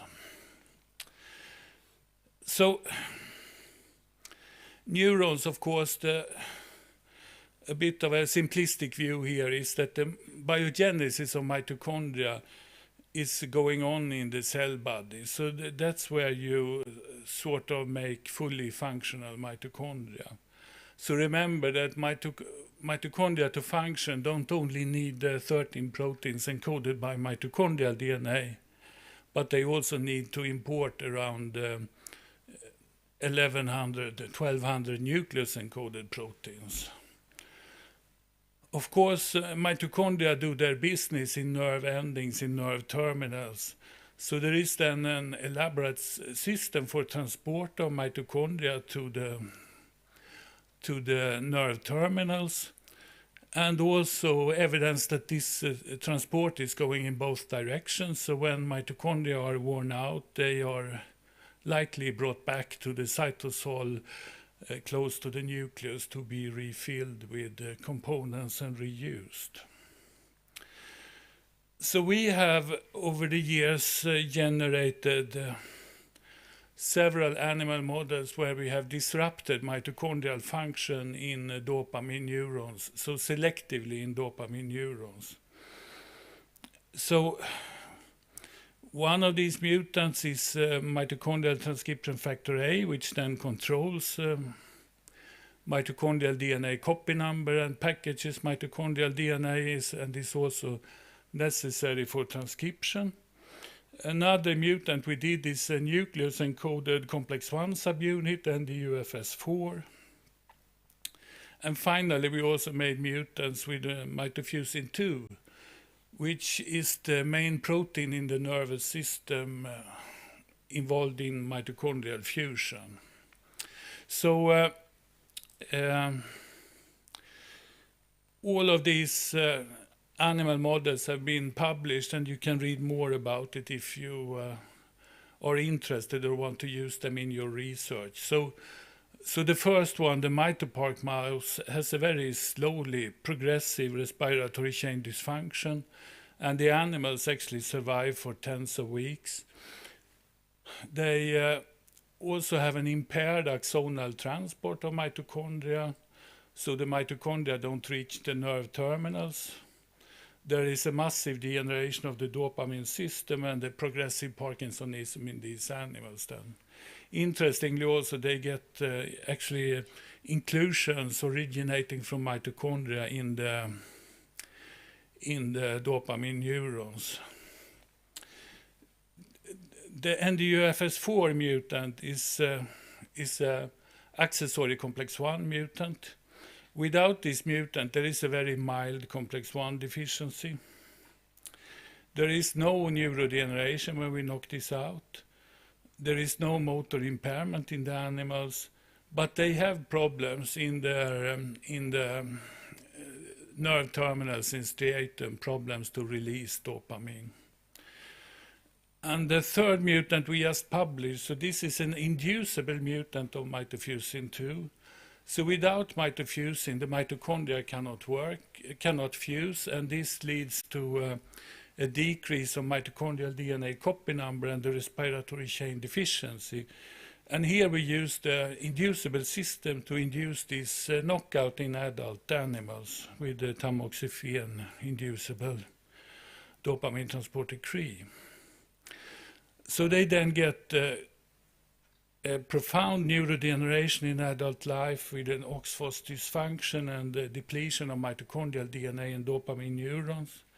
But very interesting also, the first sign we can observe in these animals. So I should say that we also label these dopamine neurons with yellow fluorescent proteins, so we could fact sort them and do single cell, well, not single cell, but transcriptomics of bulk cells, is actually that they get quite a strong activation of the immune response at a stage where we only can see a bit the fragmentation of the mitochondria and no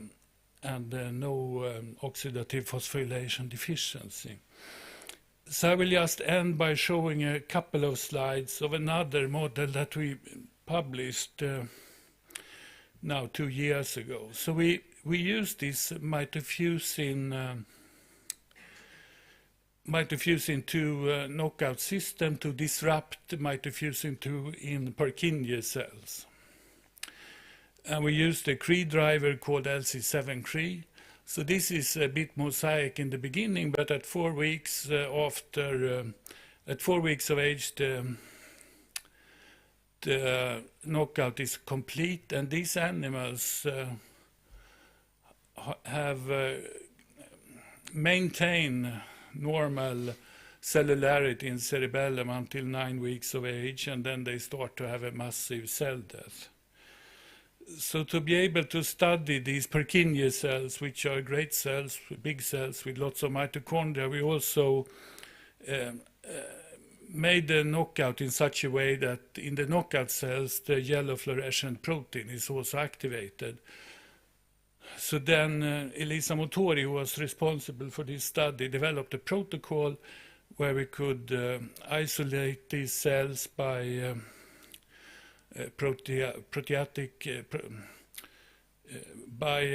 treating slices with proteases and then fact sort them, and we could then even do proteomics. And you can see here the sorted population in the dashed cell line. So we can really enrich a lot for these neurons. So a problem always to study neurodegeneration is, of course, that the neurons are always embedded with lots of other cell types. So what is actually going on in neurons is hard to understand sometimes. So quite remarkably, when Elisa did slices of these knockouts and electrophysiology, they were able to fire action potentials, although they were severely oxidative phosphorylation deficient and had quite strong depletion of mitochondrial DNA. And we then used proteomics and followed temporarily what happened in these neurons. And when we did this, we could identify around 3,000 proteins, and around 300 of them were changed. Of course, a lot of oxidative phosphorylation-related proteins went down because mitochondrial DNA was depleted, and we knocked out oxidative phosphorylation by interfering with mitofusing. But very interesting, we saw a strong upregulation of anaplerosis, where several enzymes that will feed intermediates into the TCA cycle were upregulated. So there seems to be a clear metabolic plasticity in these OXPHOS deficient neurons. So one enzyme we focused on is the pyruvate carboxylase, and in the lower panel you can, well, actually in the right panels you can see a red staining for pyruvate carboxylase, and in the control animals it's mainly expressed in the glia, in the Bergman glia, right? But you can see in the knockout cells, the lower right panel, there is a robust expression. So these cells activate pyruvate carboxylase expression when they are respiratory chain deficient, and the proteomic studies are shown to the right. Okay. So I don't know what happened here. So then we did several experiments. So one question is, so we now have these Purkinje neurons. They have a completely fragmented network. They have very low levels of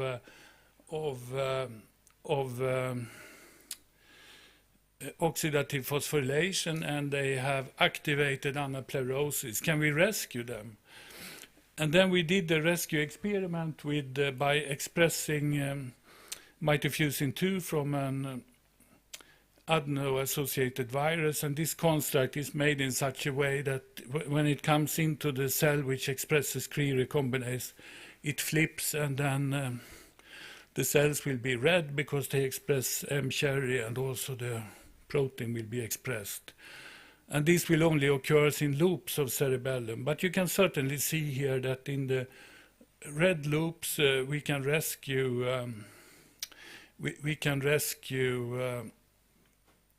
survival of the cells. And then we did this just shows this again, how we can rescue the survival of the cells, and also that the pyruvate carboxylase expression goes down. And then we also did an experiment where we knocked down the pyruvate carboxylase expression by using the same type of virus with an hairpin RNA at an early stage. And when we did this, it didn't do anything in the control animals, but you can see in the knockout animals, it induced an early cell death. So based on these results and the more that's available in the paper, we feel that we have identified the metabolic plasticity in neurons, and that also this metabolic reprogramming can be rescued, and that neurodegeneration actually can be reversed even at the late stage. And this anaplerosis then protects the neurons and allow them to maintain function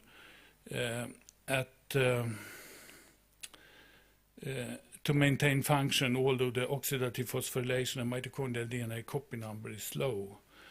So I will end here and acknowledge the people in my group, and what I've been talking about today. Most of the studies have been done by Elisa Motori, who is now a young group leader in Cologne, Germany, and Roberta Filograna, who works in my laboratory. And there are many questions remaining on mitochondria, so I'll end there.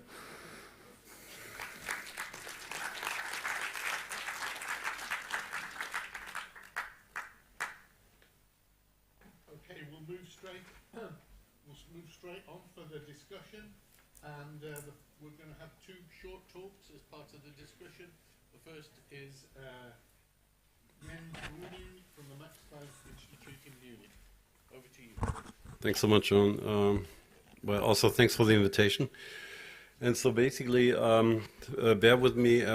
It's really exciting meeting for me to listen to everything about neurodegeneration, and you'll hear my view on it from an endocrinologist's perspective, right? So bear with me if it's a bit unbalanced, let's put it like this. So just to start out. So basically what we're interested in, and I think this also came across during the initial presentations about risk factors of neurodegeneration, Alzheimer's disease, is something that we are intrinsically interested in, which is actually the current obesity and diabetes epidemic, right? And so it just shows you, these are the states of the United States unfolded, and it shows in parallel the, I don't know, is there a pointer here? Yes.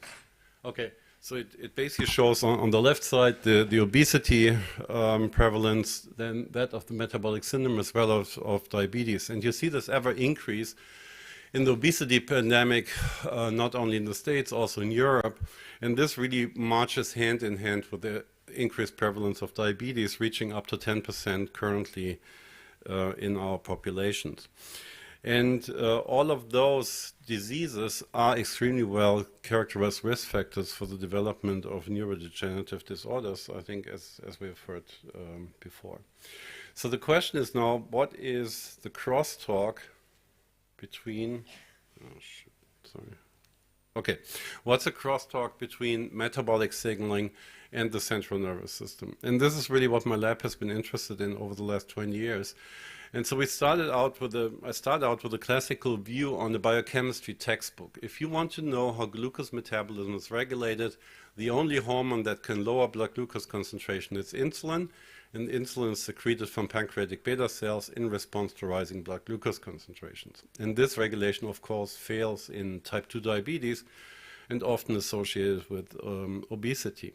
So what insulin usually does, it acts on insulin receptors being expressed in fat cells and muscle cells to promote glucose uptake, and it acts on insulin receptors expressed in the liver to suppress gluconeogenesis. So the net effect of insulin action is always to reduce blood glucose concentrations.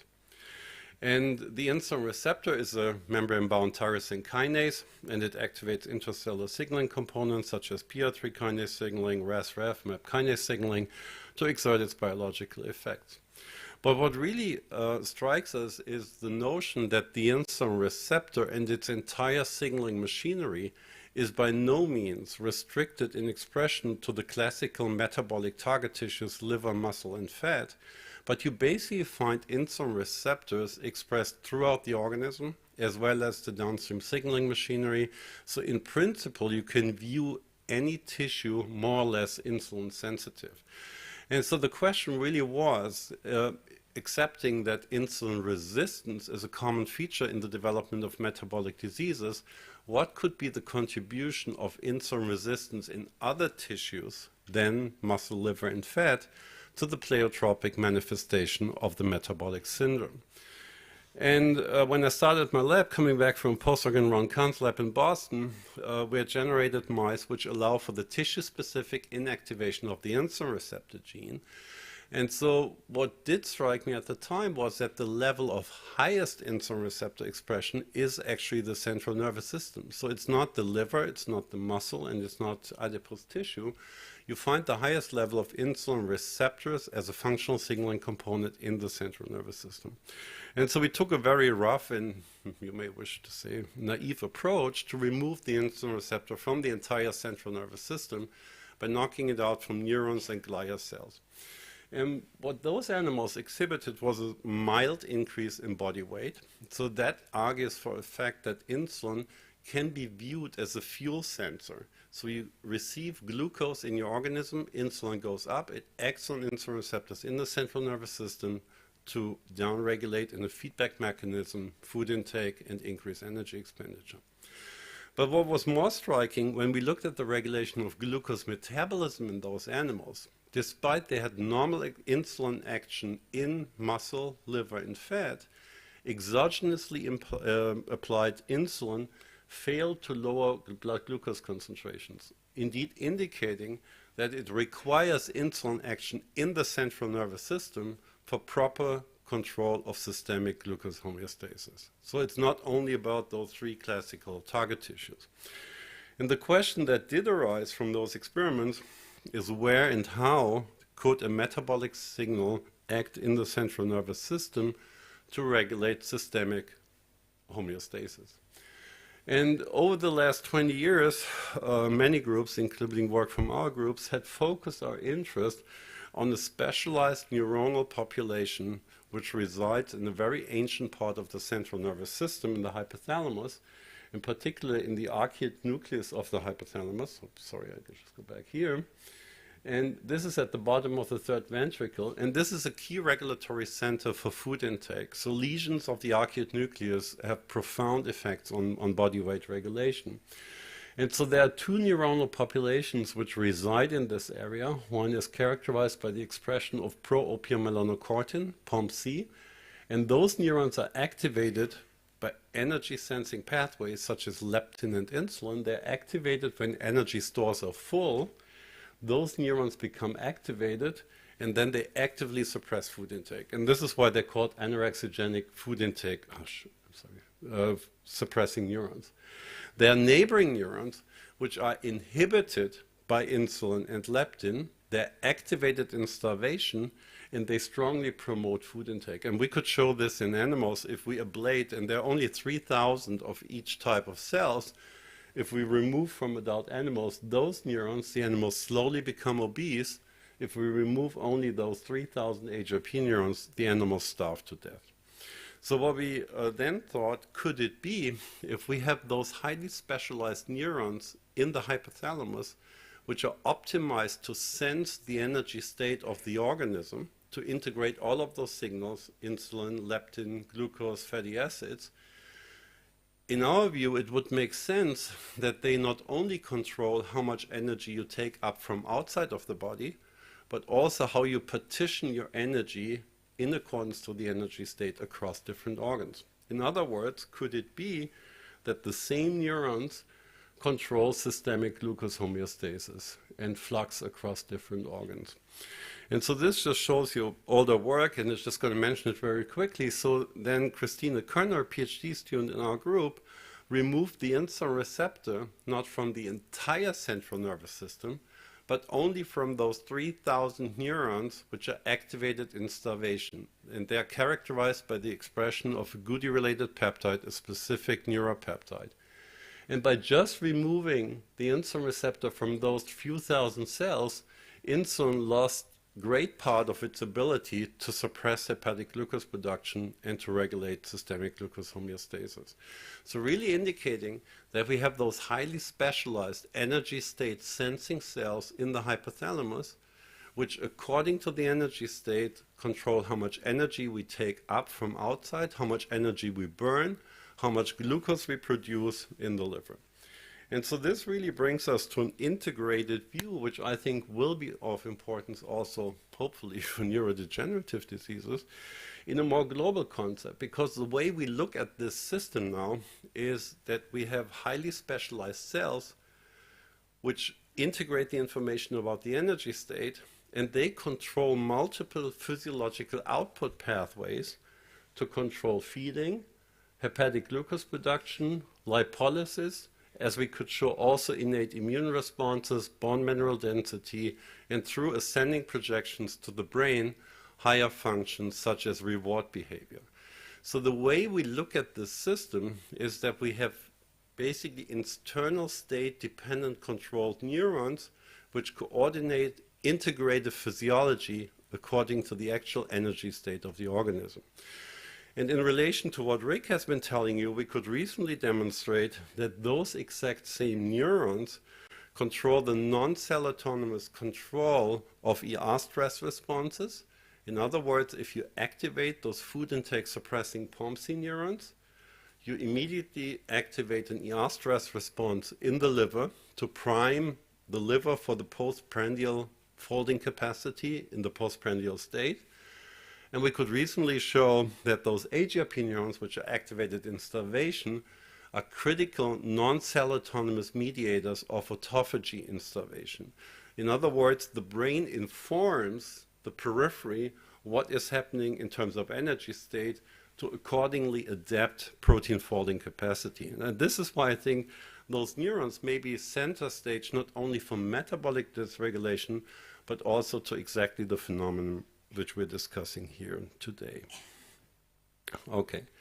Just a side note, the question is, how do those signals which communicate energy availability, such as insulin and leptin, how did they actually reach those neurons?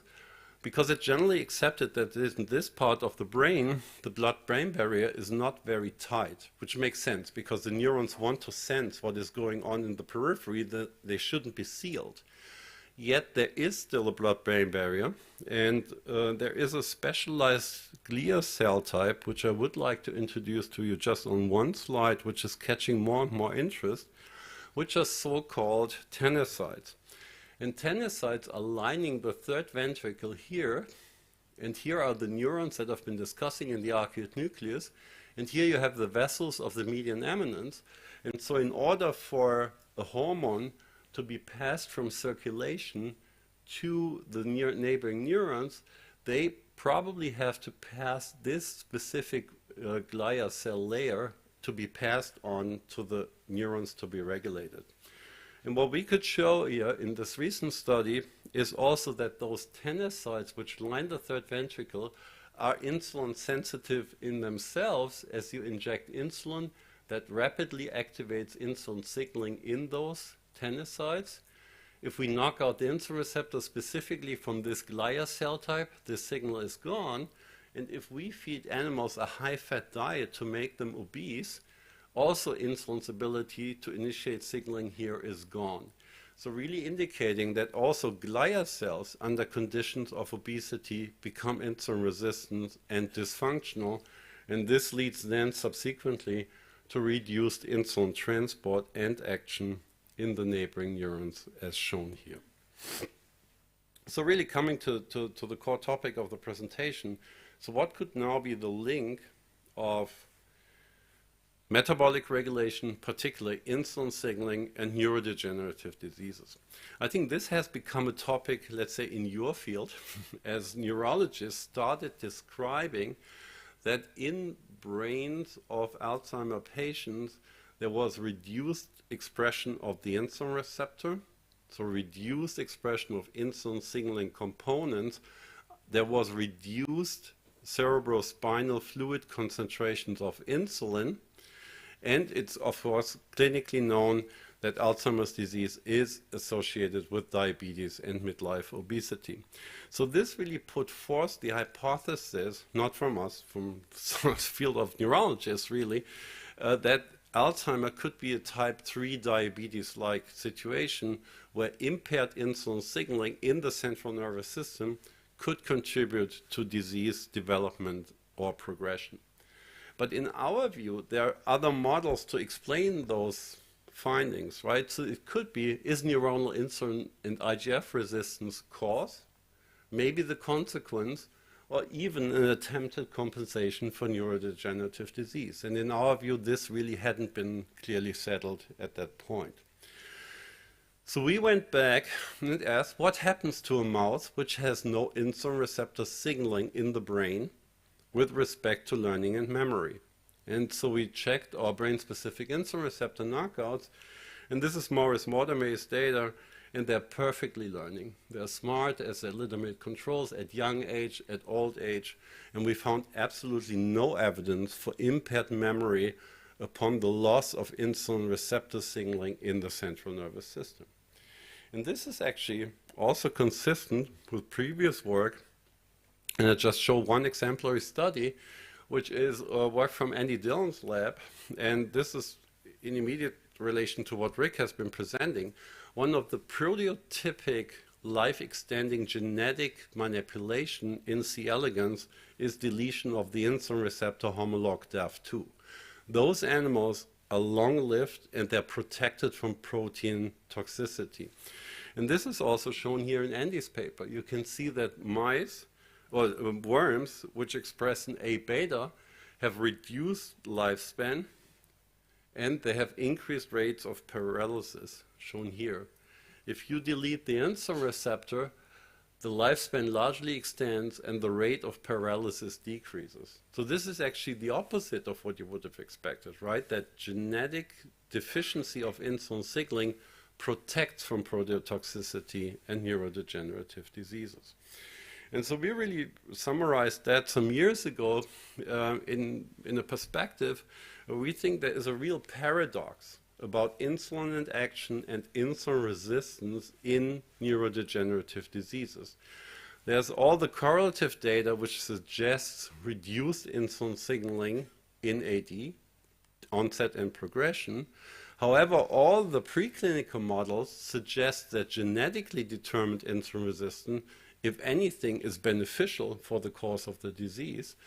And what we like to put together is a concept, or propose a concept, that insulin resistance, as it occurs in obesity, is characterized by a whole plethora of other accompanying factors, such as inflammation, ER stress activation, and those are also drivers of neurodegenerative diseases. So we really think it's not the insulin resistance, but it's rather the factors causing the insulin resistance in obesity which may provide the link for Alzheimer's disease onset and progression.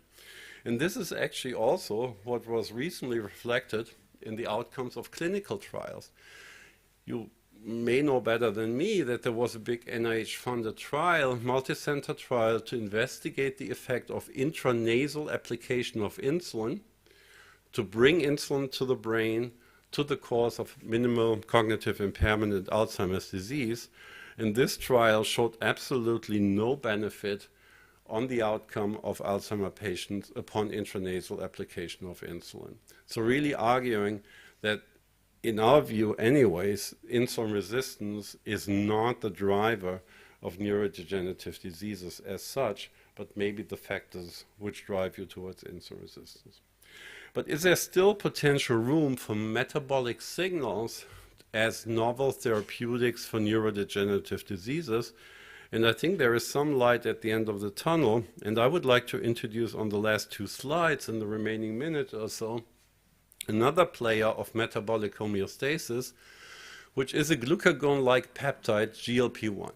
GLP-1 is normally secreted from gut cells, and it was initially identified to be an insulinotropic factor. So if you ingest glucose, GLP-1 is released and it acts on pancreatic beta cells to enhance insulin release. That's the way how it was discovered. The problem with GLP-1 is that it has an extremely short half-life because it's rapidly degraded within 2 minutes in circulation.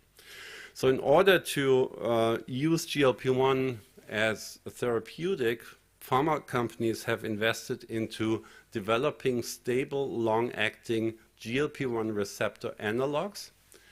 And those were initially meant just to enhance, to use exactly that mechanism, to enhance glucose-stimulated insulin secretion. And they have been successfully introduced into the clinical treatment of diabetes. But as it turned out, the GLP-1 receptor is also expressed in the CNS, exactly in the neurons that I've been discussing, in those POMC neurons, which suppress feeding, which systemically regulate ER stress, and all those other functions. And it was rapidly recognized that treatment of obese patients with long-acting GLP-1 agonists leads to profound reduction in body weight. And therefore, they're currently only registered drugs for weight loss in the European Union. And there are very long-term hard endpoint outcome studies in patients, diabetic patients treated with long-acting GLP-1 agonists. And those studies, I think, have very promising data. If you look at the Alzheimer's prevalence and onset in those diabetics, which were long-term treated with GLP-1 long-acting agonists, you see the incidence of Alzheimer's disease in the placebo-treated groups, and those are thousands of patients in the outcome studies of GLP-1 receptor analogs, and the clear reduction of AD onset in that population. So we think there is clearly room for metabolic manipulation and potentially through those integrated neurocircuits that I've been introducing to you. So really, to summarize, I hope I've convinced you that metabolic signals control integrative physiology via CNS circuits. Obesity causes dysregulation of CNS metabolic control.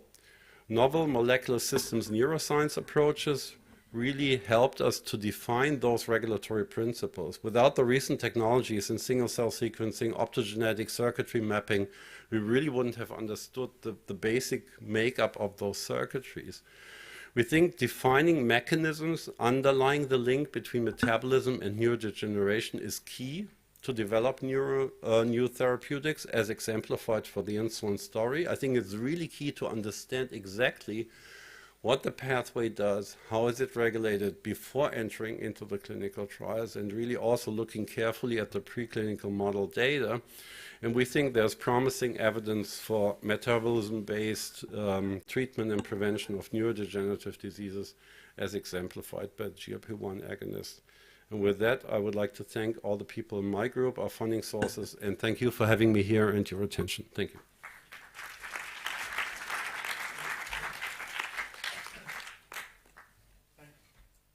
Thanks very much. We'll now move on to the discussion session, and that's going to start with a quick talk from Monica De Luca, and then there'll be a second talk from Helen Plum-Favreau. Monica.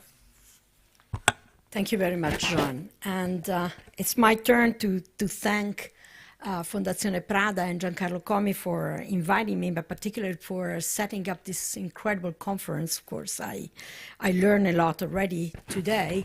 And the task I've been given this afternoon is to add another tile to our discussion, just highlighting the putative role of synaptic dysfunction in neurodegeneration.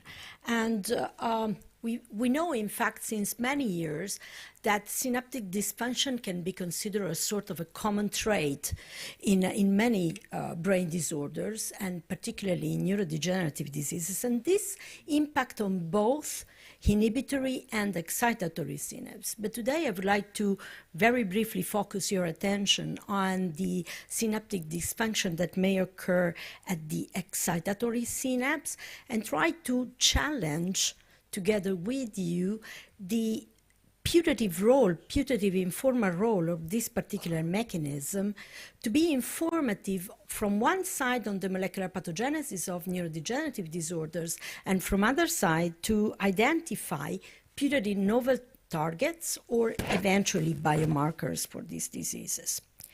So we know that synaptic dysfunction can be diverse. It's a very general term. They may result from alteration in cell-intrinsic molecular mechanism of the neuron, or from changes that are occurring in biochemical process in the neighbor cells. And also today we have been discussing the role of many different cells, even different from the neuronal compartment, so from the surrounding environment.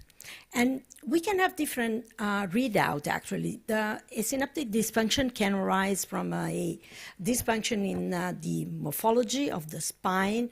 And of course, we all know that the spine is the site, is the anatomical locus of the excitatory synapse. They can arise from mutation in a large number of genes that are characterizing the synaptome, so the proteins that are specifically encoding for synaptic genes. But they can also arise from early dysfunction of normal synaptic function. That is to say, from the local trafficking that is homeostatic and very important for the functioning of the synapse, for the number of receptors that can be available for the response of the synapse, but also from alteration of local metabolic capability. So in general, from the molecular complexity of the structure of the synapse.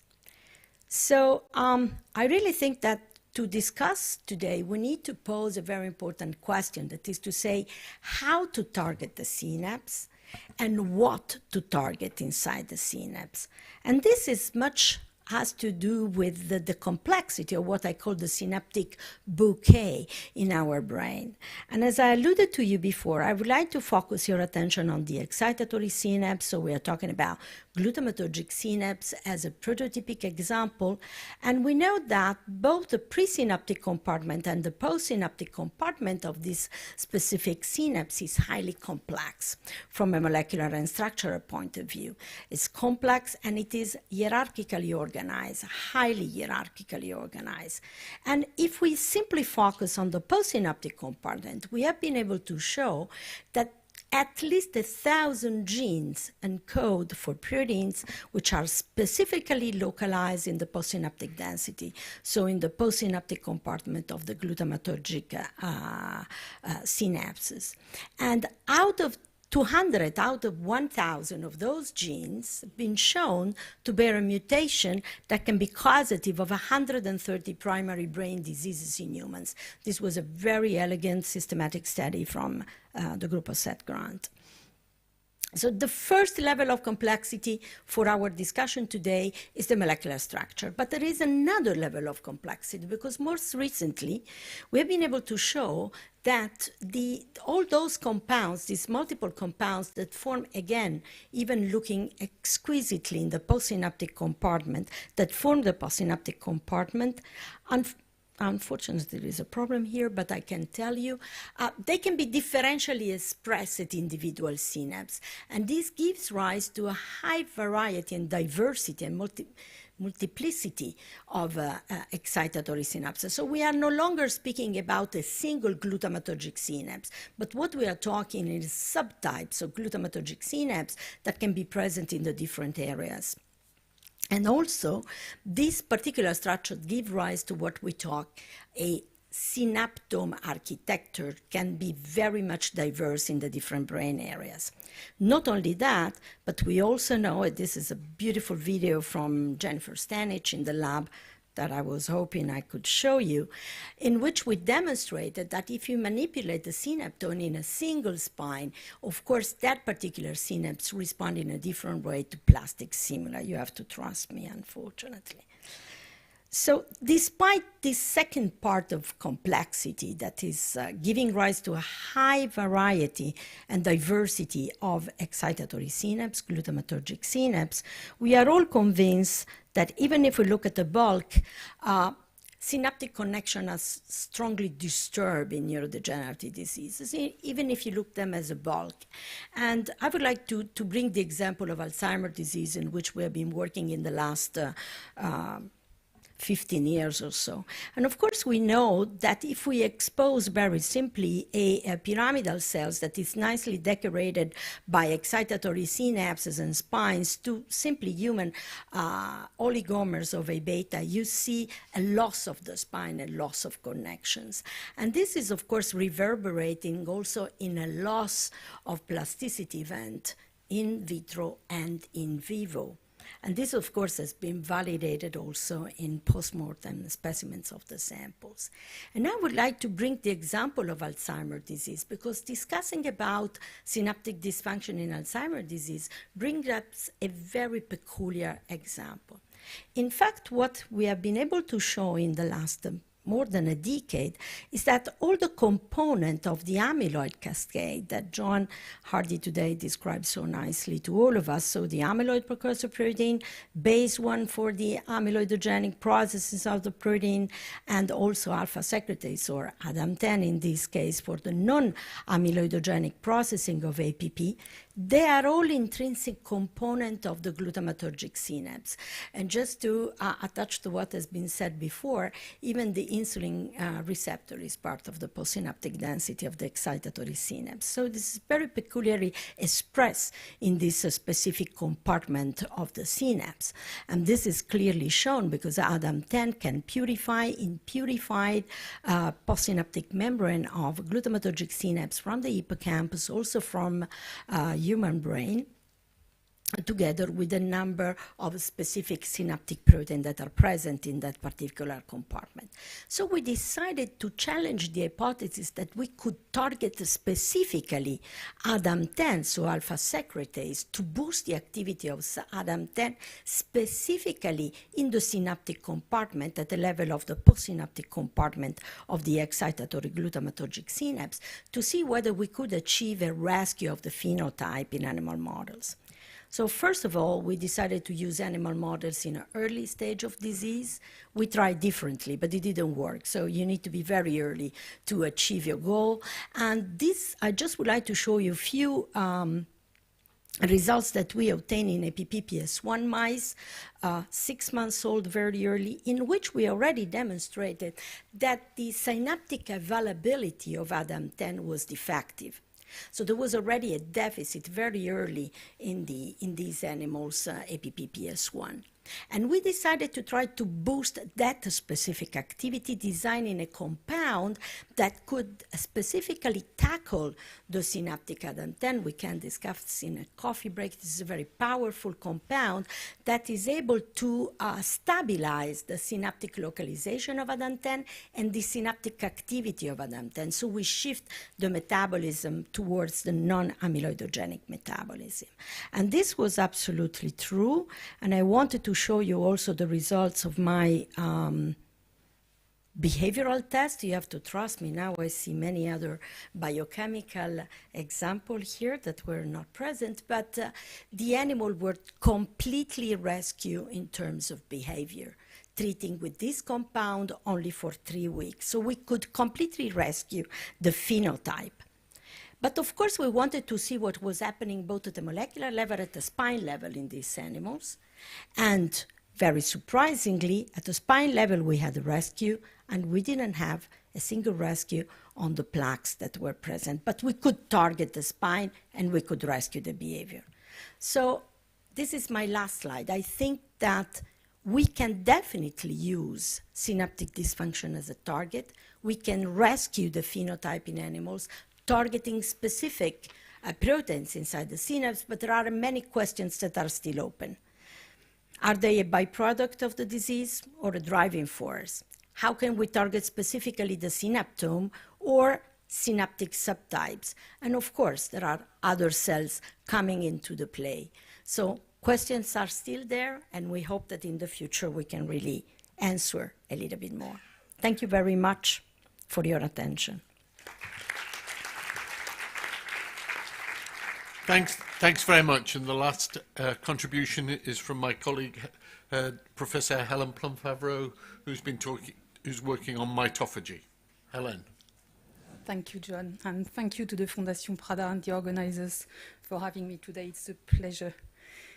Yes, so we've heard already a little bit this morning how the Mendelian genetics can tell us about mechanisms. In particular, we've heard from Alexis a little bit about the rare Mendelian autosomal recessive genes for Parkinson's disease, PINK1 and Parkin, and how they told us a little bit about mitophagy. And what I'd like to spend the next 5 to 10 minutes today is really tell you in return how, once we really understand the biology, how we can use this biology to try to understand more of the most common sporadic forms of the disease. Is it? Thank you. Yes, so here you just have a slide to show you that I would say a vast majority, if not all, the genes associated with Parkinson's disease really play a role either in bulk autophagy, is better, bulk autophagy, or in selective autophagy. And today, really what I'm going to talk about mainly, again, are the genes that you see on the right-hand side of these slides, which are PINK1, Parkin, autosomal recessive genes, and mitophagy. So we've seen this slide quite a few times today from Tom and from Alexis. So really very briefly, 3 groups of genes. On the top left, you have the Mendelian genes, which are really high risk, but which are rare. Then in the middle, LARC2 and GBA, which we could call strong risk factors. And finally, on the bottom right of the slides, you have the weaker risks, I would say, which are more common, but also lower impact. impact. And these genes, they've been identified by GWAS.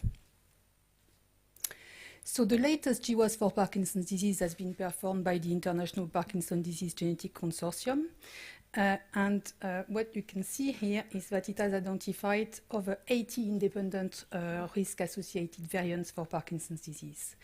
And only very few of these variants have been unambiguously identified or associated with a gene. This is the case. We mentioned it for alpha-synuclein, for GBA, for LARC2.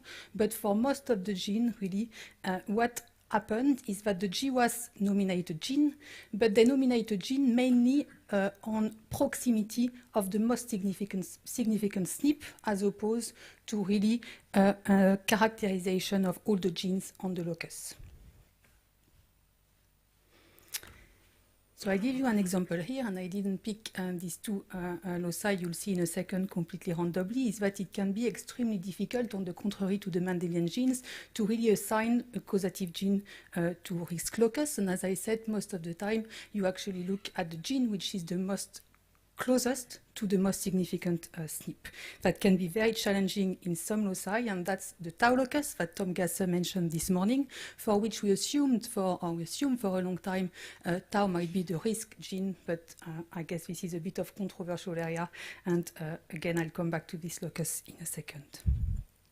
So what we've done with John and many others, really, and started that a few years ago, is that we used genetics, bioinformatics, several methods I don't have time to go in today, but really to prioritize genes on this GWAS loci for Parkinson's disease, and then looking for an endpoint at mitophagy. Why? Because, as I said, we know that PINK1 and Parkin are associated with mitophagy. We know that other genes associated with Parkinson's disease now also are associated with mitophagy or mitochondrial quality control. So we assume that actually if we would screen for these GWAS risk genes or candidate risk genes and find some that would play a role in the PINK1 Parkin mitophagy pathway, this would give us more confidence that they would actually, or maybe the risk genes associated with Parkinson's disease or the causative risk genes on this loci. So again, I don't have time, but we spend a lot of time optimizing a high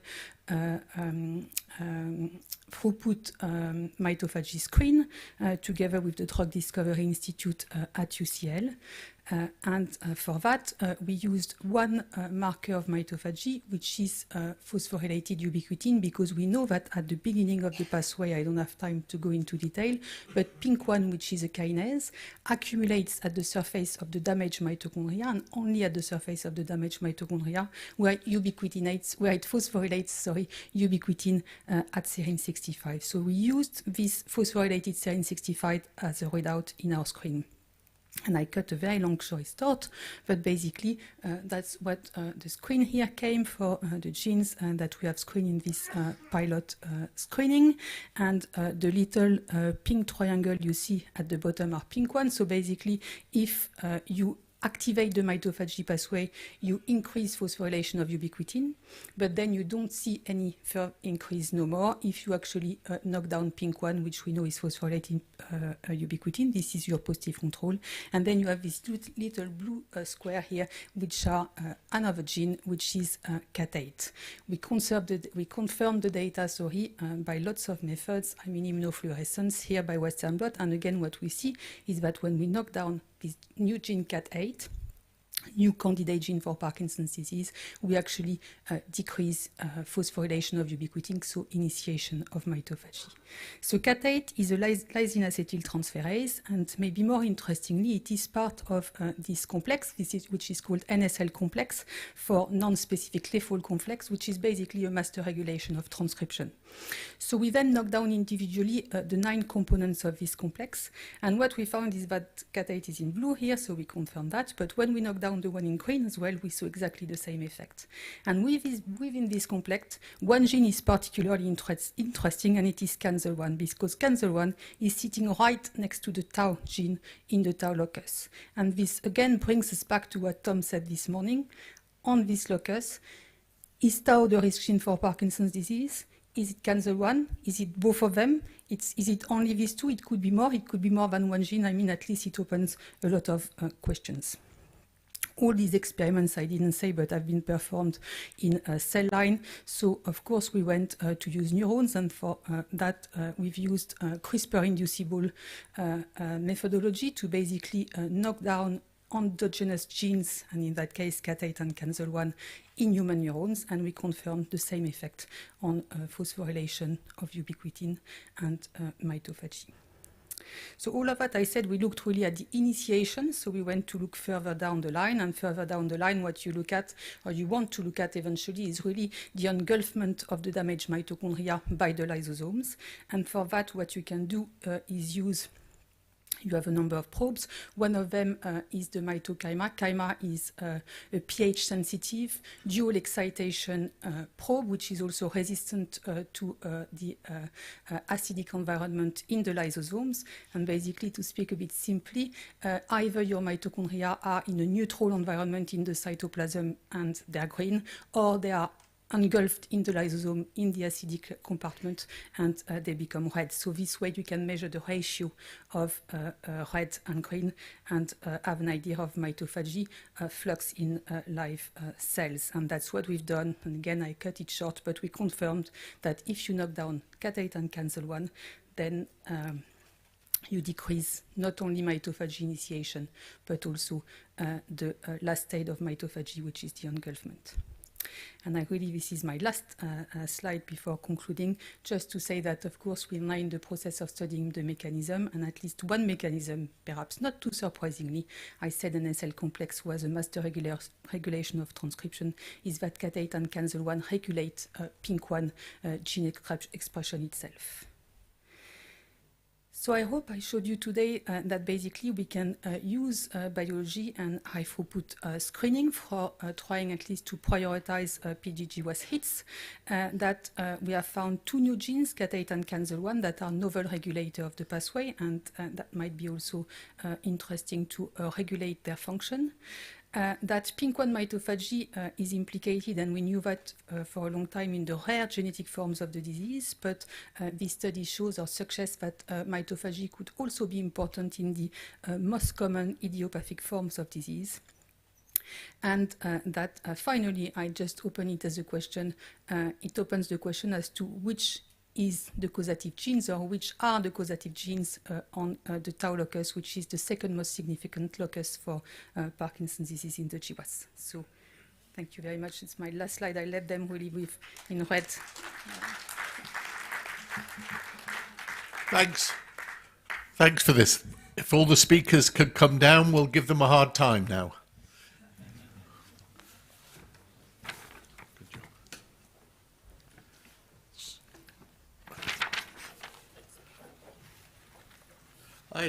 As you all come down, I'd like to ask Dr. Larson, why does he think that mitochondrial toxins and genes like Parkin, why does he think they are almost selective for the Nigra?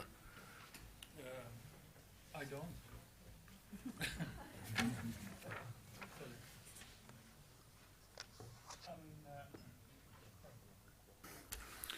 So MPTP is the only reason why it's selective for dopamine neurons is that it's converted to MPP plus and taken up by the dopamine transporter. So there is nothing selective with the toxin.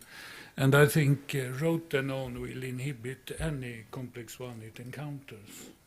We'll Parkin then.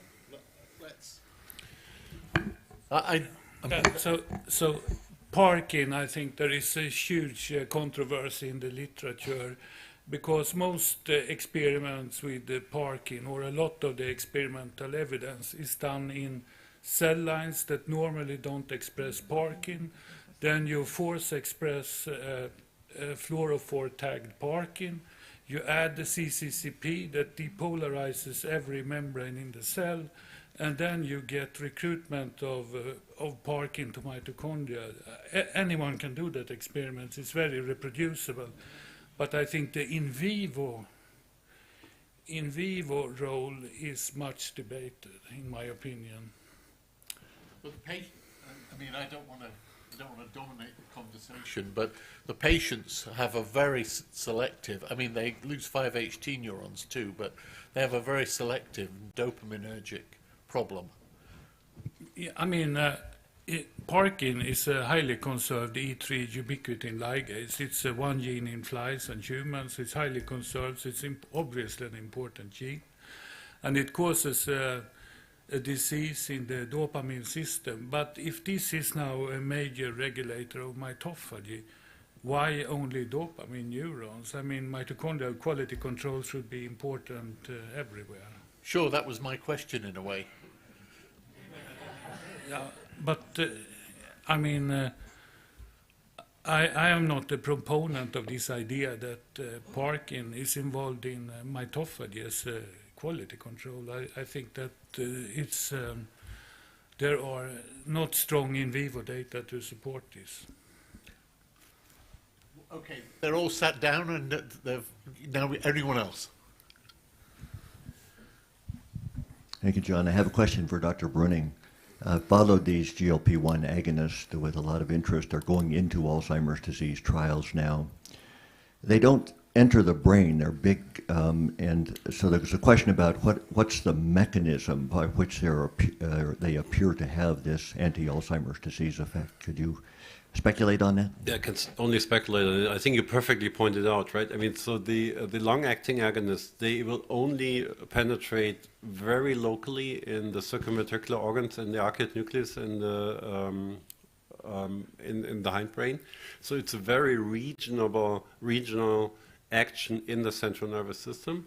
And I think what is increasingly being recognized is the important role of GLP-1 receptors expressed on vagal afferents, which are also accessible to those agonists, right? So I think all the speculations, if you take, cultured hippocampus neurons, I think that is rather irrelevant for the mode of action of the currently available agonists. So I think it must be a relay station through, at least peripherally brain-touching mechanisms. And my guess, but I have no data for that, would be exactly being energy sensing neurons which can non-cell autonomously control something like autophagy in the brain, or via vagal afferents. That would be my idea. But of course, the endogenous distribution of GLP-1 is completely different, because in the hindbrain you have pro-glucagon neurons which produce GLP-1, and they have widespread projections within the CNS. So the endogenous GLP-1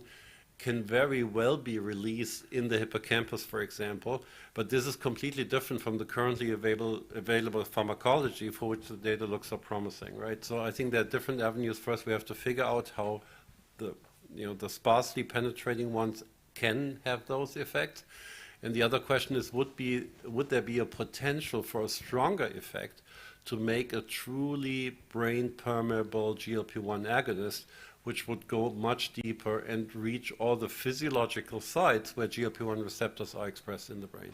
So those are the two ways. Thank you. A question right at the back.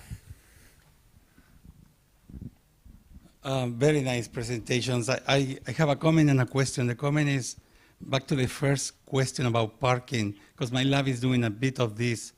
My name is Gonzalo Torres. I'm coming from Loyola University, Chicago. So it turns out that Parkin interacts with the dopamine transporter as well, and also the vesicular monoamine transporter. So maybe uptake of dopamine, dysregulated cytosolic dopamine might have to do also with the effect at the level of the mitochondria, and Parkin might be mediating these sort of a coupling mechanisms. Because these proteins are markers of dopamine neurons. So that might explain the selectivity. I don't know. That's a hypothesis. And the question is for Dr. Marimoto about the proteostasis. And so a very nice presentation. And I wonder if you can comment on how we learn from other systems, for instance, where we know a bit more about correcting these misfolding problems. I'm thinking about the CFTR system, for instance, where there are now some drugs that can actually directly or indirectly correct misfolding, and whether or not we can apply now that knowledge to what happens now in things like Alzheimer or Parkinson? Yeah, thank you for the question. So you have 3 ways to correct folding. One are called chemical chaperones, so those could be sugars, for example, glycerol. That's why enzymes are always sent in glycerol, maintains proteins in a folded state. And many organisms will upregulate glycerol as part of a natural homeostatic response. The second, the best example, is actually not CFTR, since Vertex actually didn't know what they were doing. They got lucky. Is transthyretin by Jeff Kelly, because they actually were studying the folding of transthyretin, demonstrated that a point mutation that led to systemic amyloidosis could be stabilized by a small molecule.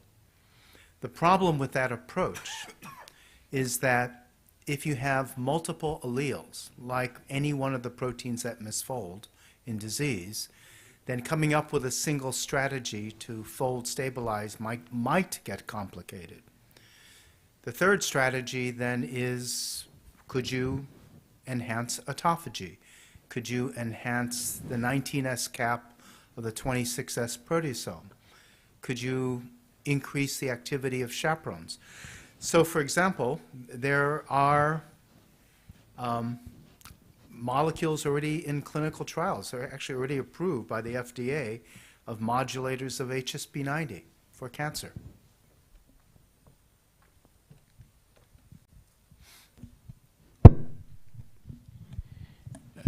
Randy Bateman, WashU. A follow-up question for Rick about the proteostasis and the proteasome. You mentioned some impressive and frankly scary statistics on how many mutations we humans carry that are missense and the number of proteins that aren't functional. You also showed that the dramatic changes that occur seem to occur by aging as a function of the proteostasis. Why do you think all of that is happening? What is the point of the proteasome? Those dramatic changes, I was just so impressed with 100-fold change in some of those levels. Right. There are very few things that respond at that magnitude. What the heck is going on? And why would it change with aging so much? The experiments that I described are being done in C. elegans for the simple reason that it is the best model system in biology for aging. Because everything can be, all of the longevity genes are first discovered in C. elegans. It's so easy to monitor things in real time. The pathways for longevity are also all discovered in C. elegans and then demonstrated to exist functionally in Drosophila mice. And insulin signaling we know is in humans. In fact, there was a discussion of an effort for to test a hypothesis, right, on insulin. Question is, in the precise proteostasis failure we see in C. elegans, what of that actually translates to a mouse and a human? Humans are a terrible experimental system because of the remarkable genetic variation we have. If you take senescent cells, where you take a single cell, dermal fibroblasts, and allow them to senesce, by about the 24th replication, there is no heat shock response anymore. Chaperones can't be induced. So some of the fundamental tenets actually exist. Whether the mechanism is the same, I don't know yet. We're trying to sort that out. But if you go to the literature, you will find literally dozens of papers where people have gone to and demonstrated, even given the diversity of humans, that as humans age, multiple cell stress responses all decline. Antioxidant, the UPR, NF-kappa B. So all of your protective responses shut off. And I think it's real simple. Evolution really doesn't care post-reproduction. And so all the energy that it takes to maintain these really critical cell stress responses that are titrating to maintain, there's no value to it. I think what's interesting, however, is that if you then compare from people to people, there's going to be tremendous variation because we know there are supercentenarians out there. And with that cheery note, aging, of course, is no fun, but the alternative is worse. Okay, I think that was it. We'll come back. I'm going to arbitrarily say 4:05, and I'm looking for the organisers to nod or shake their heads. They're allowing us 4:05. 4:05 back.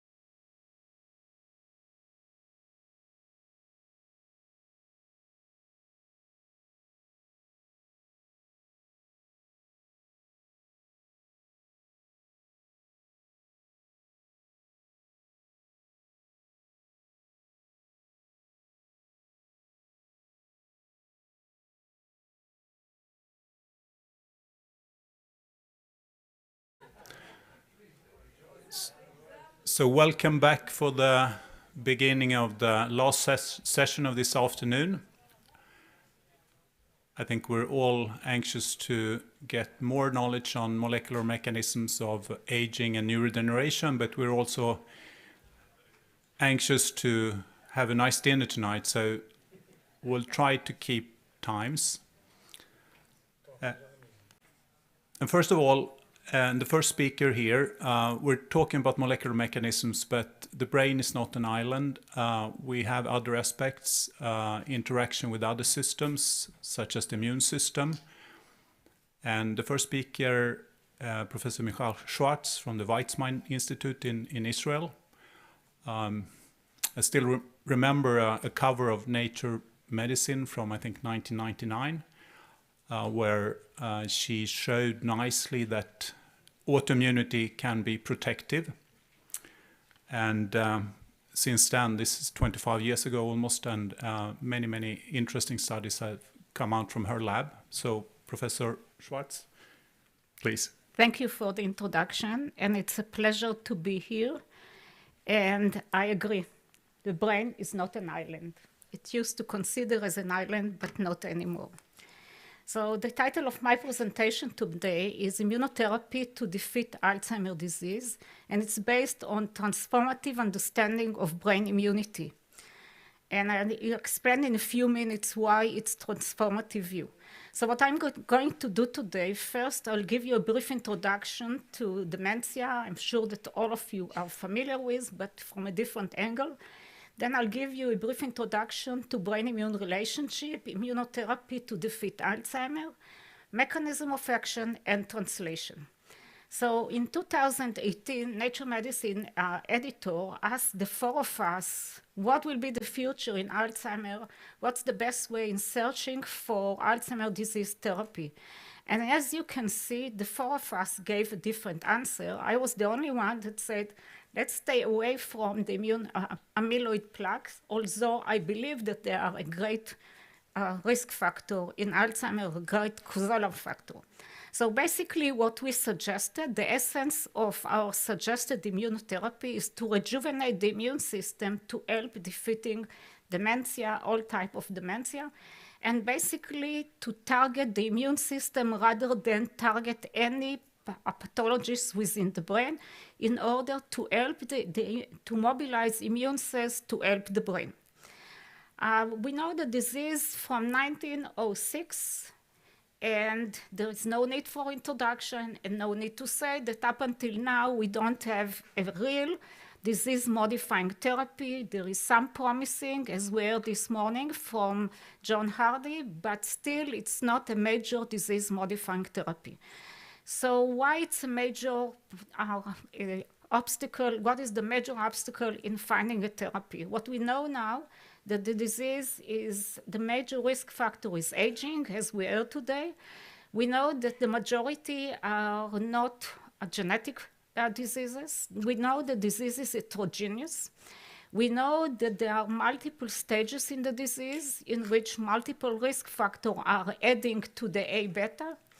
The disease, of course, is proteinopathy. There is a chronic low-grade innate inflammation, which should be very carefully distinguished from multiple sclerosis. There is loss of synapses and neuron and cognitive loss. Only in 2021, at the end of 2021, there was an article that emphasized what's the difference between cognitive loss when we have only A-beta, when we have only tau, and only with a synergy of local brain inflammation, there is dramatic cognitive loss. Nevertheless, although inflammation is a great contributor to cognitive loss, we know that anti-inflammatory drugs have fallen short. Basically, we believe, based on our understanding now of the immune-brain relationship, because the brain needs the immune system for its functioning, and secondly, immune cells are needed within the brain to reduce the local inflammation. So what is the transformative view of brain-immune relationship? We know for decades, healthy brain needs healthy body. What we are suggesting that healthy brain needs healthy immune system. We know for decades that the role of the immune system is to recognize microorganisms, pathogens, viral bacteria. We know for decades that the immune system should recognize malignant cells and eradicate them and remove them before it turns into cancer, and it's the system of repair.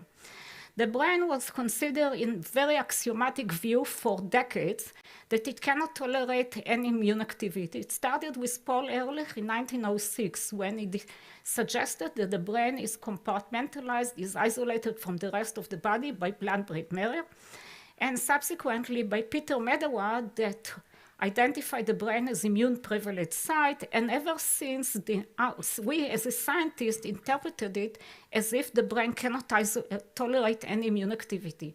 Now, 120 years later, there was an article 2 months ago written by one of the journalists in Nature, and he finally, after 24 years since we started, and it's true that we were on Nature Medicine in 1999 in the cover, and also in 1998, and now 24 years later, the journalist of Nature called the immune cells the guardian of the brain. And she described it very elegantly, and she gave us credit as the ones that started, but what it led me to suggest in an article that published this week, that the relationship between the brain and the immune system is like an ecosystem. They fulfill all the criteria that the brain, together with niches that I will describe in a few minutes, in which the immune cells are hosted, are creating a super ecosystem because they are in the same physical area, they are connected, they talk to each other, control each other, and the brain not only not given up the opportunity to be assisted by the immune cells, but tell the immune cells, be in niches, I will control when I need you and how I need you. So it's a perfect ecosystem that increases the brain resilience and robustness. So, and we now know that for what we knew for decades, that there is a crosstalk. We knew that the brain activates the immune system, and now we see that it's a bidirectional relationship. So as I said, it all started in 1998 and 1999 when we first introduced the fact that although 10% of the cells in the brain are microglia, which are myeloid cells, we need macrophages to repair. At that time, it was considered as impossible, and now lately there were 2 papers in Nature Neuroscience where they suggested that there are even microchannels that connect between the brain and the skull bone marrow. So there is highway traffic between the brain and the skull bone marrow. So now, after 24 years, not only that we recognize that we need macrophages, but there is a highway. The question is how to recruit them and why not more of them are recruited. Over the years, we learned that these macrophages that are needed for repair have a very unique role that microglia cannot display, and they are entering not because of breaching the blood-brain barrier, but through the blood-CSF barrier. But the fundamental change in the concept of the role of the immune system came in 2006. At that time, Jonathan Kipnis, who is now independent, outstanding professor in Washington University, and Yaniv Ziv was in my laboratory, when we discovered that healthy brain function is dependent on the adaptive immunity. In other words, our cognitive ability is not so much dependent on our chronological aging, but aging of the immune system. And we coined the idea that adaptive immunity is controlling our brain plasticity. When we put animal in enriched environment like physical activity, good healthy food, and good social life, we see increased neurogenesis, which you see on the left side in wild-type animal. In the skid mice, we didn't see it. We also check cognitive ability in Morris water maze, and we found that if we take young animal and replace their bone marrow with bone marrow of skid mice, there is impaired cognitive ability. So altogether, since it was published several years ago, the idea here is that brain function depends on the integrity of the adaptive immunity. And the question was, where this T cell? Because in healthy brain parenchyma, we don't see T cell. And what we found, what we found, I need to go backwards. We discovered 2 niches. My laboratory discovered one of these niches. Sorry. Okay, my laboratory discovered the brain choroid plexus epithelium, which is in the blood CSF barrier. You can see it here. And Jonathan Kipnis discovered them, in the meninges. And together we demonstrated that the T cell, both in the meninges and in the choroid plexus epithelium, control the brain. Still, there is no clear understanding where this T cell come from and whether the T cell in the meninges and the T cell in the choroid plexus have the same function. We do have an idea from Kipnis that a cytokine affecting the neurons.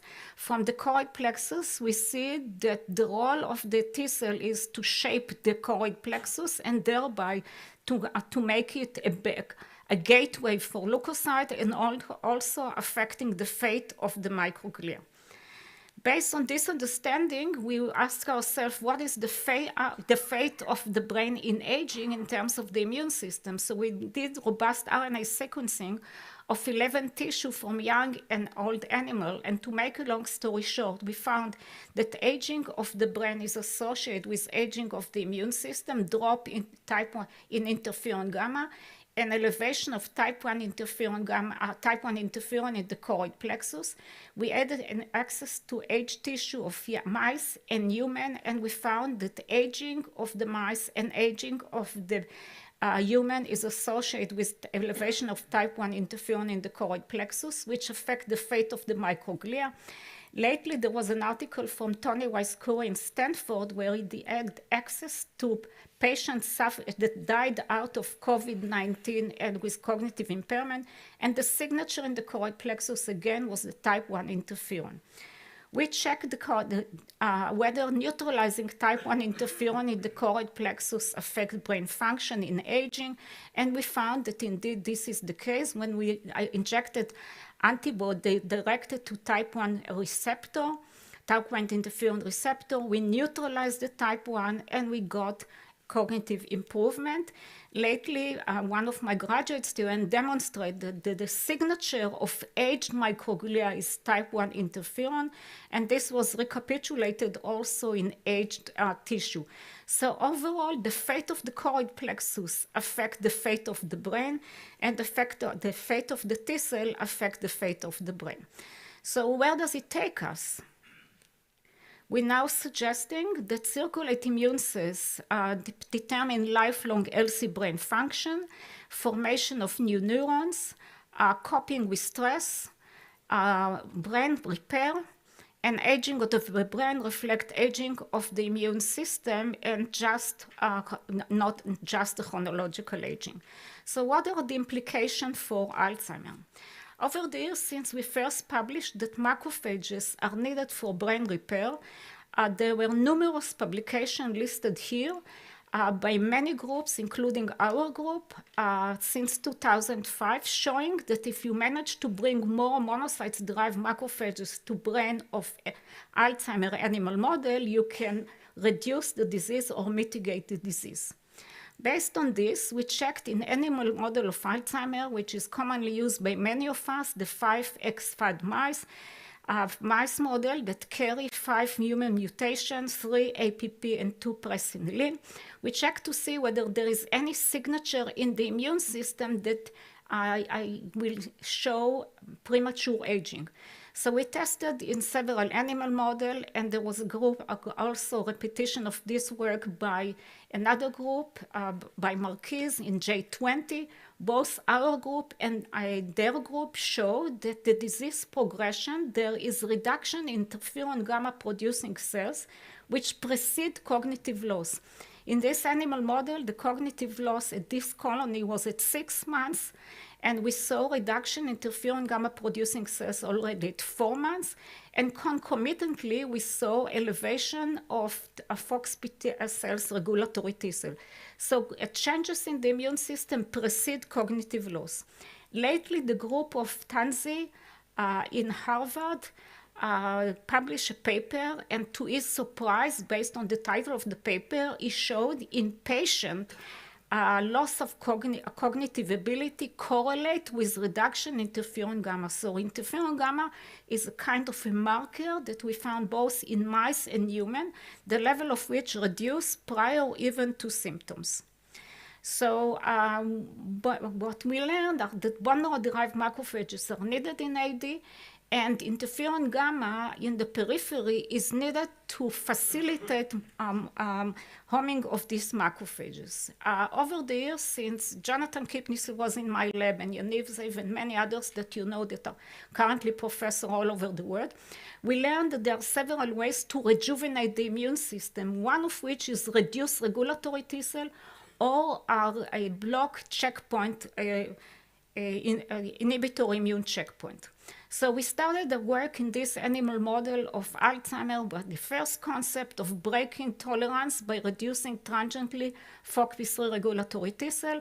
Mice that we bred, Alzheimer's mice with FOXP3 regulatory T cell that express diphtheria toxin receptor, which was successful. But this is not a good approach. We went to checkpoint. At the checkpoint, we use anti-PD-1 or anti-PD-L1. The first experiment we did with anti-PD-1, you see results of Morris radial arm water maze, a 2-day maze, in which we measured the number of errors the animal made before they learned to find the platform. So the black show you wild-type animal, the red show you Alzheimer's animal. You see that in wild-type animal, the number of errors reduced with the number of trial. The green show you animal that receive anti-PD-1, a single injection, and a week later, and once later, we see improvement. We moved into anti-PD-L1, and we found the same phenomena, and here you see a dose dependency. The higher the dose, the better the effect. We also did the reversal experiment where we at 5.5 months, we checked the animal, we saw the red show you full cognitive impairment, and then we treated the animal, and a month later tested them, and you see that we reversed the cognitive loss at the early stage of cognitive reduction. We checked because the treatment is not directed to A-beta, we envision that it will be applicable to other models of dementia. We did it in a tauopathy model. Here we measure T-maze, the time that's spent in novel arm, and we saw the same pattern, the same dose dependency a month after the treatment. We tested several models. In all of them, we tested behavior, neuronal survival, disease pathology, synapse integrity, and brain inflammation, in all of which we found the same phenomena. We saw reduction of plaque and reduction oligomer of soluble A-beta. I cannot tell you the size, but this is the water-soluble fraction, which was reduced by the antibody. We saw rescue of neurons, and we saw also rescue of presynaptic markers. We saw in all the models reduced inflammation based on PCR and based on ELISA of measuring only IL-1 beta. In a model of tauopathy, we tested 2 models. We saw reduction in aggregated tau. We saw reduction in phospho-tau, and we also collected CSF, and we saw reduction in total tau in the CSF a month after the treatment. And we saw a nice correlation between reduction of phospho-tau in the brain and reduction of total tau in the CSF, which will serve as a going forward to patient. Overall, we tested so far a numerous model. It was tested by other group. The broken lines show you the experiment that were reproduced by other groups, and we found that in all models, in all the models, we saw reduction in inflammation, reduction in improvement of cognitive performance, neuronal rescue, and A-beta reduction, and tau reduction. And there was recent paper published showing that in animal model of 5x5 using anti-PD-1, they reduce both A-beta and phospho-tau. What is the underlying mechanism? Since I'm running short with time, we envision, because it's a single injection and the antibody is cleared from the body within a week, and we see less than a week, and we see effect with a delay. We envision that the antibody are only facilitating mobilization of macrophages. We block macrophages by using antibody that they block egress of monocytes from the bone marrow to the periphery, and we lost all the effect by measuring short-term memory, working memory, recognition memory. We tested reduction in we lost the effect on aggregated tau and neuronal survival, and we found very nice correlation between neuronal survival and a level of tau. We also saw that in addition to the mobilization of macrophages, we see FOXP regulatory T cell in the brain. Overall, we saw that we lost also the effect of inflammation by blocking the monocytes. We did single-cell RNA-seq to see what is the mysterious effect of the macrophages, and we found that the macrophages, unlike microglia, are expressing scavenger receptor that the microglia are not expressing. When we block this scavenger receptor, this is SCAR1 or MSR1. First, we learned that it was already reported in vitro that this SCAR1 receptor is recognizing a damage-associated molecular pattern or DAMPs. So it recognizes any misfolded protein, not necessarily of A-beta. Over the years, we did single-cell RNA-seq of astrocytes, microglia, oligodendrocytes. We always found the new state of all of these non-neuronal cells adjacent to the amyloid plaque, but not necessarily controlled by them. We did TREM2 knockout mice and that we got from Marco Colonna, and we found that the anti-PD-L1 is effective to the same almost to the same extent in TREM positive and TREM negative. And again, we found that it's dependent on the macrophages. And we found that in the TREM2 negative, in accordance to what we heard this morning from John Hardy and what was published, in the TREM2 negative, we affect cognition, but we are reducing only soluble A-beta and not the insoluble A-beta. So based on the understanding of the mechanism that in a single treatment, by mobilizing the macrophages, we affect multiple pathologies, that our company took the intellectual property into translation. Based on the mechanism of action, they synthesize a new antibody which tailored to Alzheimer's disease, short half-life without ADCC activity. The antibody was checked and found to be as effective as the naive antibody, but with a big advantage when checking in animal model of autoimmunity. The native antibody has a very strong effect in animal model for autoimmune diabetes, whereas the modified antibody didn't have any of this effect. So this technology is now starting clinical trial, and in 3 different countries. All the markers that we obtain in mice are applicable in human. And I would like to thank you. Just to summarize the mechanism of action, the antibody is working outside the brain. It facilitates mobilization of immune cells in the brain. In the brain, based on single-cell RNA sequencing and other things, we have worked out the mechanism. We don't know where is the origin of these monocytes. In the past, we thought that they are coming from the circulation. Now, the discovery of skull bone marrow, we cannot rule out this possibility. But in all the animal models that we tested and others tested, it was very effective.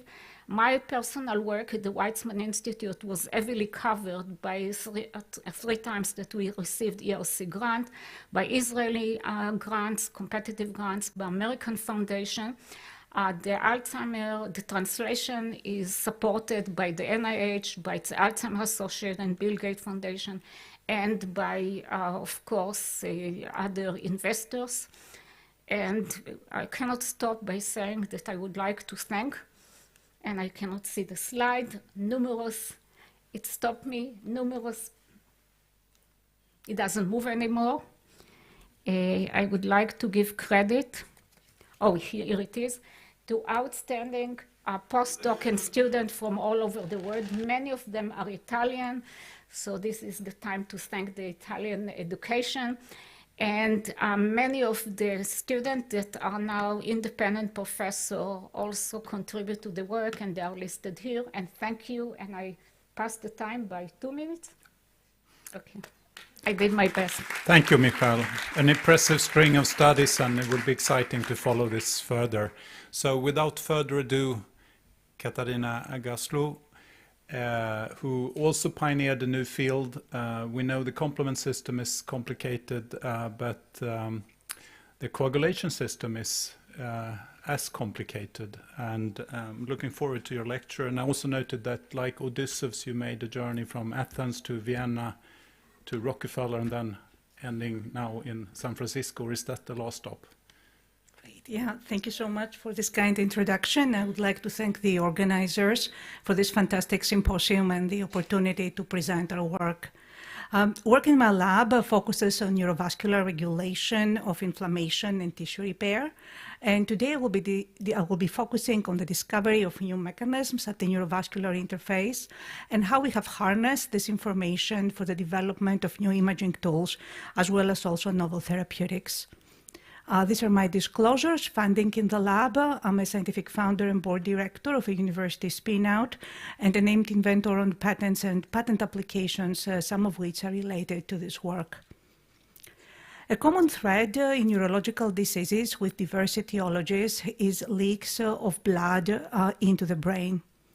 The artist of this painting is Elizabeth Jameson, who is a patient with multiple sclerosis, and she's using her own MRIs as inspiration for this beautiful art.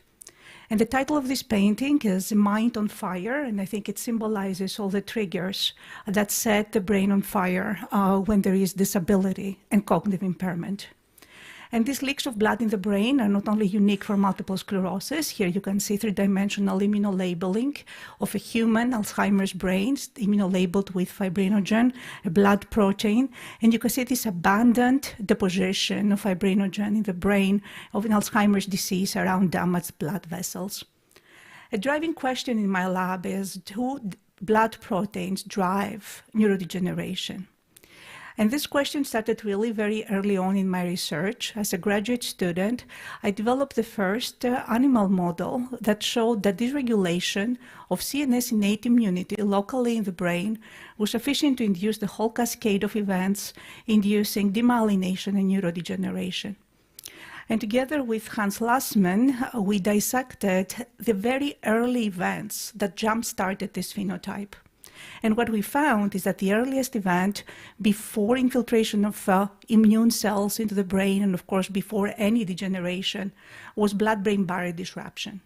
And this is what shaped my question. Is it possible that the blood, when it leaks in the brain, to be an instigator of pathogenic CNS innate immunity? And indeed, evidence from neuropathology is supporting that there is worse prognosis and earlier onset of disease that correlates with increased vascular permeability and increased blood-brain barrier disruption in a wide range of diseases, including multiple sclerosis, stroke, brain trauma, and neurodegeneration. However, there has been always this chicken and the egg question. Is there more blood in the brain because there is more disease? Or is it possible that the blood induces some of these pathologies? And my lab showed that blood coagulation, and in particular the blood protein fibrinogen, is a critical inducer of pathogenic innate immune responses, neurodegeneration and inhibition of repair, a critical mediator for the communication between the peripheral immune system and the brain, and a rich niche for the development of new imaging tools and therapeutics. Of course, there are many proteins in the blood, and the reason that we focused on fibrinogen was hypothesis-driven, and there were three key criteria that drove the hypothesis. First, evidence from neuropathology that has shown that fibrinogen is abundantly deposited in the human brain in neurological diseases, and here you can see evidence from multiple sclerosis, traumatic brain injury, Alzheimer's disease, and of course, as we know, fibrin deposits in the brain is a hallmark of COVID-19 pathogenesis. Second was the unique structure function. Fibrinogen is a soluble molecule in the blood that becomes an insoluble protein when it gets in the brain, and its main role is coagulation. And here I have highlighted the coagulation domain of fibrin that binds to the platelet receptor, and this is how blood clots. This is a druggable interaction. There is an antibody that blocks the binding of fibrinogen to the alpha-2 beta-3 platelet receptor, and this is manufactured by Eli Lilly as a thrombolytic. What I noticed was that fibrinogen had a second domain, an inflammatory domain, the 377395, that is the binding site to the CD11B I domain of the complement receptor 3, which of course, as we know, is expressed on microglia and macrophages and is important for inflammation. So a driving question in my research has been, is it possible that when fibrin gets in the brain to be hijacking these inflammatory receptors on brain immune cells? And since these two domains are non-overlapping, the coagulation domain and the inflammatory domain, can we develop genetic and pharmacologic tools to selectively target the immune functions of this molecule, but without affecting its beneficial effects in normal hemostasis? So our hypothesis was that blood leaks in the brain are drivers of neurological diseases, and the experiment was to perform genetic loss of function studies in knockout mice to test if blood proteins are necessary for disease. And indeed, 20 years ago, we published the first genetic loss of function study using the fibrinogen knockout mice, where we showed that they had a remarkable improvement in remyelination after sciatic nerve injury. And later, these mice were used by us and many others in the field, where they showed protection from paralysis, disability, cognitive decline across the board of different preclinical models of neurological diseases. In 2007, we introduced a new knock-in mouse in collaboration with Jay Diggin at the University of Cincinnati, where we had performed an alanine mutation only within the inflammatory domain of fibrin. These mice could produce fibrinogen that was fully coagulable, but it could not engage with the complement receptor. And these mice were also protected in models of multiple sclerosis, as well as also Alzheimer's disease. Selective targeting of the inflammatory domain became also the basis of therapeutic intervention, originally with the development of peptides, and more recently with the first-in-class fibrin-targeting immunotherapy, as well as also fibrin small molecule inhibitors to neutralize the toxic effects of fibrin on glia. When we started this work, there was no cell target that had been described for fibrin in the brain. And what we discovered was that microglia cells was the key cell target for fibrin in the brain via activation of the CD11B CD18 receptor. And this is inducing a dual response, both a pro-inflammatory response, inducing recruitment, chemokines, that is recruiting peripheral cells into the brain, but also a robust pro-oxidant response by activation of NADPH oxidase and release of reactive oxygen species. And this leads to a deleterious environment that inhibits repair, promotes demyelination, as well as also neurodegeneration. And indeed, microglia cells are ideally positioned to receive signals from the blood vessels. On the left, you can see a schematic from Delio Ortega, where he has coined the term perivascular microglia. But now with the advent of in vivo to photon microscopy, we can image these cells in the living mouse brain. And indeed, when we image these cells in animals, we can see that they are in a constant motility, where they constantly extend and retract processes around the blood vessels walls, but also in the brain parenchyma. And I became really interested, why do the cells constantly survey the brain? There's no other cell in the brain that has this constant dynamic motility. One hypothesis is that they're waiting for a traumatic response to happen, but I thought this was unlikely, that the cells would expend so much energy in case there is a traumatic event. So to address this question, we developed the first chemogenetic model to be able to freeze microglia brain surveillance and directed motility. And the way we did that was by cell-specific expression of the H1 subunit of pertussis toxin to block GI signaling in microglia. The reason we chose GI was because of evidence about purinergic receptor signaling, P2Y12 receptor, that had shown a delay in directed motility. This was work by David Julius, but this was not affecting surveillance, and it was suggested that it was potentially compensation by other GPCRs, that this was not sufficient to stop microglia motility. So indeed, when we blocked GI completely in microglia, this was the first time that we could actually significantly reduce surveillance of the brain by microglia processes. And there was also a profound effect in directed motility. You can see here that when we block GI in microglia, we abolish a response to laser ablation. The cells respond very quickly to laser ablation, but even after 3 hours, the PTX microglia cannot respond to laser ablation. As we were thinking what type of experiments we could do with these mice, we observed that spontaneously these mice developed seizures. And indeed, upon administration of pilocarpine, we saw that they had increased seizure susceptibility. And by EEG recordings, we found that in the gamma power in these mice transitioned a lot faster, suggesting that microglia dynamics could potentially modulate neuronal network hypersynchrony.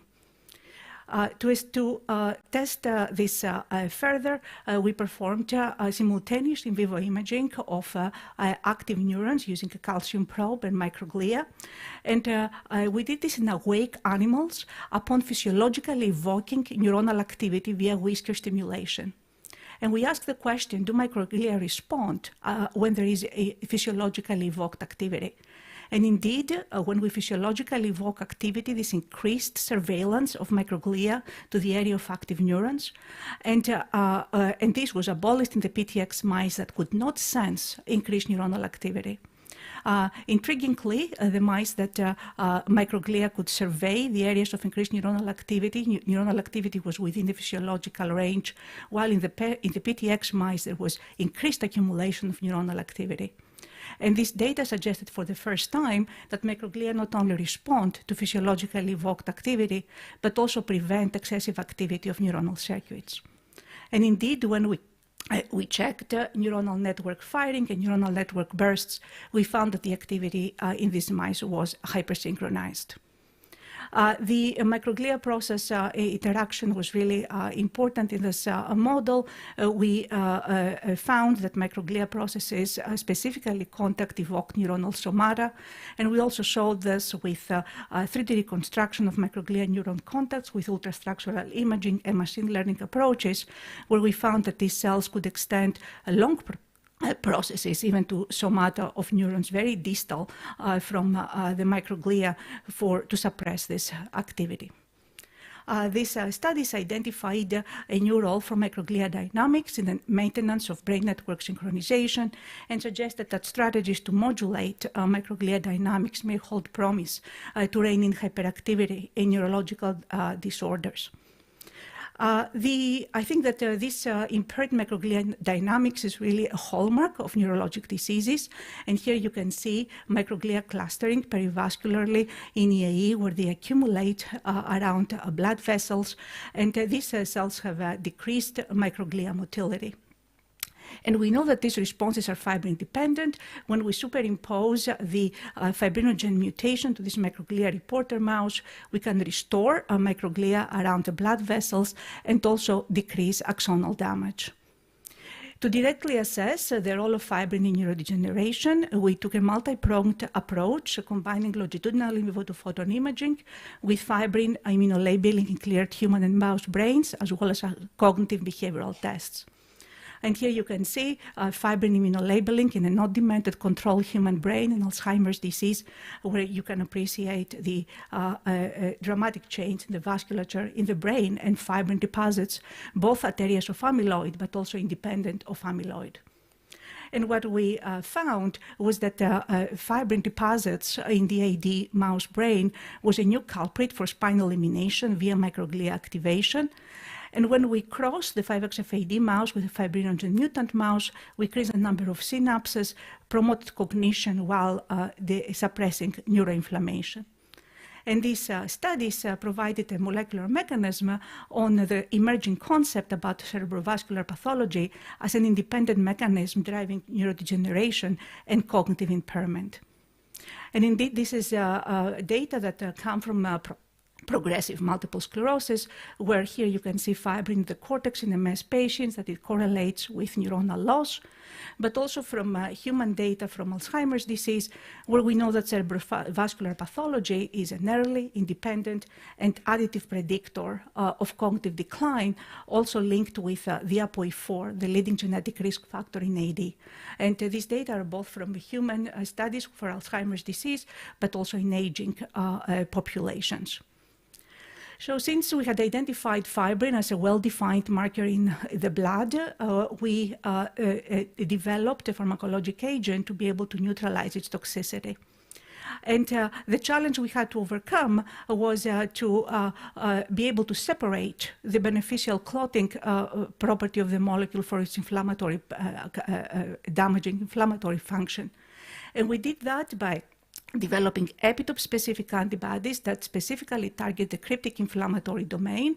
These antibodies selectively target the inflammatory functions, and we tested them in 4 different models of multiple sclerosis, and here you can see therapeutic treatment that decreases paralysis and neuroinflammation, and also reversal trials in Alzheimer's disease, where there is increase in cholinergic neurons and suppression of inflammatory pathways. This antibody has now been humanized, affinity matured, manufactured, has completed safety and toxicology, and the first in human is planned in 2023. 2 years ago, Nature Immunology celebrated its 20th anniversary and put on its cover 20 antibodies for 20 years of Nature Immunology. And our antibody was one of these antibodies featured, and this gave us the opportunity to write our curiosity about how the blood affects the brain, led to the discovery of a first proof of principle tool to neutralize blood toxicity across neurological diseases.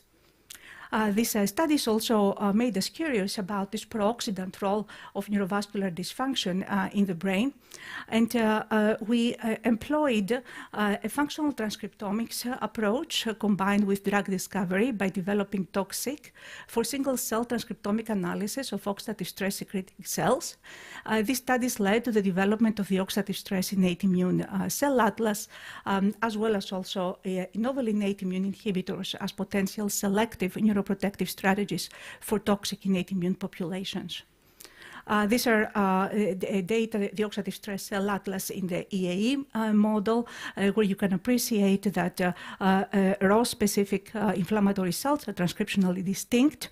They are monocytes, but also one microglia population contributes to oxidative stress. And they have a core oxidative stress signature characterized by oxidative stress, glutathione, as well as also coagulation genes. And with our overlaying our transcriptomic data to our drug discovery hits from the small molecule screen, we prioritized one candidate, which was the gene GGT that was specifically expressed in these toxic innate immune cells. This is a plasma membrane ectoenzyme that degrades antioxidant glutathione, and the drug acivacine that we had found in our small molecule screen that could overcome the inhibitory, the activating effects of fibrin on microglia. And indeed, when we performed a therapeutic trial in the NOD, chronic model of EAE, this is 80 days after onset, we could see a suppression of clinical signs in these mice even after this very late administration, associated with reduced oxidative stress, demyelination, and axonal damage. Collectively, these studies, I think, changed the way we thought about the role of fibrin and blood-brain barrier leaks in neurologic disease by identifying specific innate immune populations that are programmed at neurovascular niches towards neurotoxic phenotypes, which are characterized by expression of oxidative stress genes, but also coagulation genes. And this leads to this vicious loop where increased oxidative stress promotes local clotting and increasing inflammation.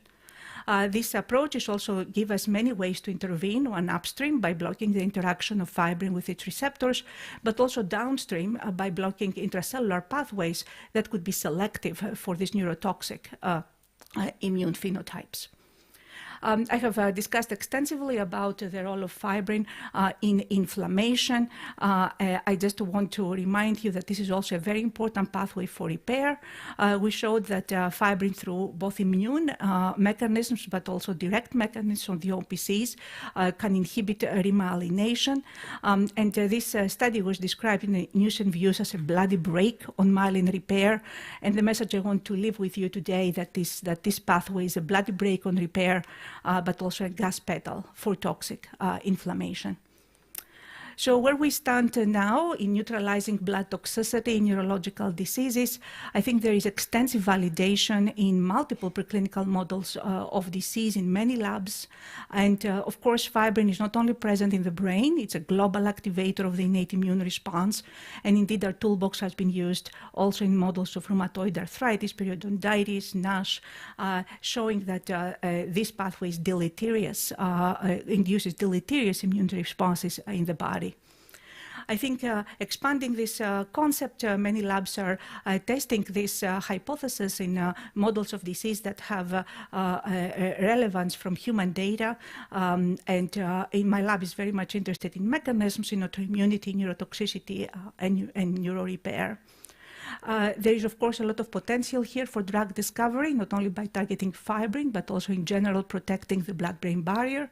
And of course, we will never know until this pathway is tested in the clinic, where we need a robust strategy of fluid biomarkers, GWAS studies, brain imaging, as well as also safe and efficacious fibrin-selective inhibitors to test their potential to protect from neurologic disease.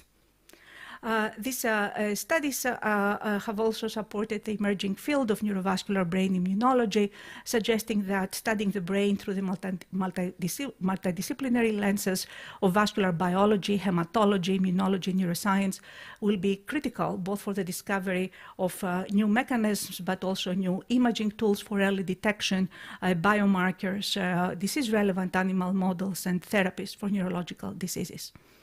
I would like to thank the incredibly amazing, talented people in my lab that are doing these studies, our phenomenal collaborators, some are in the audience, and all the funding that has supported this work. Thank you so much for your attention. Thank you, Katarina. It's very exciting, and it's also promising to see something that's potentially druggable. We talk a lot about things that are wrong, and it's important to find the things we can also modulate. So next speaker is Professor Donato Di Monte of the German Center for Neurodegenerative Diseases in Bonn. Online.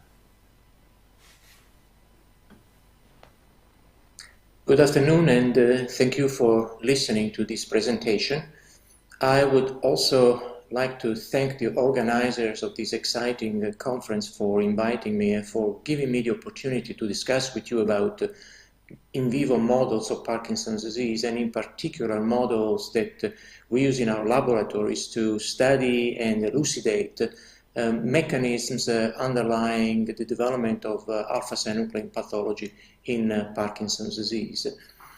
I will start my presentation with just a couple of slides that are meant to give you just a little historical perspective and emphasize the fact that models that we use in our laboratories have significantly changed over the year, and in particular as a result of the discovery of alpha-synuclein.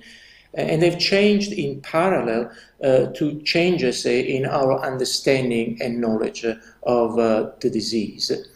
I will then move to discuss criteria that we use for developing and choosing models for studying alpha-synuclein pathology, and I will describe a couple of alpha-synuclein-based models and focus on a model that we have extensively used over the past several years to elucidate, and it's a model that I think it's a good example of a model that has provided already important clues and will continue to provide important clues on concerning an aspect of alpha-synuclein, an important aspect of alpha-synuclein pathology, which is related to the ability of alpha-synuclein to move from one neuron to another and to spread throughout the brain.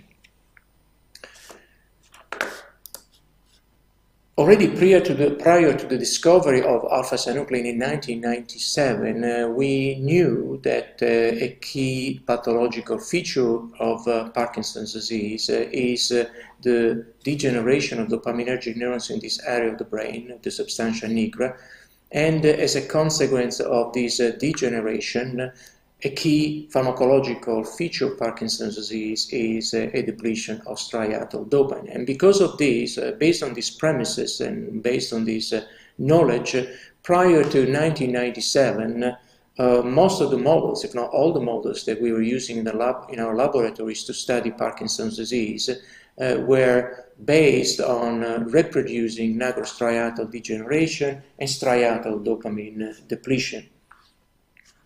Things changed quite significantly, as I mentioned before, in 1997 with the discovery of alpha-synuclein. I've summarized here some of the consequences of this discovery from the pathological standpoint to the clinical and etiological standpoint. I will not go too much into details discussing these. I will emphasize once again that our models prior to alpha-synuclein discovery were very much nigrostriatal centric. After the discovery of alpha-synuclein, we now know that Parkinson's disease, alpha-synuclein discovery, emphasized that Parkinson's disease is a whole brain disease and in fact a whole body disease. And our models, of course, have been evolving based on this additional information.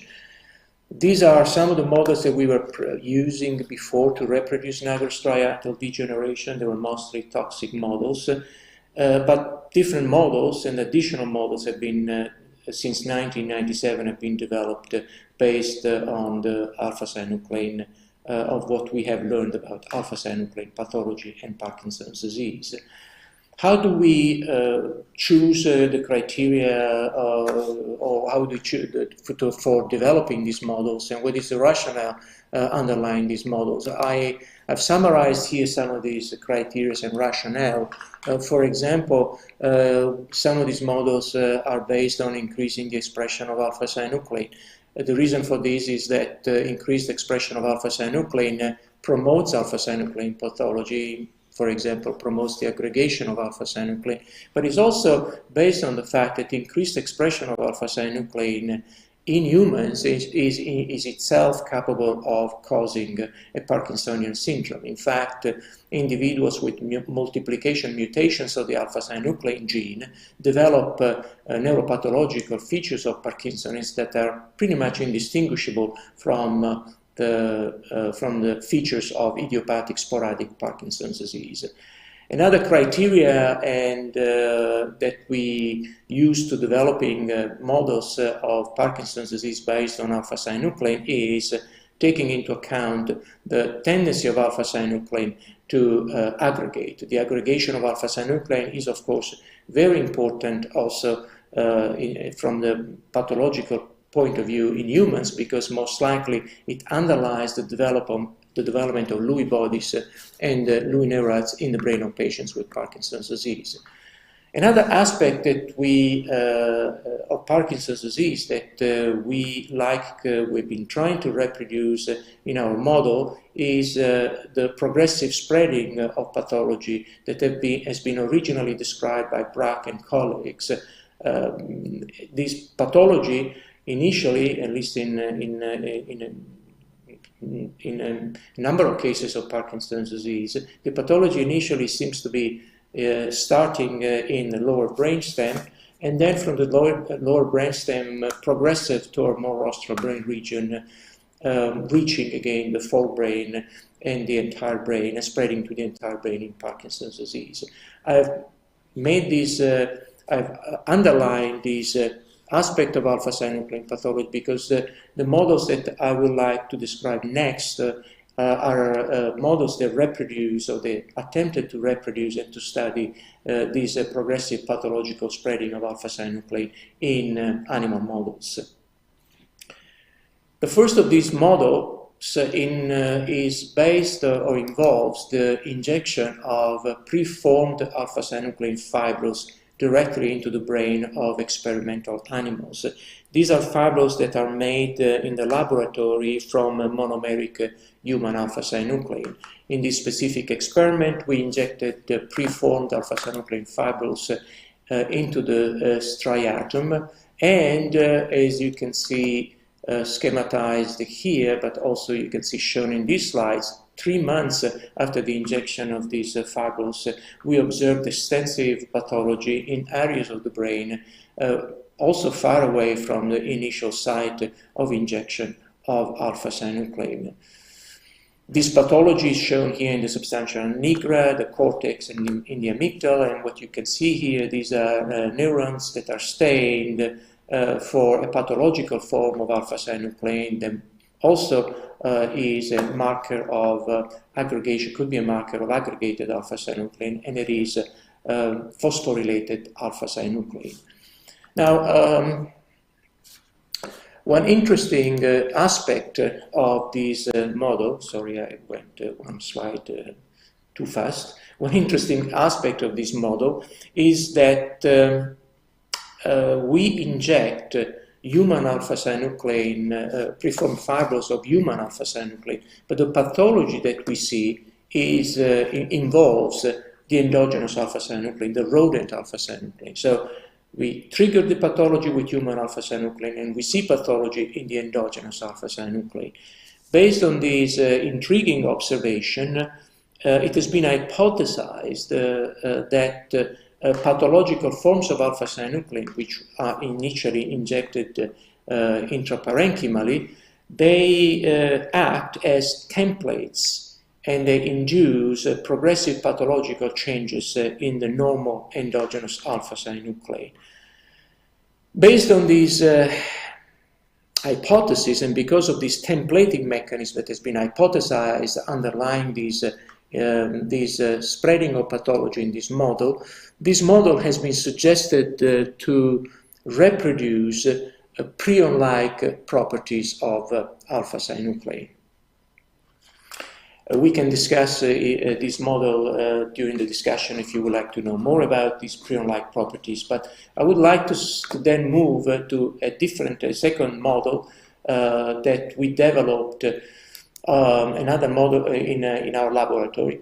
And the main aspect of this model, the rationale for developing this model was primarily to try to reproduce in animals what has been described in human brain and what I mentioned before, this progressive caudorostral spreading of alpha-synuclein, which starts in the lower brainstem and in particular in the medulla oblongata, in this area of the brain called the dorsal motor nucleus of the vagus nerve, and then from the medulla oblongata once again spread toward the higher brain region. So in developing this model, we wanted to really ask the question, were we able, first of all, to induce, could we induce targeted pathology of alpha-synuclein pathology in the dorsal medulla oblongata, and if we were able to do so, could we then see spreading of this pathology toward most rostral brain region?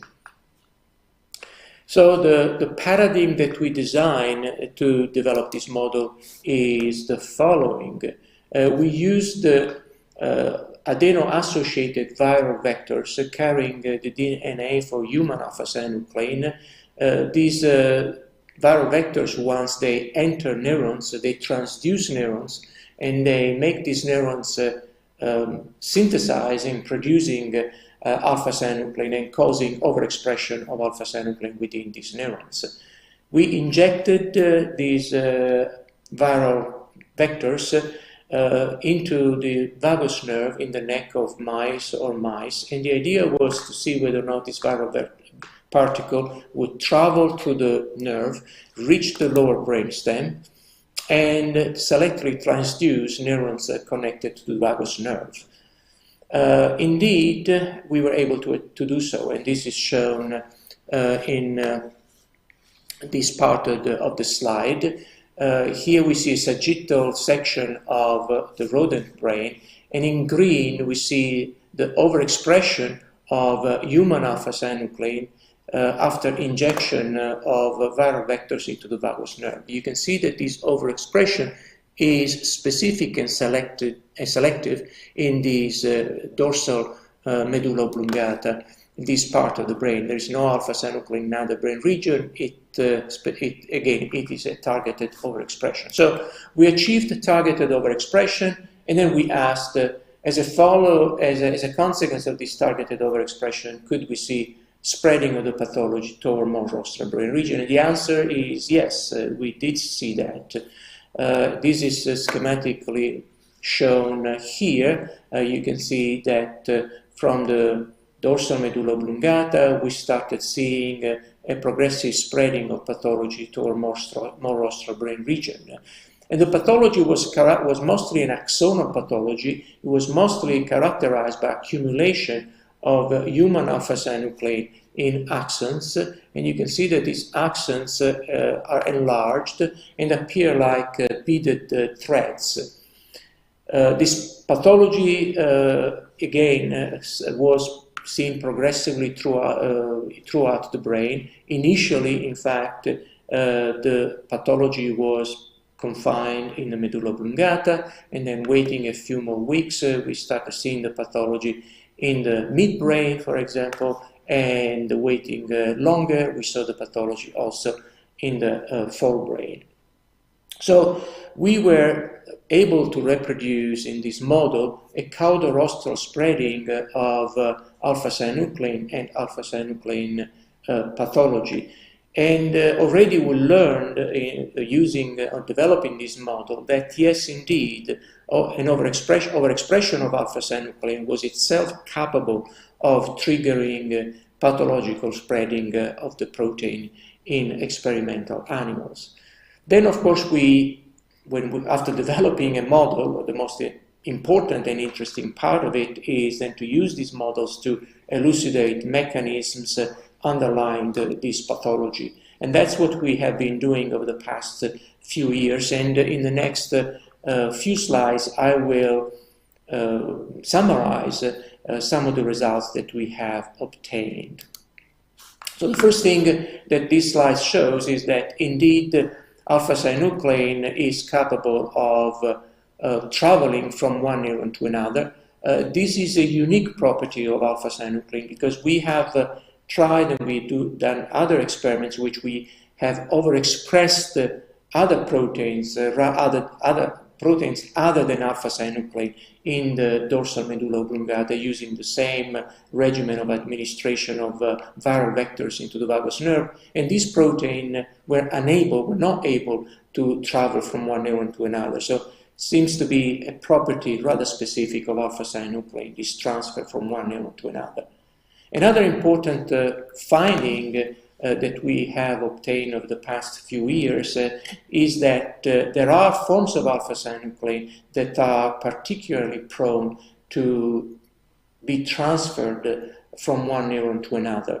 And we identified at least two forms of alpha-synuclein with this property. One is oligomeric forms of alpha-synuclein, so small aggregated forms of alpha-synuclein that seem to be more prone to travel from one neuron to another.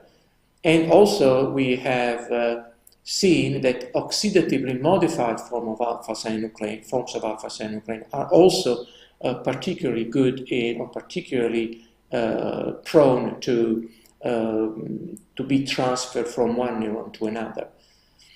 We then looked at specific mechanisms that could be involved in promoting this spreading of alpha-synuclein in this model, and we initially focused on oxidative stress.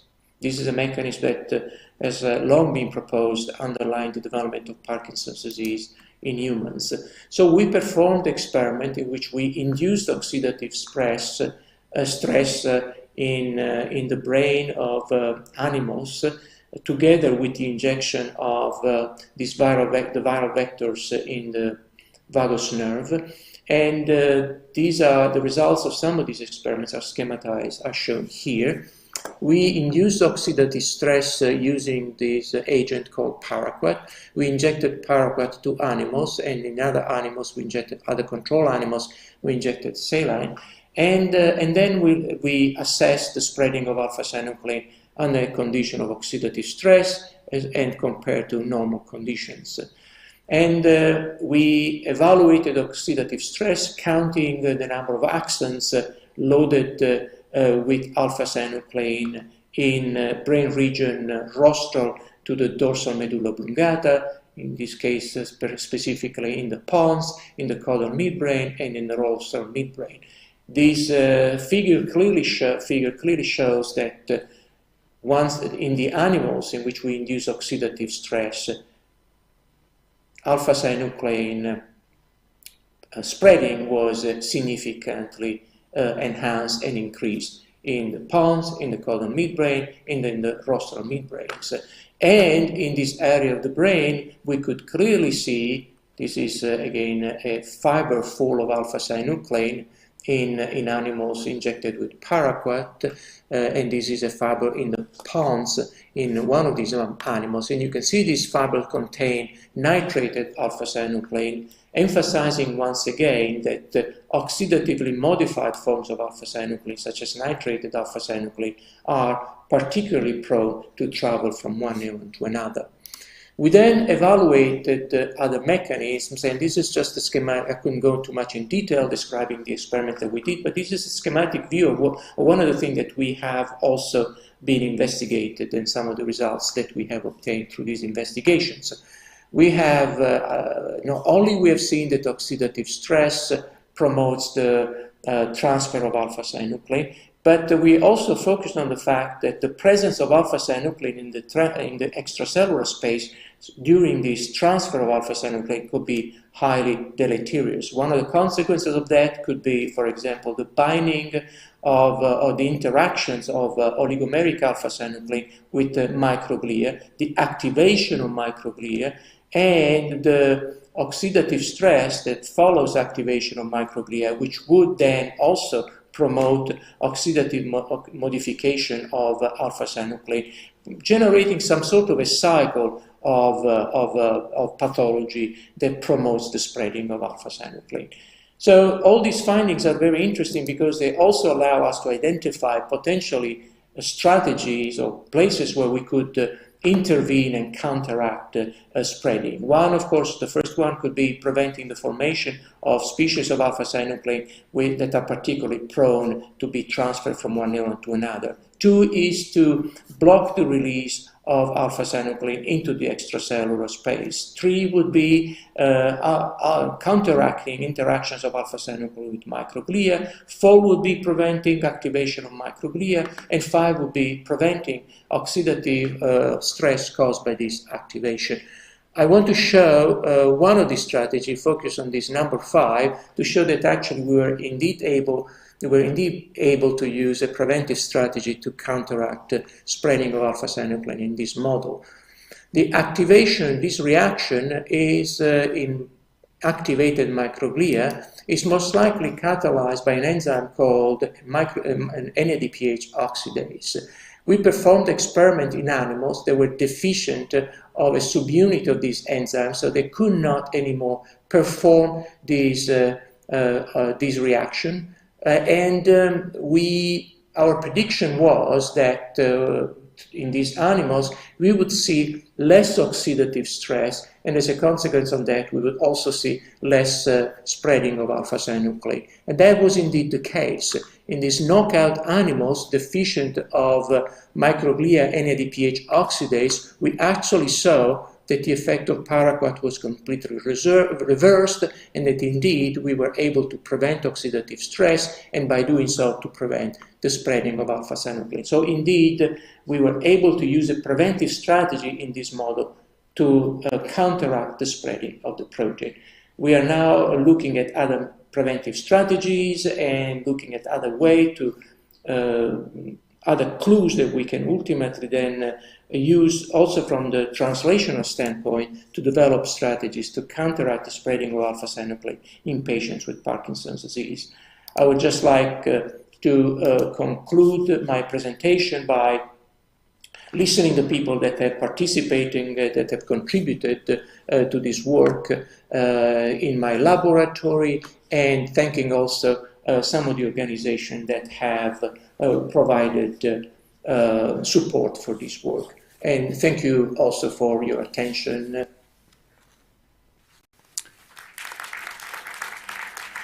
Thank you, Professor Di Monte. I think you will get the gold medal for keeping the time on the second. So we'll pass on. Professor Giancarlo, I see you already, and I will keep my introduction very short because many know you. You have been working at McGill for a long, long time and previously at Chicago. And as little as the brain is an island, the nerve cell is alone. Your interest in glial biology has been long-standing and I think important. So please. Well, thank you very much, and I'd like to thank the real organizers for inviting me to partake in this, and as others have already learned a lot, and that during my few-minute comment, I just want to focus on glial cells and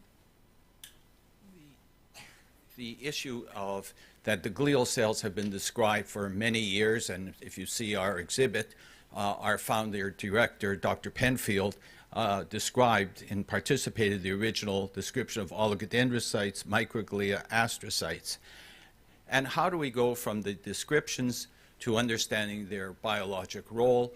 In recent times, all the immunocytochemistry, immunohistochemistry on disease states, as we've been hearing, tell us that these cells participate in a variety of diseases. I focus on multiple sclerosis. We've heard about neurodegenerative diseases and Alzheimer's particularly, and that with the advent of molecular biology, of sequencing, a lot of data about in situ properties of these cells. But what do we know about the function of these cells, particularly the humans? And what I would like to just share with you some of the issues as to whether we have to take into account issues such as species, regional distribution, and age as factors if we want to truly understand the properties of these cells. We've been fortunate in Montreal to interact with our neurosurgeons. Thank you.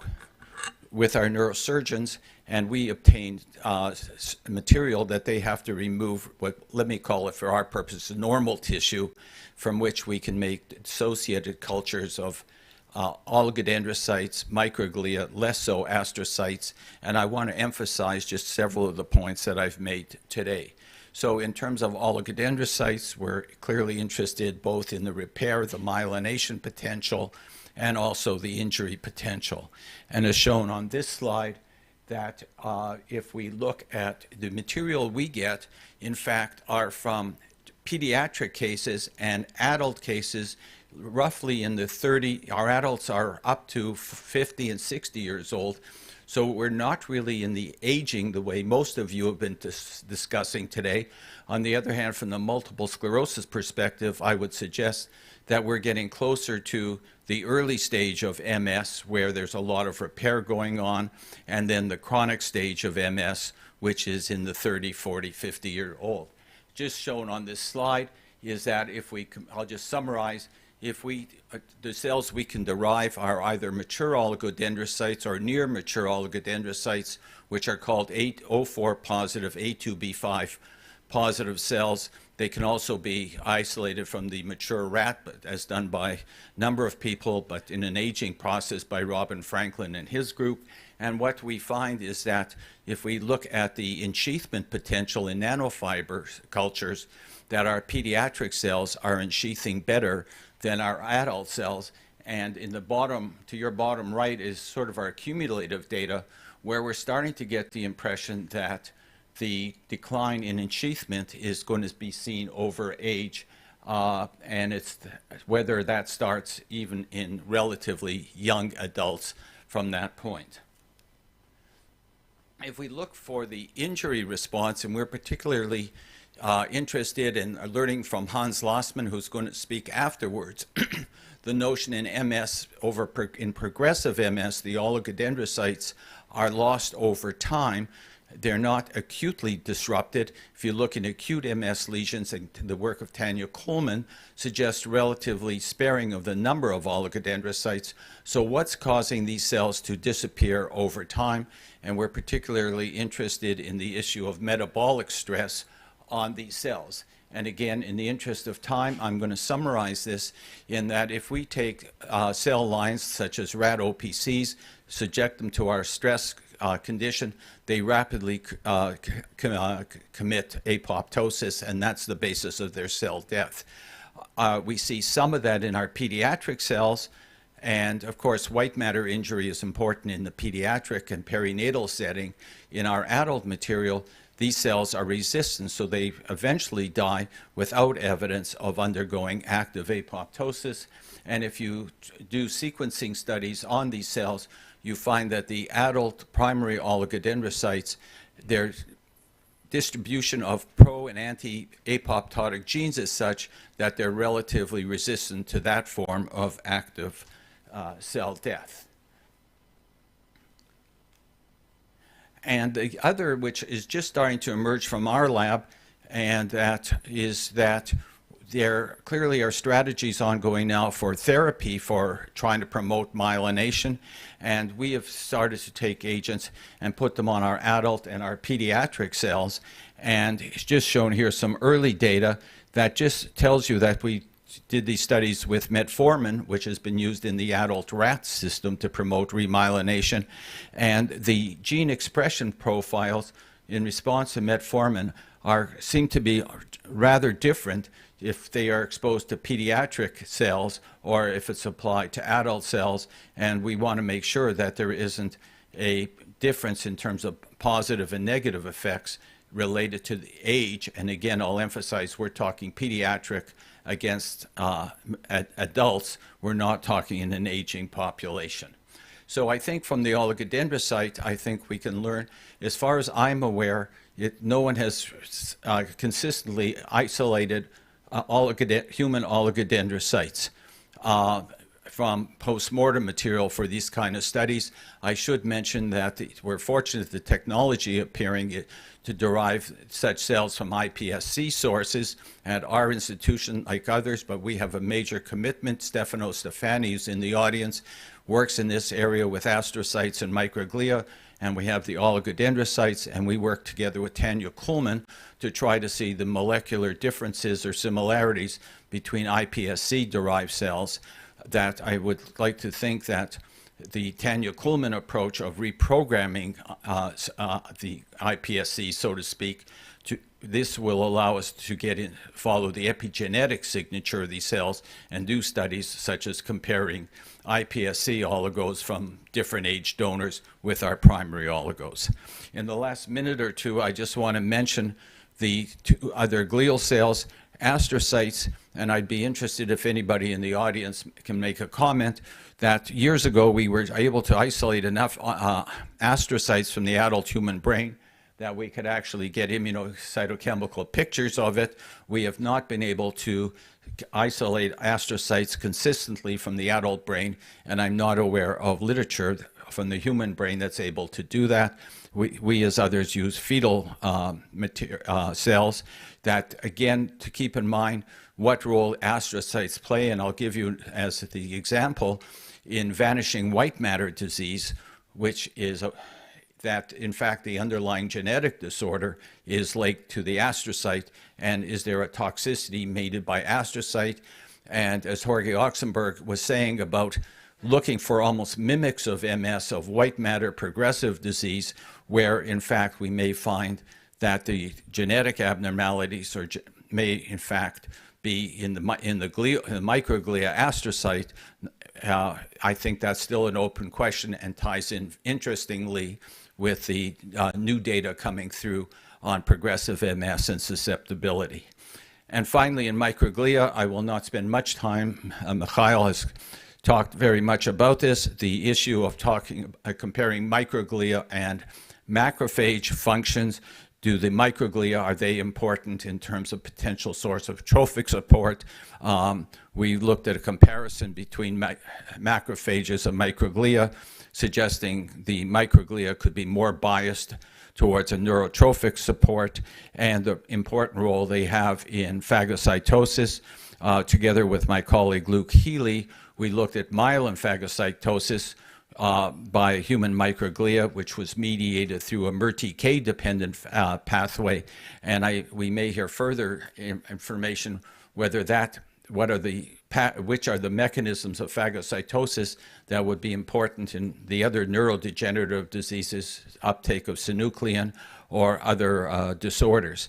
So I think that what I wanted to do is share with you the points about that in terms of, we hear a lot about the properties of the glia, that the opportunities we and others have to look at the function using the human material and combining function and molecular signatures. Thank you very much. Thank you, Jack. So last speaker now is Brian Heffler from Princeton. Where are you? You were here at lunch. He's coming here. Neuroophthalmologist by training, but with a keen interest of neurodegenerative mechanisms and the way we can use retinal disease to understand perhaps neurodegenerative disease in general. Please. Thank you. I'd just like to thank the meeting organizers for inviting me here to speak today. I'm really honored to present our work. I'd like to also thank the Foundation, Prada, and thank you all for listening too. Neurodegeneration occurs in a wide variety of different diseases, and our focus of our work is to understand and develop novel therapies for neurodegeneration. And in particular, neurodegeneration occurs in age-related macular degeneration and in Alzheimer's disease and in multiple sclerosis, and each disease is a different and exciting event. In macular degeneration, there's drusen deposits in the retina, which are oxidized lipids and protein and accumulate over aging. In Alzheimer's disease, as we've heard today, there's amyloid deposits, neurofibrillary tangles, and in multiple sclerosis, there's myelin debris. And in each different disease, while there's a different initial and exciting event, I'm going to present to you the data showing single-cell analysis that the body has a common innate immune response in microglial cells and in astrocytes, and a common inflammatory response across different neurodegenerative diseases. Macular degeneration is an age-related neurodegenerative disease of the central nervous system. There's loss of photoreceptors, and it's the leading cause of visual loss in the elderly population.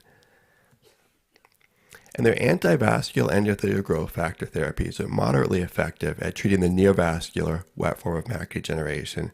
However, there are no treatments available for the atrophic dry form of macular degeneration. And these are retina photographs of patients who have different stages. This is a healthy retina on the left of a person with good vision.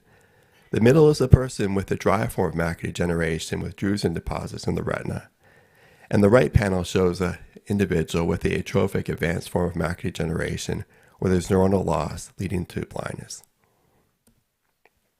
And the approach that we're using to understand the underlying mechanisms leading to age-related neurodegeneration is using single-cell analysis, simultaneous massively parallel single-cell sequencing of cells of the retina. And these data generate testable hypotheses as to the molecular mechanisms leading to neurodegeneration. The methods are we've been collecting eyes from autopsies. And given the prevalence of age-related macular degeneration is over 30% in the population over 80, and performing single-cell transcriptomics. We initially published our first paper 3 years ago in Nature Communications, where we performed the first single-cell analysis and atlas of the human healthy retina. More recently, we've been collecting eyes with age-related macular degeneration from autopsies, and we've been dissecting them into a single-cell preparation and collecting areas from the macula, and that's the area that's affected by disease. Collecting them, counting them, and then performing single-cell analysis. And this shows a photograph of a healthy human retina showing the areas that we're performing sequencing on. In particular, you've seen a lot of photos of the brain today, and this is of the retina and the fovea, the macula, and the optic nerve. And the macula is the area that is affected by age-related macular degeneration that we've been performing single-cell sequencing on. So we performed single-cell analysis of 17 retinas from patients with macular degeneration and healthy controls across the disease spectrum. In healthy individuals, those with the intermediate dry stage of macular degeneration, as well as those with the advanced wet form of macular degeneration, and compare them to 35 brains with multiple sclerosis and controls, which was shared by my PhD graduate advisor, David Rowe, who's now at University of Cambridge, and 48 brains with Alzheimer's disease, and this was from a collaborative effort, which I did in part with Li Wei Tsai and published in Nature. And then this work was just accepted for publication in Nature Communications last week. So this is our single-cell analysis. We've been able to identify all the different cell types in healthy retinas and those with age-related macular degeneration. And this is a fate plot, which is a non-dimensional linear reduction technique showing a three-dimensional projection of our single-cell analysis. So each dot is an individual retinal neuron. And the yellow cluster on the left, for example, are all the rods in macular degeneration. And we can know that they're rods because we can cluster them based on marker analysis. For example, genes such as NR2E3 can help classify them as rods. So we compare this to the single-cell data set for multiple sclerosis, as well as Alzheimer's disease, to find what are the molecular signatures in the innate immune system across neurodegeneration. And in particular, we focus on the microglial cells. And the reason why is because we know of the role of inflammation in neurodegenerative diseases. And the microglial cells are the blue cluster. And we performed differential gene expression analysis, and surprisingly, there's a common molecular signature in the microglial cells across neurodegenerative diseases. Each bar is a different cell, and on the left is the healthy cluster, or healthy cells from macular degeneration, Alzheimer's, and multiple sclerosis. And in the healthy cells, there's upregulation of homeostatic genes such as P2RY12, P2RY13. And in disease, we lose the homeostatic healthy signature. We see a loss of the homeostatic genes. And then on the right panel, we see there's an upregulation of an initially, there's an activation of lysosome, phagocytosis signature complement. So our thought is that initially, the microglial cells may be trying to clear the tissue debris. They may be trying to clear the amyloid and Alzheimer, the drusen, and myelin debris and multiple sclerosis.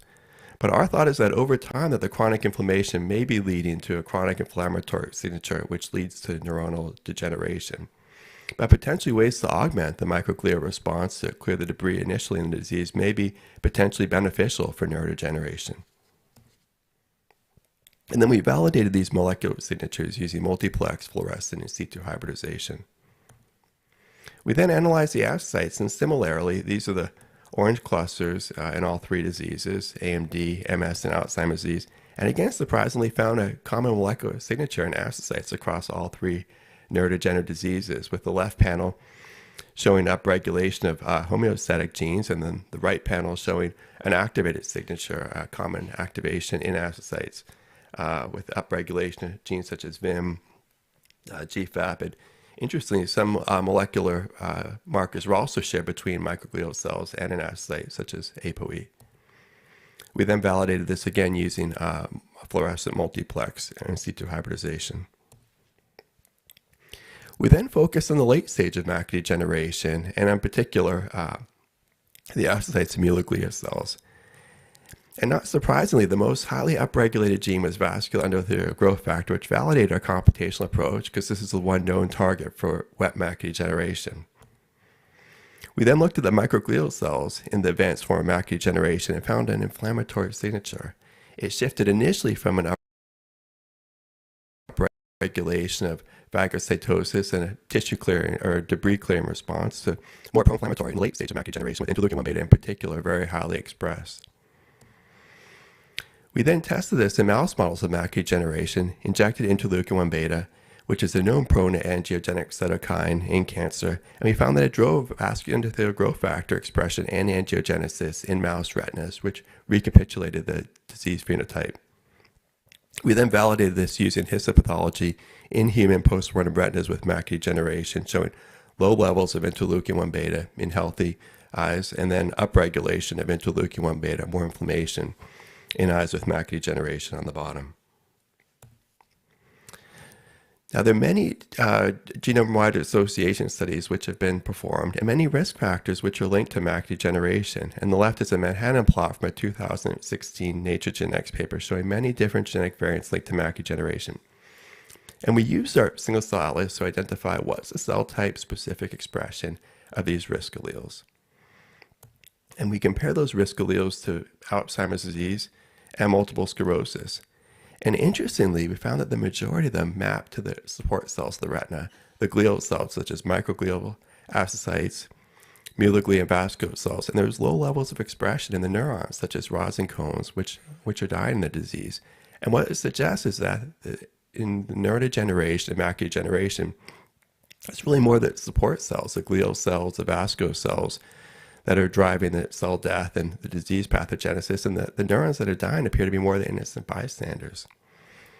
And interestingly, we mapped the risk alleles and found a number of shared ones between macular degeneration, Alzheimer's disease, such as ApoE, for example.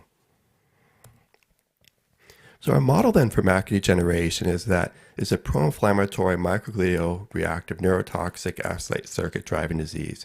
That there's healthy microglial cells that we all have in our retinas, and that they can become activated by aging, by hypoxia, by these drusen deposits which accumulate in the retina, and that the activation of microglial cells can then over time lead to chronic inflammation with secretion of cytokines such as interleukin-1 beta, which then act on the glial cells, the astrocytes and the Muller in the retina, to produce angiogenic cytokines such as VEGF, which is what currently leads to vision loss and blindness. Currently, the only therapies that we have for macular degeneration are anti-VEGF therapies, such as Avastin, Lucentis, Eylea, Vabysmo, for example. But using this data now from single-cell analysis, we can go upstream and we could potentially block initial hypoxia with HIF inhibitors. We can potentially try to clear the oxidized lipids through augmenting the microglial response. We can use antibodies such as canakinumab, for example, to block interleukin-1 beta. So there are multiple new pathways that were identified from our single-cell analysis. And also, given its similarities now between all three diseases, and the cross-disease comparison, it shows that macular degeneration, Alzheimer's, multiple sclerosis have different initial insults. However, there's a common inflammatory innate immune response in the microglia and astrocytes. And given that macular degeneration of the retina is easy to monitor and image, clinical therapeutics and trials for macular degeneration could potentially be used for Alzheimer's disease and multiple sclerosis, as the retina is a window into the brain. And I'd just like to thank members of my team at Yale and collaborators at the MIT as well. And thank you all for listening. Thank you, Brian. Please take a seat, and I would like to invite the speakers for this session down here, and we'll have some time for questions, but please keep questions short and perhaps answers too.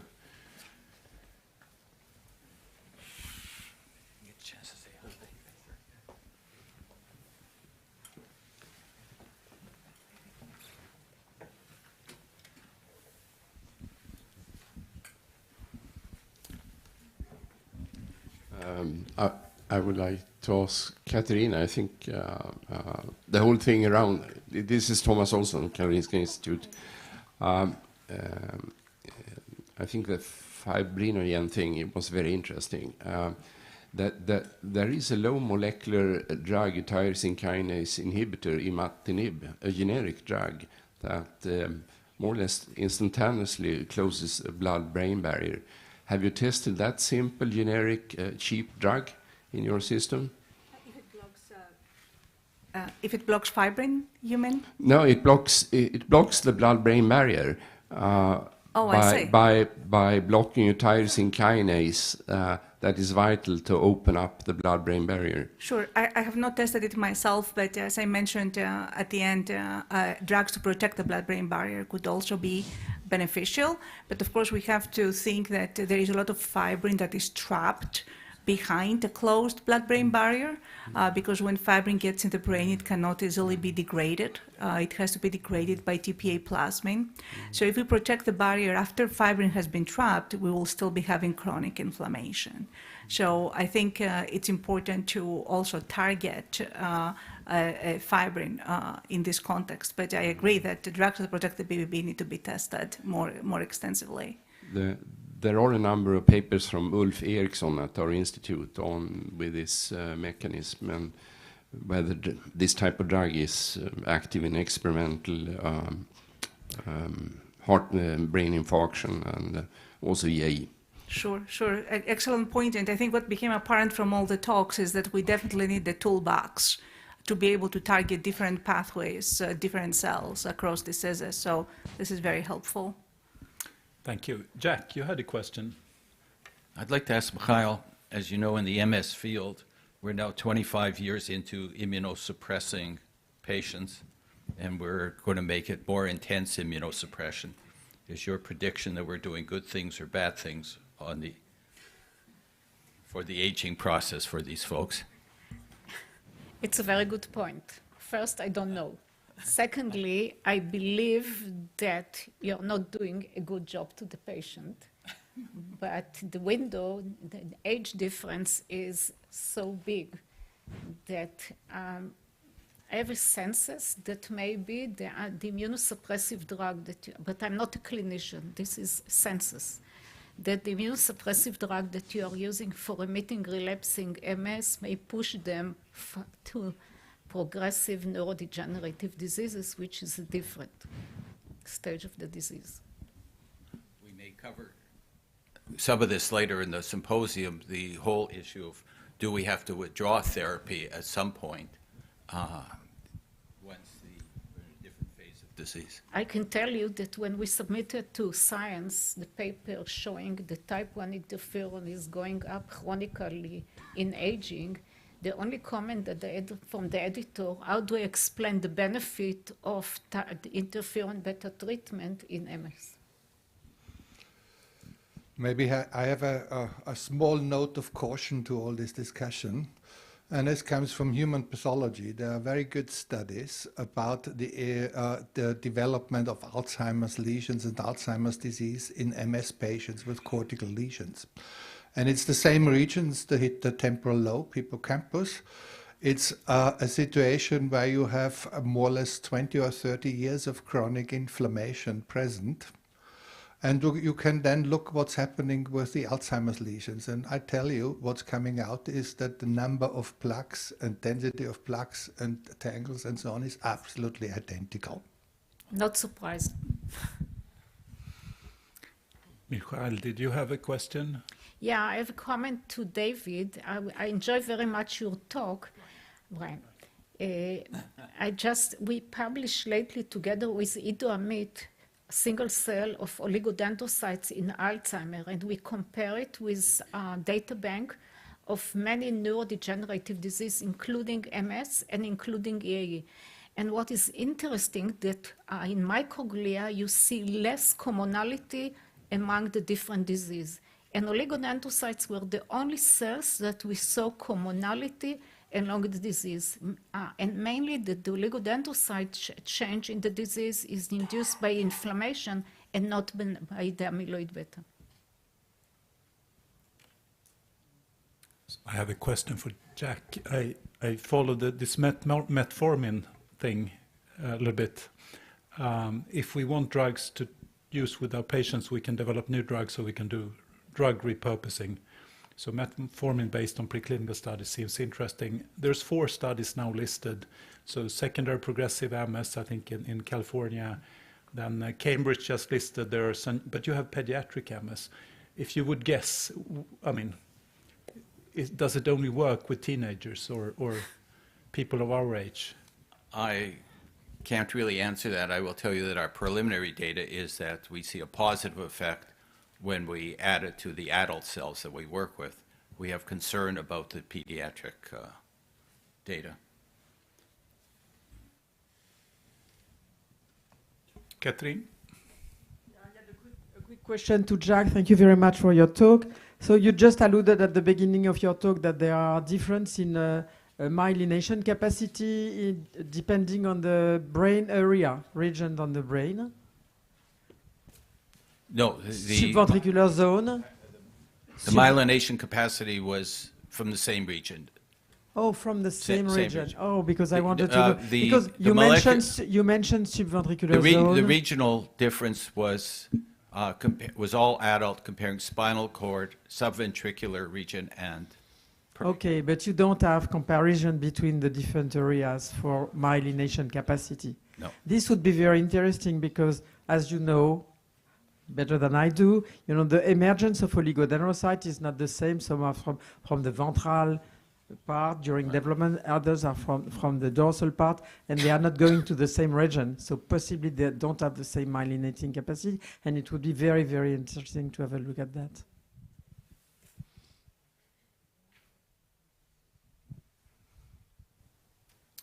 You look a bit tired.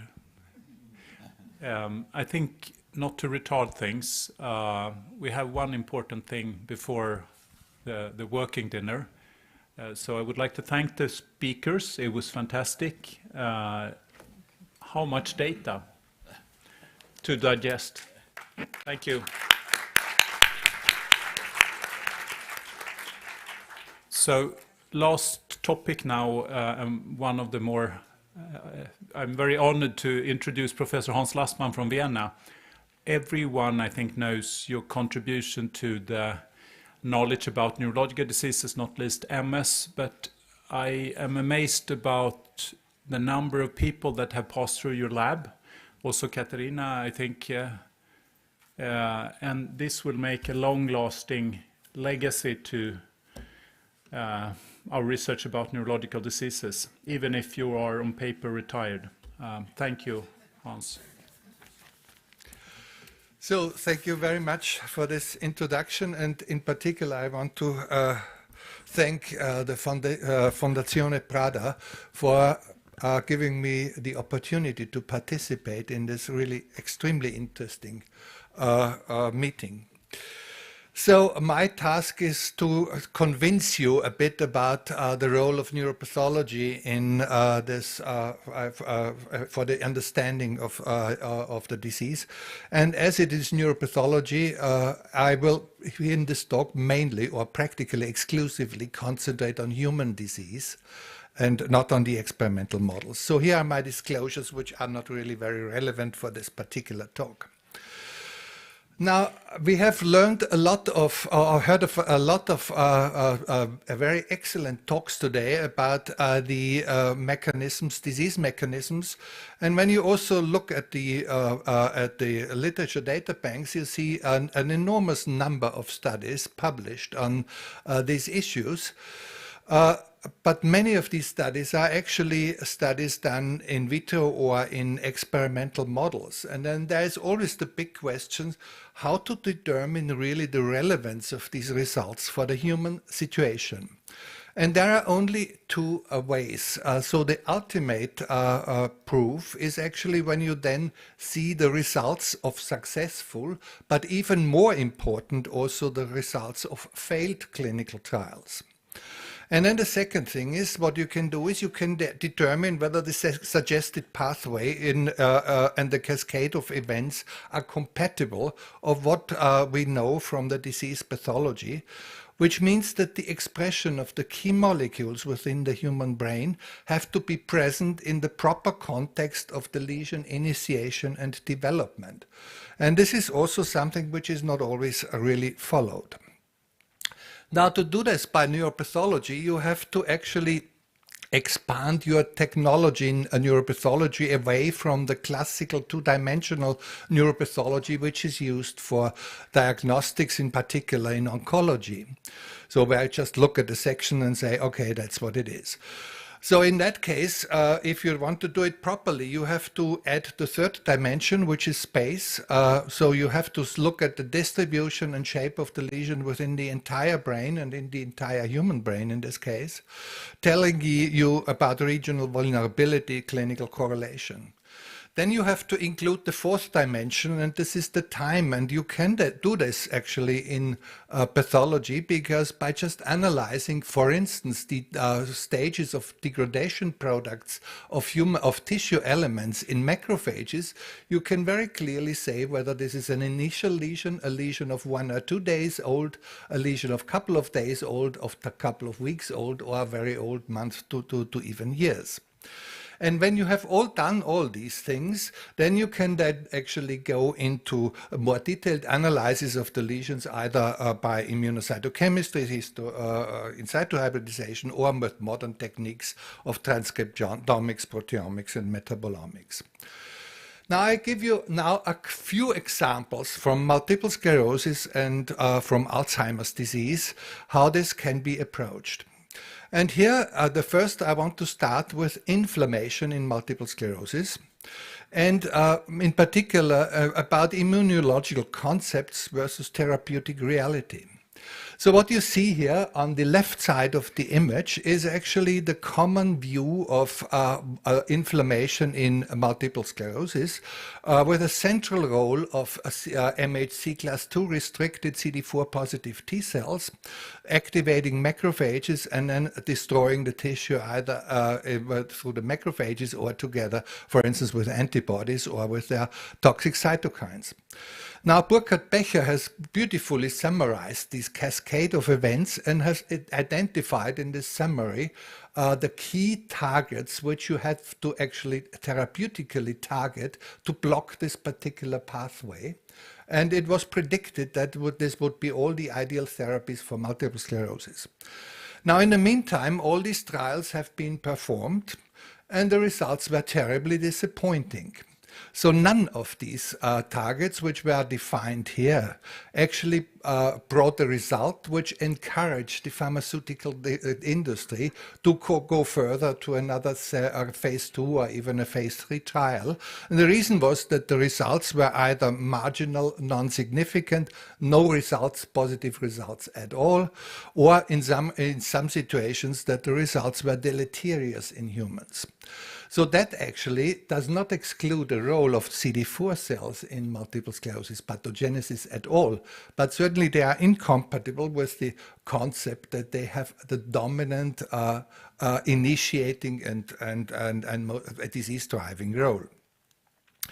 Now, one could argue this is possibly the case because these therapies don't work in multiple sclerosis, but this is not the case because we have now a very large array of different treatments which block, for instance, the mobilization of cells from the lymph nodes, which target lymphocytes in the blood, or which block the migration into the central nervous system, which are highly effective, and so highly effective that you immediately see that in a very small phase 1 clinical trial.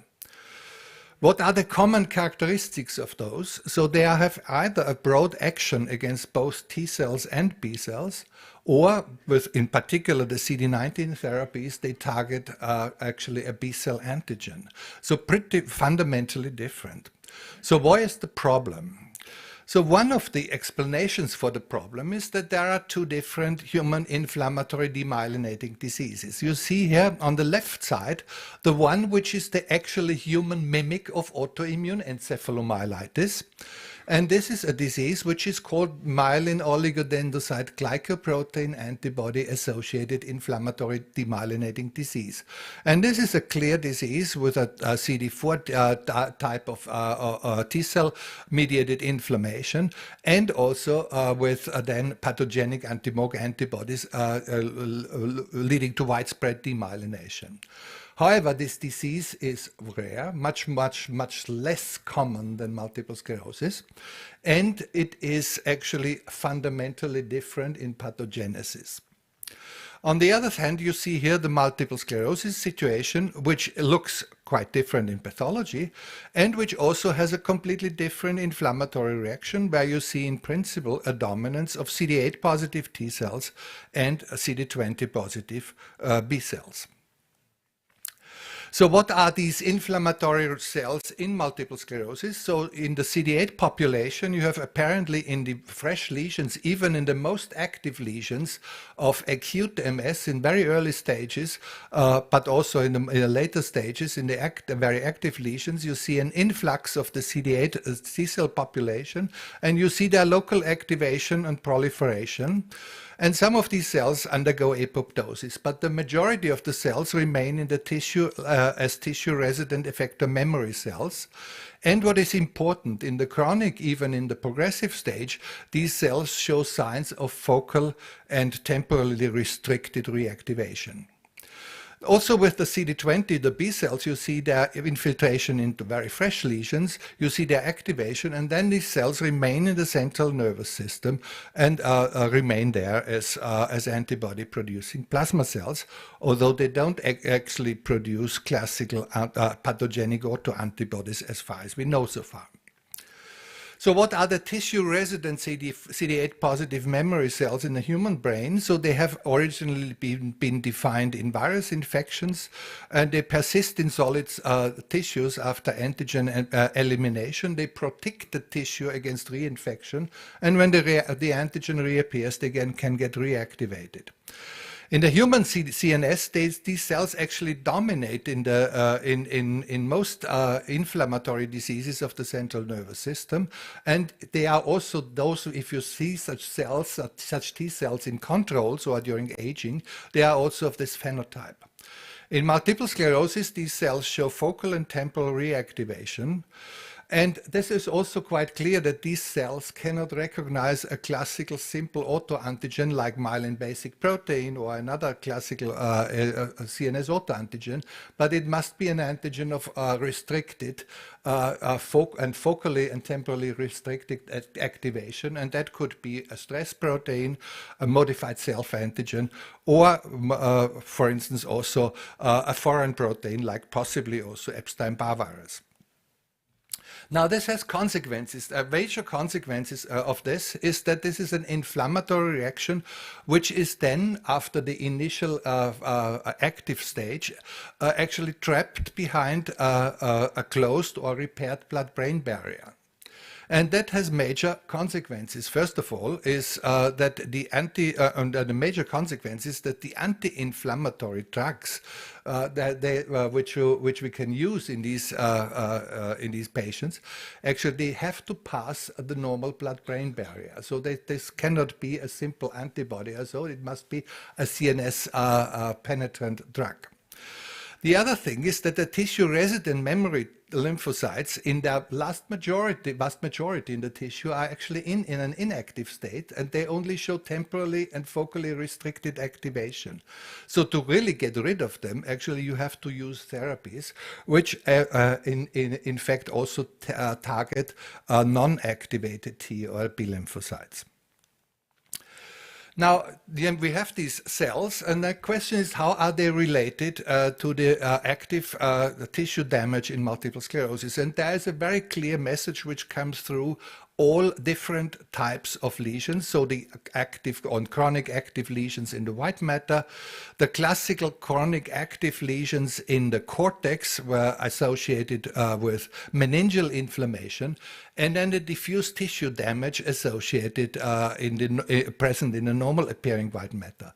And all these situations have in common that the inflammatory cells, so the lymphocytes, the T cells and the B cells, they are mainly located in the perivascular space, but they are not actually seen in, or only seen in very, very few small numbers at the site where there is actual tissue destruction and demyelination. Now, this has actually a consequence, and the consequence is that the only explanation for such a lesion is that these cells produce a soluble neurotoxic or demyelinating factor, which diffuses into the tissue and then starts to induce the tissue damage either directly or indirectly through microglia activation. Now, the question is, do we know this factor? Now, such a soluble factor has actually been defined already practically 50 years or even more longer ago by Murray Bornstein, and they have already shown that multiple sclerosis patients have in their serum and their cerebrospinal fluid a factor which can actually induce demyelination in vitro in tissue culture systems. Now, in experimental autoimmune encephalomyelitis and in MOG antibody-associated disease, this factor also seems to be present. And here it was clearly defined what it is, because it is actually the autoantibodies against myelin oligodendrocyte glycoprotein, which fulfill this task. And this has been done in many studies, actually in vitro and in vivo, and has been clearly established. However, in multiple sclerosis, we have a problem there. They don't have anti-MOG antibodies, and the demyelinating activity in these sera is, in the vast majority of samples, not due to antibodies. But the tissue injury then is induced through oxidative injury and mitochondrial damage. Now, there are suggested candidates. An MS-specific mixture of B-cell cytokines, B-cell exosomes, for instance, ceramide has been suggested. Then the endogenous retrovirus WNF protein, which is also present in the brain of MS patients and has cytotoxic activity, and semaphorins. Whether it's one of those which the dominant is, whether it's any of those, or whether it's a combination of those, is currently unknown, but this is one of the key questions in multiple sclerosis, to identify this factor. If we know that, we would probably be much far closer to a very good protective treatment. Now then one can actually ask the question how the lesions are formed in multiple sclerosis. And that is obviously best approached if you just do some sort of transcriptomics, proteomics in an unbiased way. But if you do that actually just by comparing multiple sclerosis with a simple non-disease control, you end up with so many genes that you are more or less completely lost in the situation. So what you can do is you can, first of all, select from pathology what is a lesion which is absolutely specific for multiple sclerosis. And interestingly, it's not the white matter plaque, which everybody thinks it is. What's the absolute specific lesion of multiple sclerosis is the subpial cortical demyelinated lesion associated with meningeal inflammation. This you can find only in multiple sclerosis, maybe in a very small amount in MOG antibody-associated disease, but in no other inflammatory, neurodegenerative, vascular, or metabolic disease of the central nervous system. So then you can actually take these lesions and then search in your pathological material of brain diseases which have a similar inflammatory reaction or very similar composition of inflammatory infiltrates, which does not lead to these classical MS-type demyelinating lesions. And here the best examples are, for instance, the chronic granulomatous inflammatory diseases, such as, for instance, tuberculous meningitis, lytic meningitis, neuroborreliosis, something like that. So that can be done, and then you can also use other cortical samples as an additional controls with neurodegenerative disease, just to control for gene expression changes just due to as a secondary consequence of neurodegeneration. So, and when you do this, you can obviously such material is very difficult to get, and such studies have to be small. And they can be hypothesis generating, but then what you can use can do in the next step is take the key findings there and look then into a large spectrum of different MS patients for confirming the results. Now, interestingly, we did that in some years ago, and it was interesting that there was only a single pathway, interconnected pathway coming out, which was really standing out in this situation for the cortical MS lesions. And that was a cascade, actually, of oxidative injury driven not by nitric oxide synthase, but by NADPH oxidases, so classical oxygen radicals. And you can see that then in morphology, here for instance on the left side, the blue cells are microglia expressing NADPH oxidase, and the brown cells are actually neurons in that case, which heavily are stained with an antibody against phosphorylated neurofilaments. Now you can then look how that actually looks then with respect to oxidative damage, and you can look for oxidized DNA and also for oxidized phospholipids. And then you can actually, when you have a really active lesion, you can watch the individual cells while they are dying, and you see them with axonal injury, with dendritic fragmentation in neurons, for instance, with neuronal apoptosis, with oligodendrocyte apoptosis. And also you see some oxidative damage in astrocytes. Interestingly, mitochondria are particularly susceptible to oxidative injury, and what you then also see in these particular MS lesions is that there is extensive mitochondrial injury at the lesions, and then also possibly through retrograde transport in the pericardia of the respective neurons. Now, this cascade of oxidative injury followed by mitochondrial damage, resulting more or less in a cell injury by what is called virtual hypoxia or histotoxic hypoxia, is very interesting in the brain, because when this affects the cells, it leaves the cell body relatively unaffected for a long time, but what is really suffering under these conditions are the cell processes.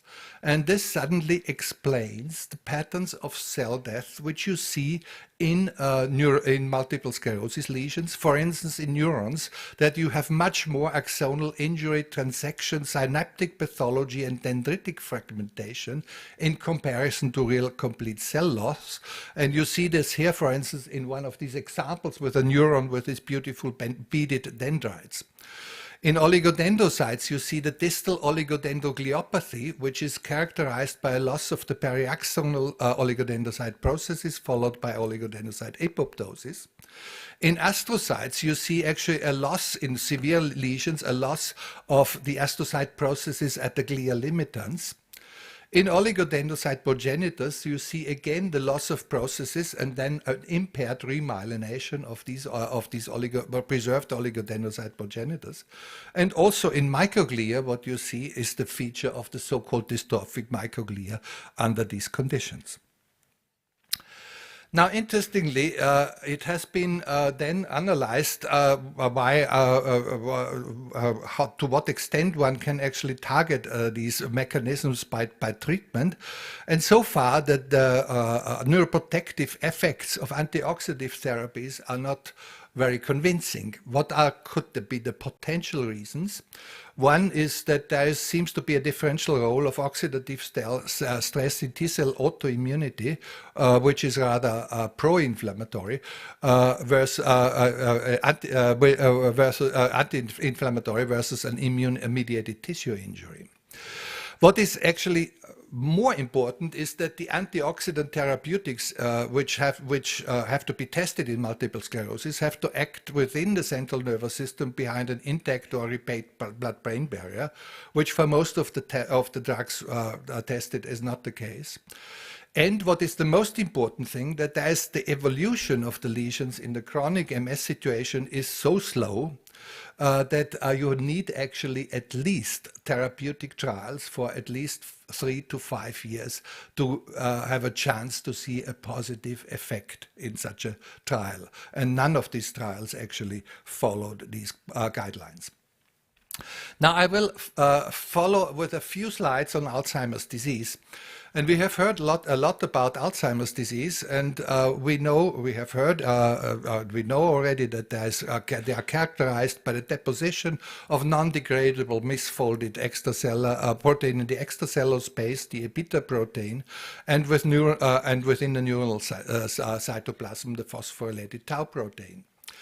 And it has been shown very nicely in experimental studies that when you immunize the mice with A-beta or also with tau, then you can clear the misfolded protein deposits from the brain in respective transgenic animals. And this was also associated with an amelioration of cognitive decline.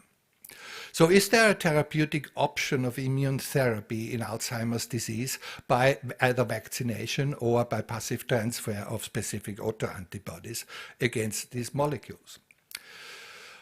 Already in the first study, there was a very interesting result observed, and this was that the patients who had entered the study gave consent to be autopsied when they died. And so there was already, in these early studies, there was quite a large collection of brains available from patients who have been treated by this active immunization.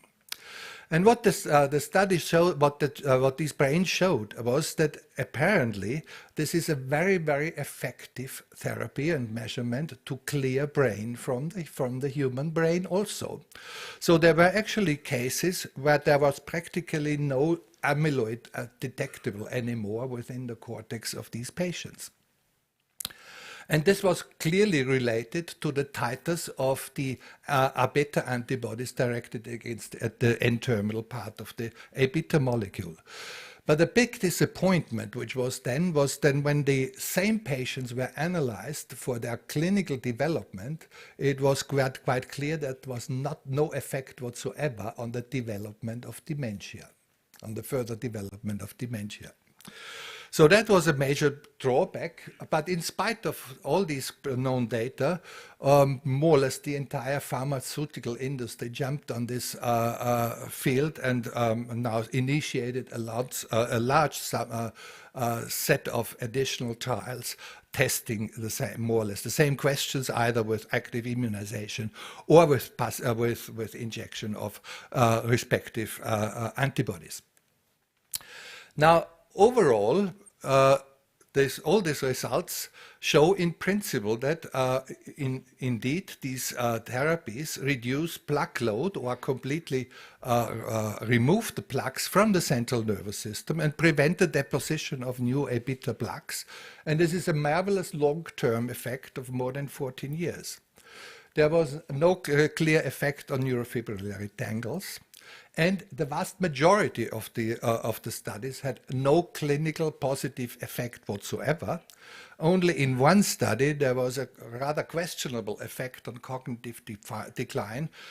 This was aducanumab, and that was then approved by the FDA. And we have now had the last outline here from the company, where the details are not yet published.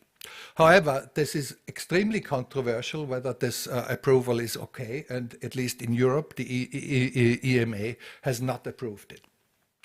Now, we have also to keep in mind that A-beta vaccination may induce autoimmune encephalomyelitis, and there is also another complication of the dissolution of the amyloid can then lead actually to increased amyloid angiopathy or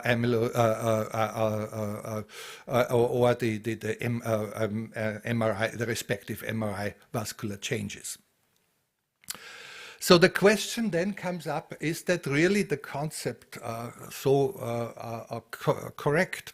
Are really the plaques, the amyloid deposition or the tau tangles really the reason for the dementia or the reason for the cognitive decline? Now, obviously, in the genetic situation, so in the FAD, familial Alzheimer's disease, or in the familial tauopathies, this is apparently the case. But there are many other diseases, actually, which at least with phosphotau tangles and in a lower amount also with A-beta plaques, then show this pathology, and these are very, very different diseases, including, for instance, chronic trauma, then hibernation, for instance, but also certain tumors, certain neuronal tumors, metabolic syndromes, chronic inflammation, and also an a specific antibody-mediated autoimmune disease. So what do these diseases actually have in common? And their common denominator, apparently, is that they have all a very slowly progressive chronic synaptic disconnectivity.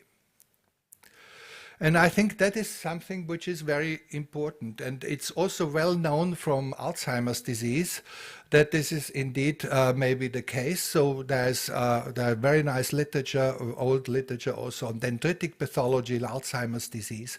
We and others have also looked at synaptic pathology and have shown already in very early stages that this is a profound pathology which correlates much better with dementia than plaques or tangles. One has also to be quite clear that there is no Alzheimer's disease like neurodegeneration or cognitive decline in the A-beta-related experimental AD models. One has always to think that here this interpretation is a bit more wishful thinking than reality. And so the question then comes up, could be the A-beta plaques and the phospho-tau tangles a secondary consequence to chronic neural synaptic disconnectivity? Would it be the best thing to target synaptic disconnectivity, for instance, with cognitive trainings and other things, which we know now have actually really an effect on Alzheimer's disease? So with this, I come to the conclusion, and my conclusions is that obviously molecular and experimental research is mandatory to identify new possible disease mechanisms in neurodegenerative diseases. However, we have then to go to the second step to look for the validity for that, for the disease, for the human disease, and this can be either done by careful analysis of neuropathology. In the humans, it may provide the insights into the mechanisms of tissue injury and may identify potential treatment and strategies. Now, where is the real bottleneck here? There are two bottlenecks. One is that certainly the material which we need for that is certainly not sufficiently ubiquitous to do these studies. And the second thing is that the well-trained neuropathologists are actually nowadays already a relatively rare species. Now, the second thing, what we can do is to look at the successful and failed clinical trials. They are the ultimate tests to determine the relevance for specific human disease conditions. I think this is an extremely important thing. And if the trial is effective, we will know it immediately. But interestingly, to really find out of the long data, from the many data banks, detailed information about failed clinical trials is extremely difficult. And one thing which would really be a major advance would be to stimulate or to force the institutions who do these trials to publish the results of their failed trials. And with that, I want to end up and want to thank my collaboration in my own institution and then particularly also my international collaboration partners. Thank you very much.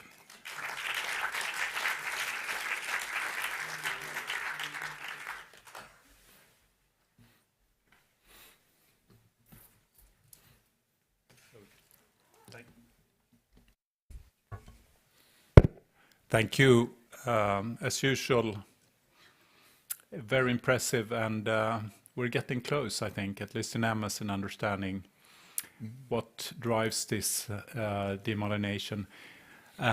We will not have any questions now.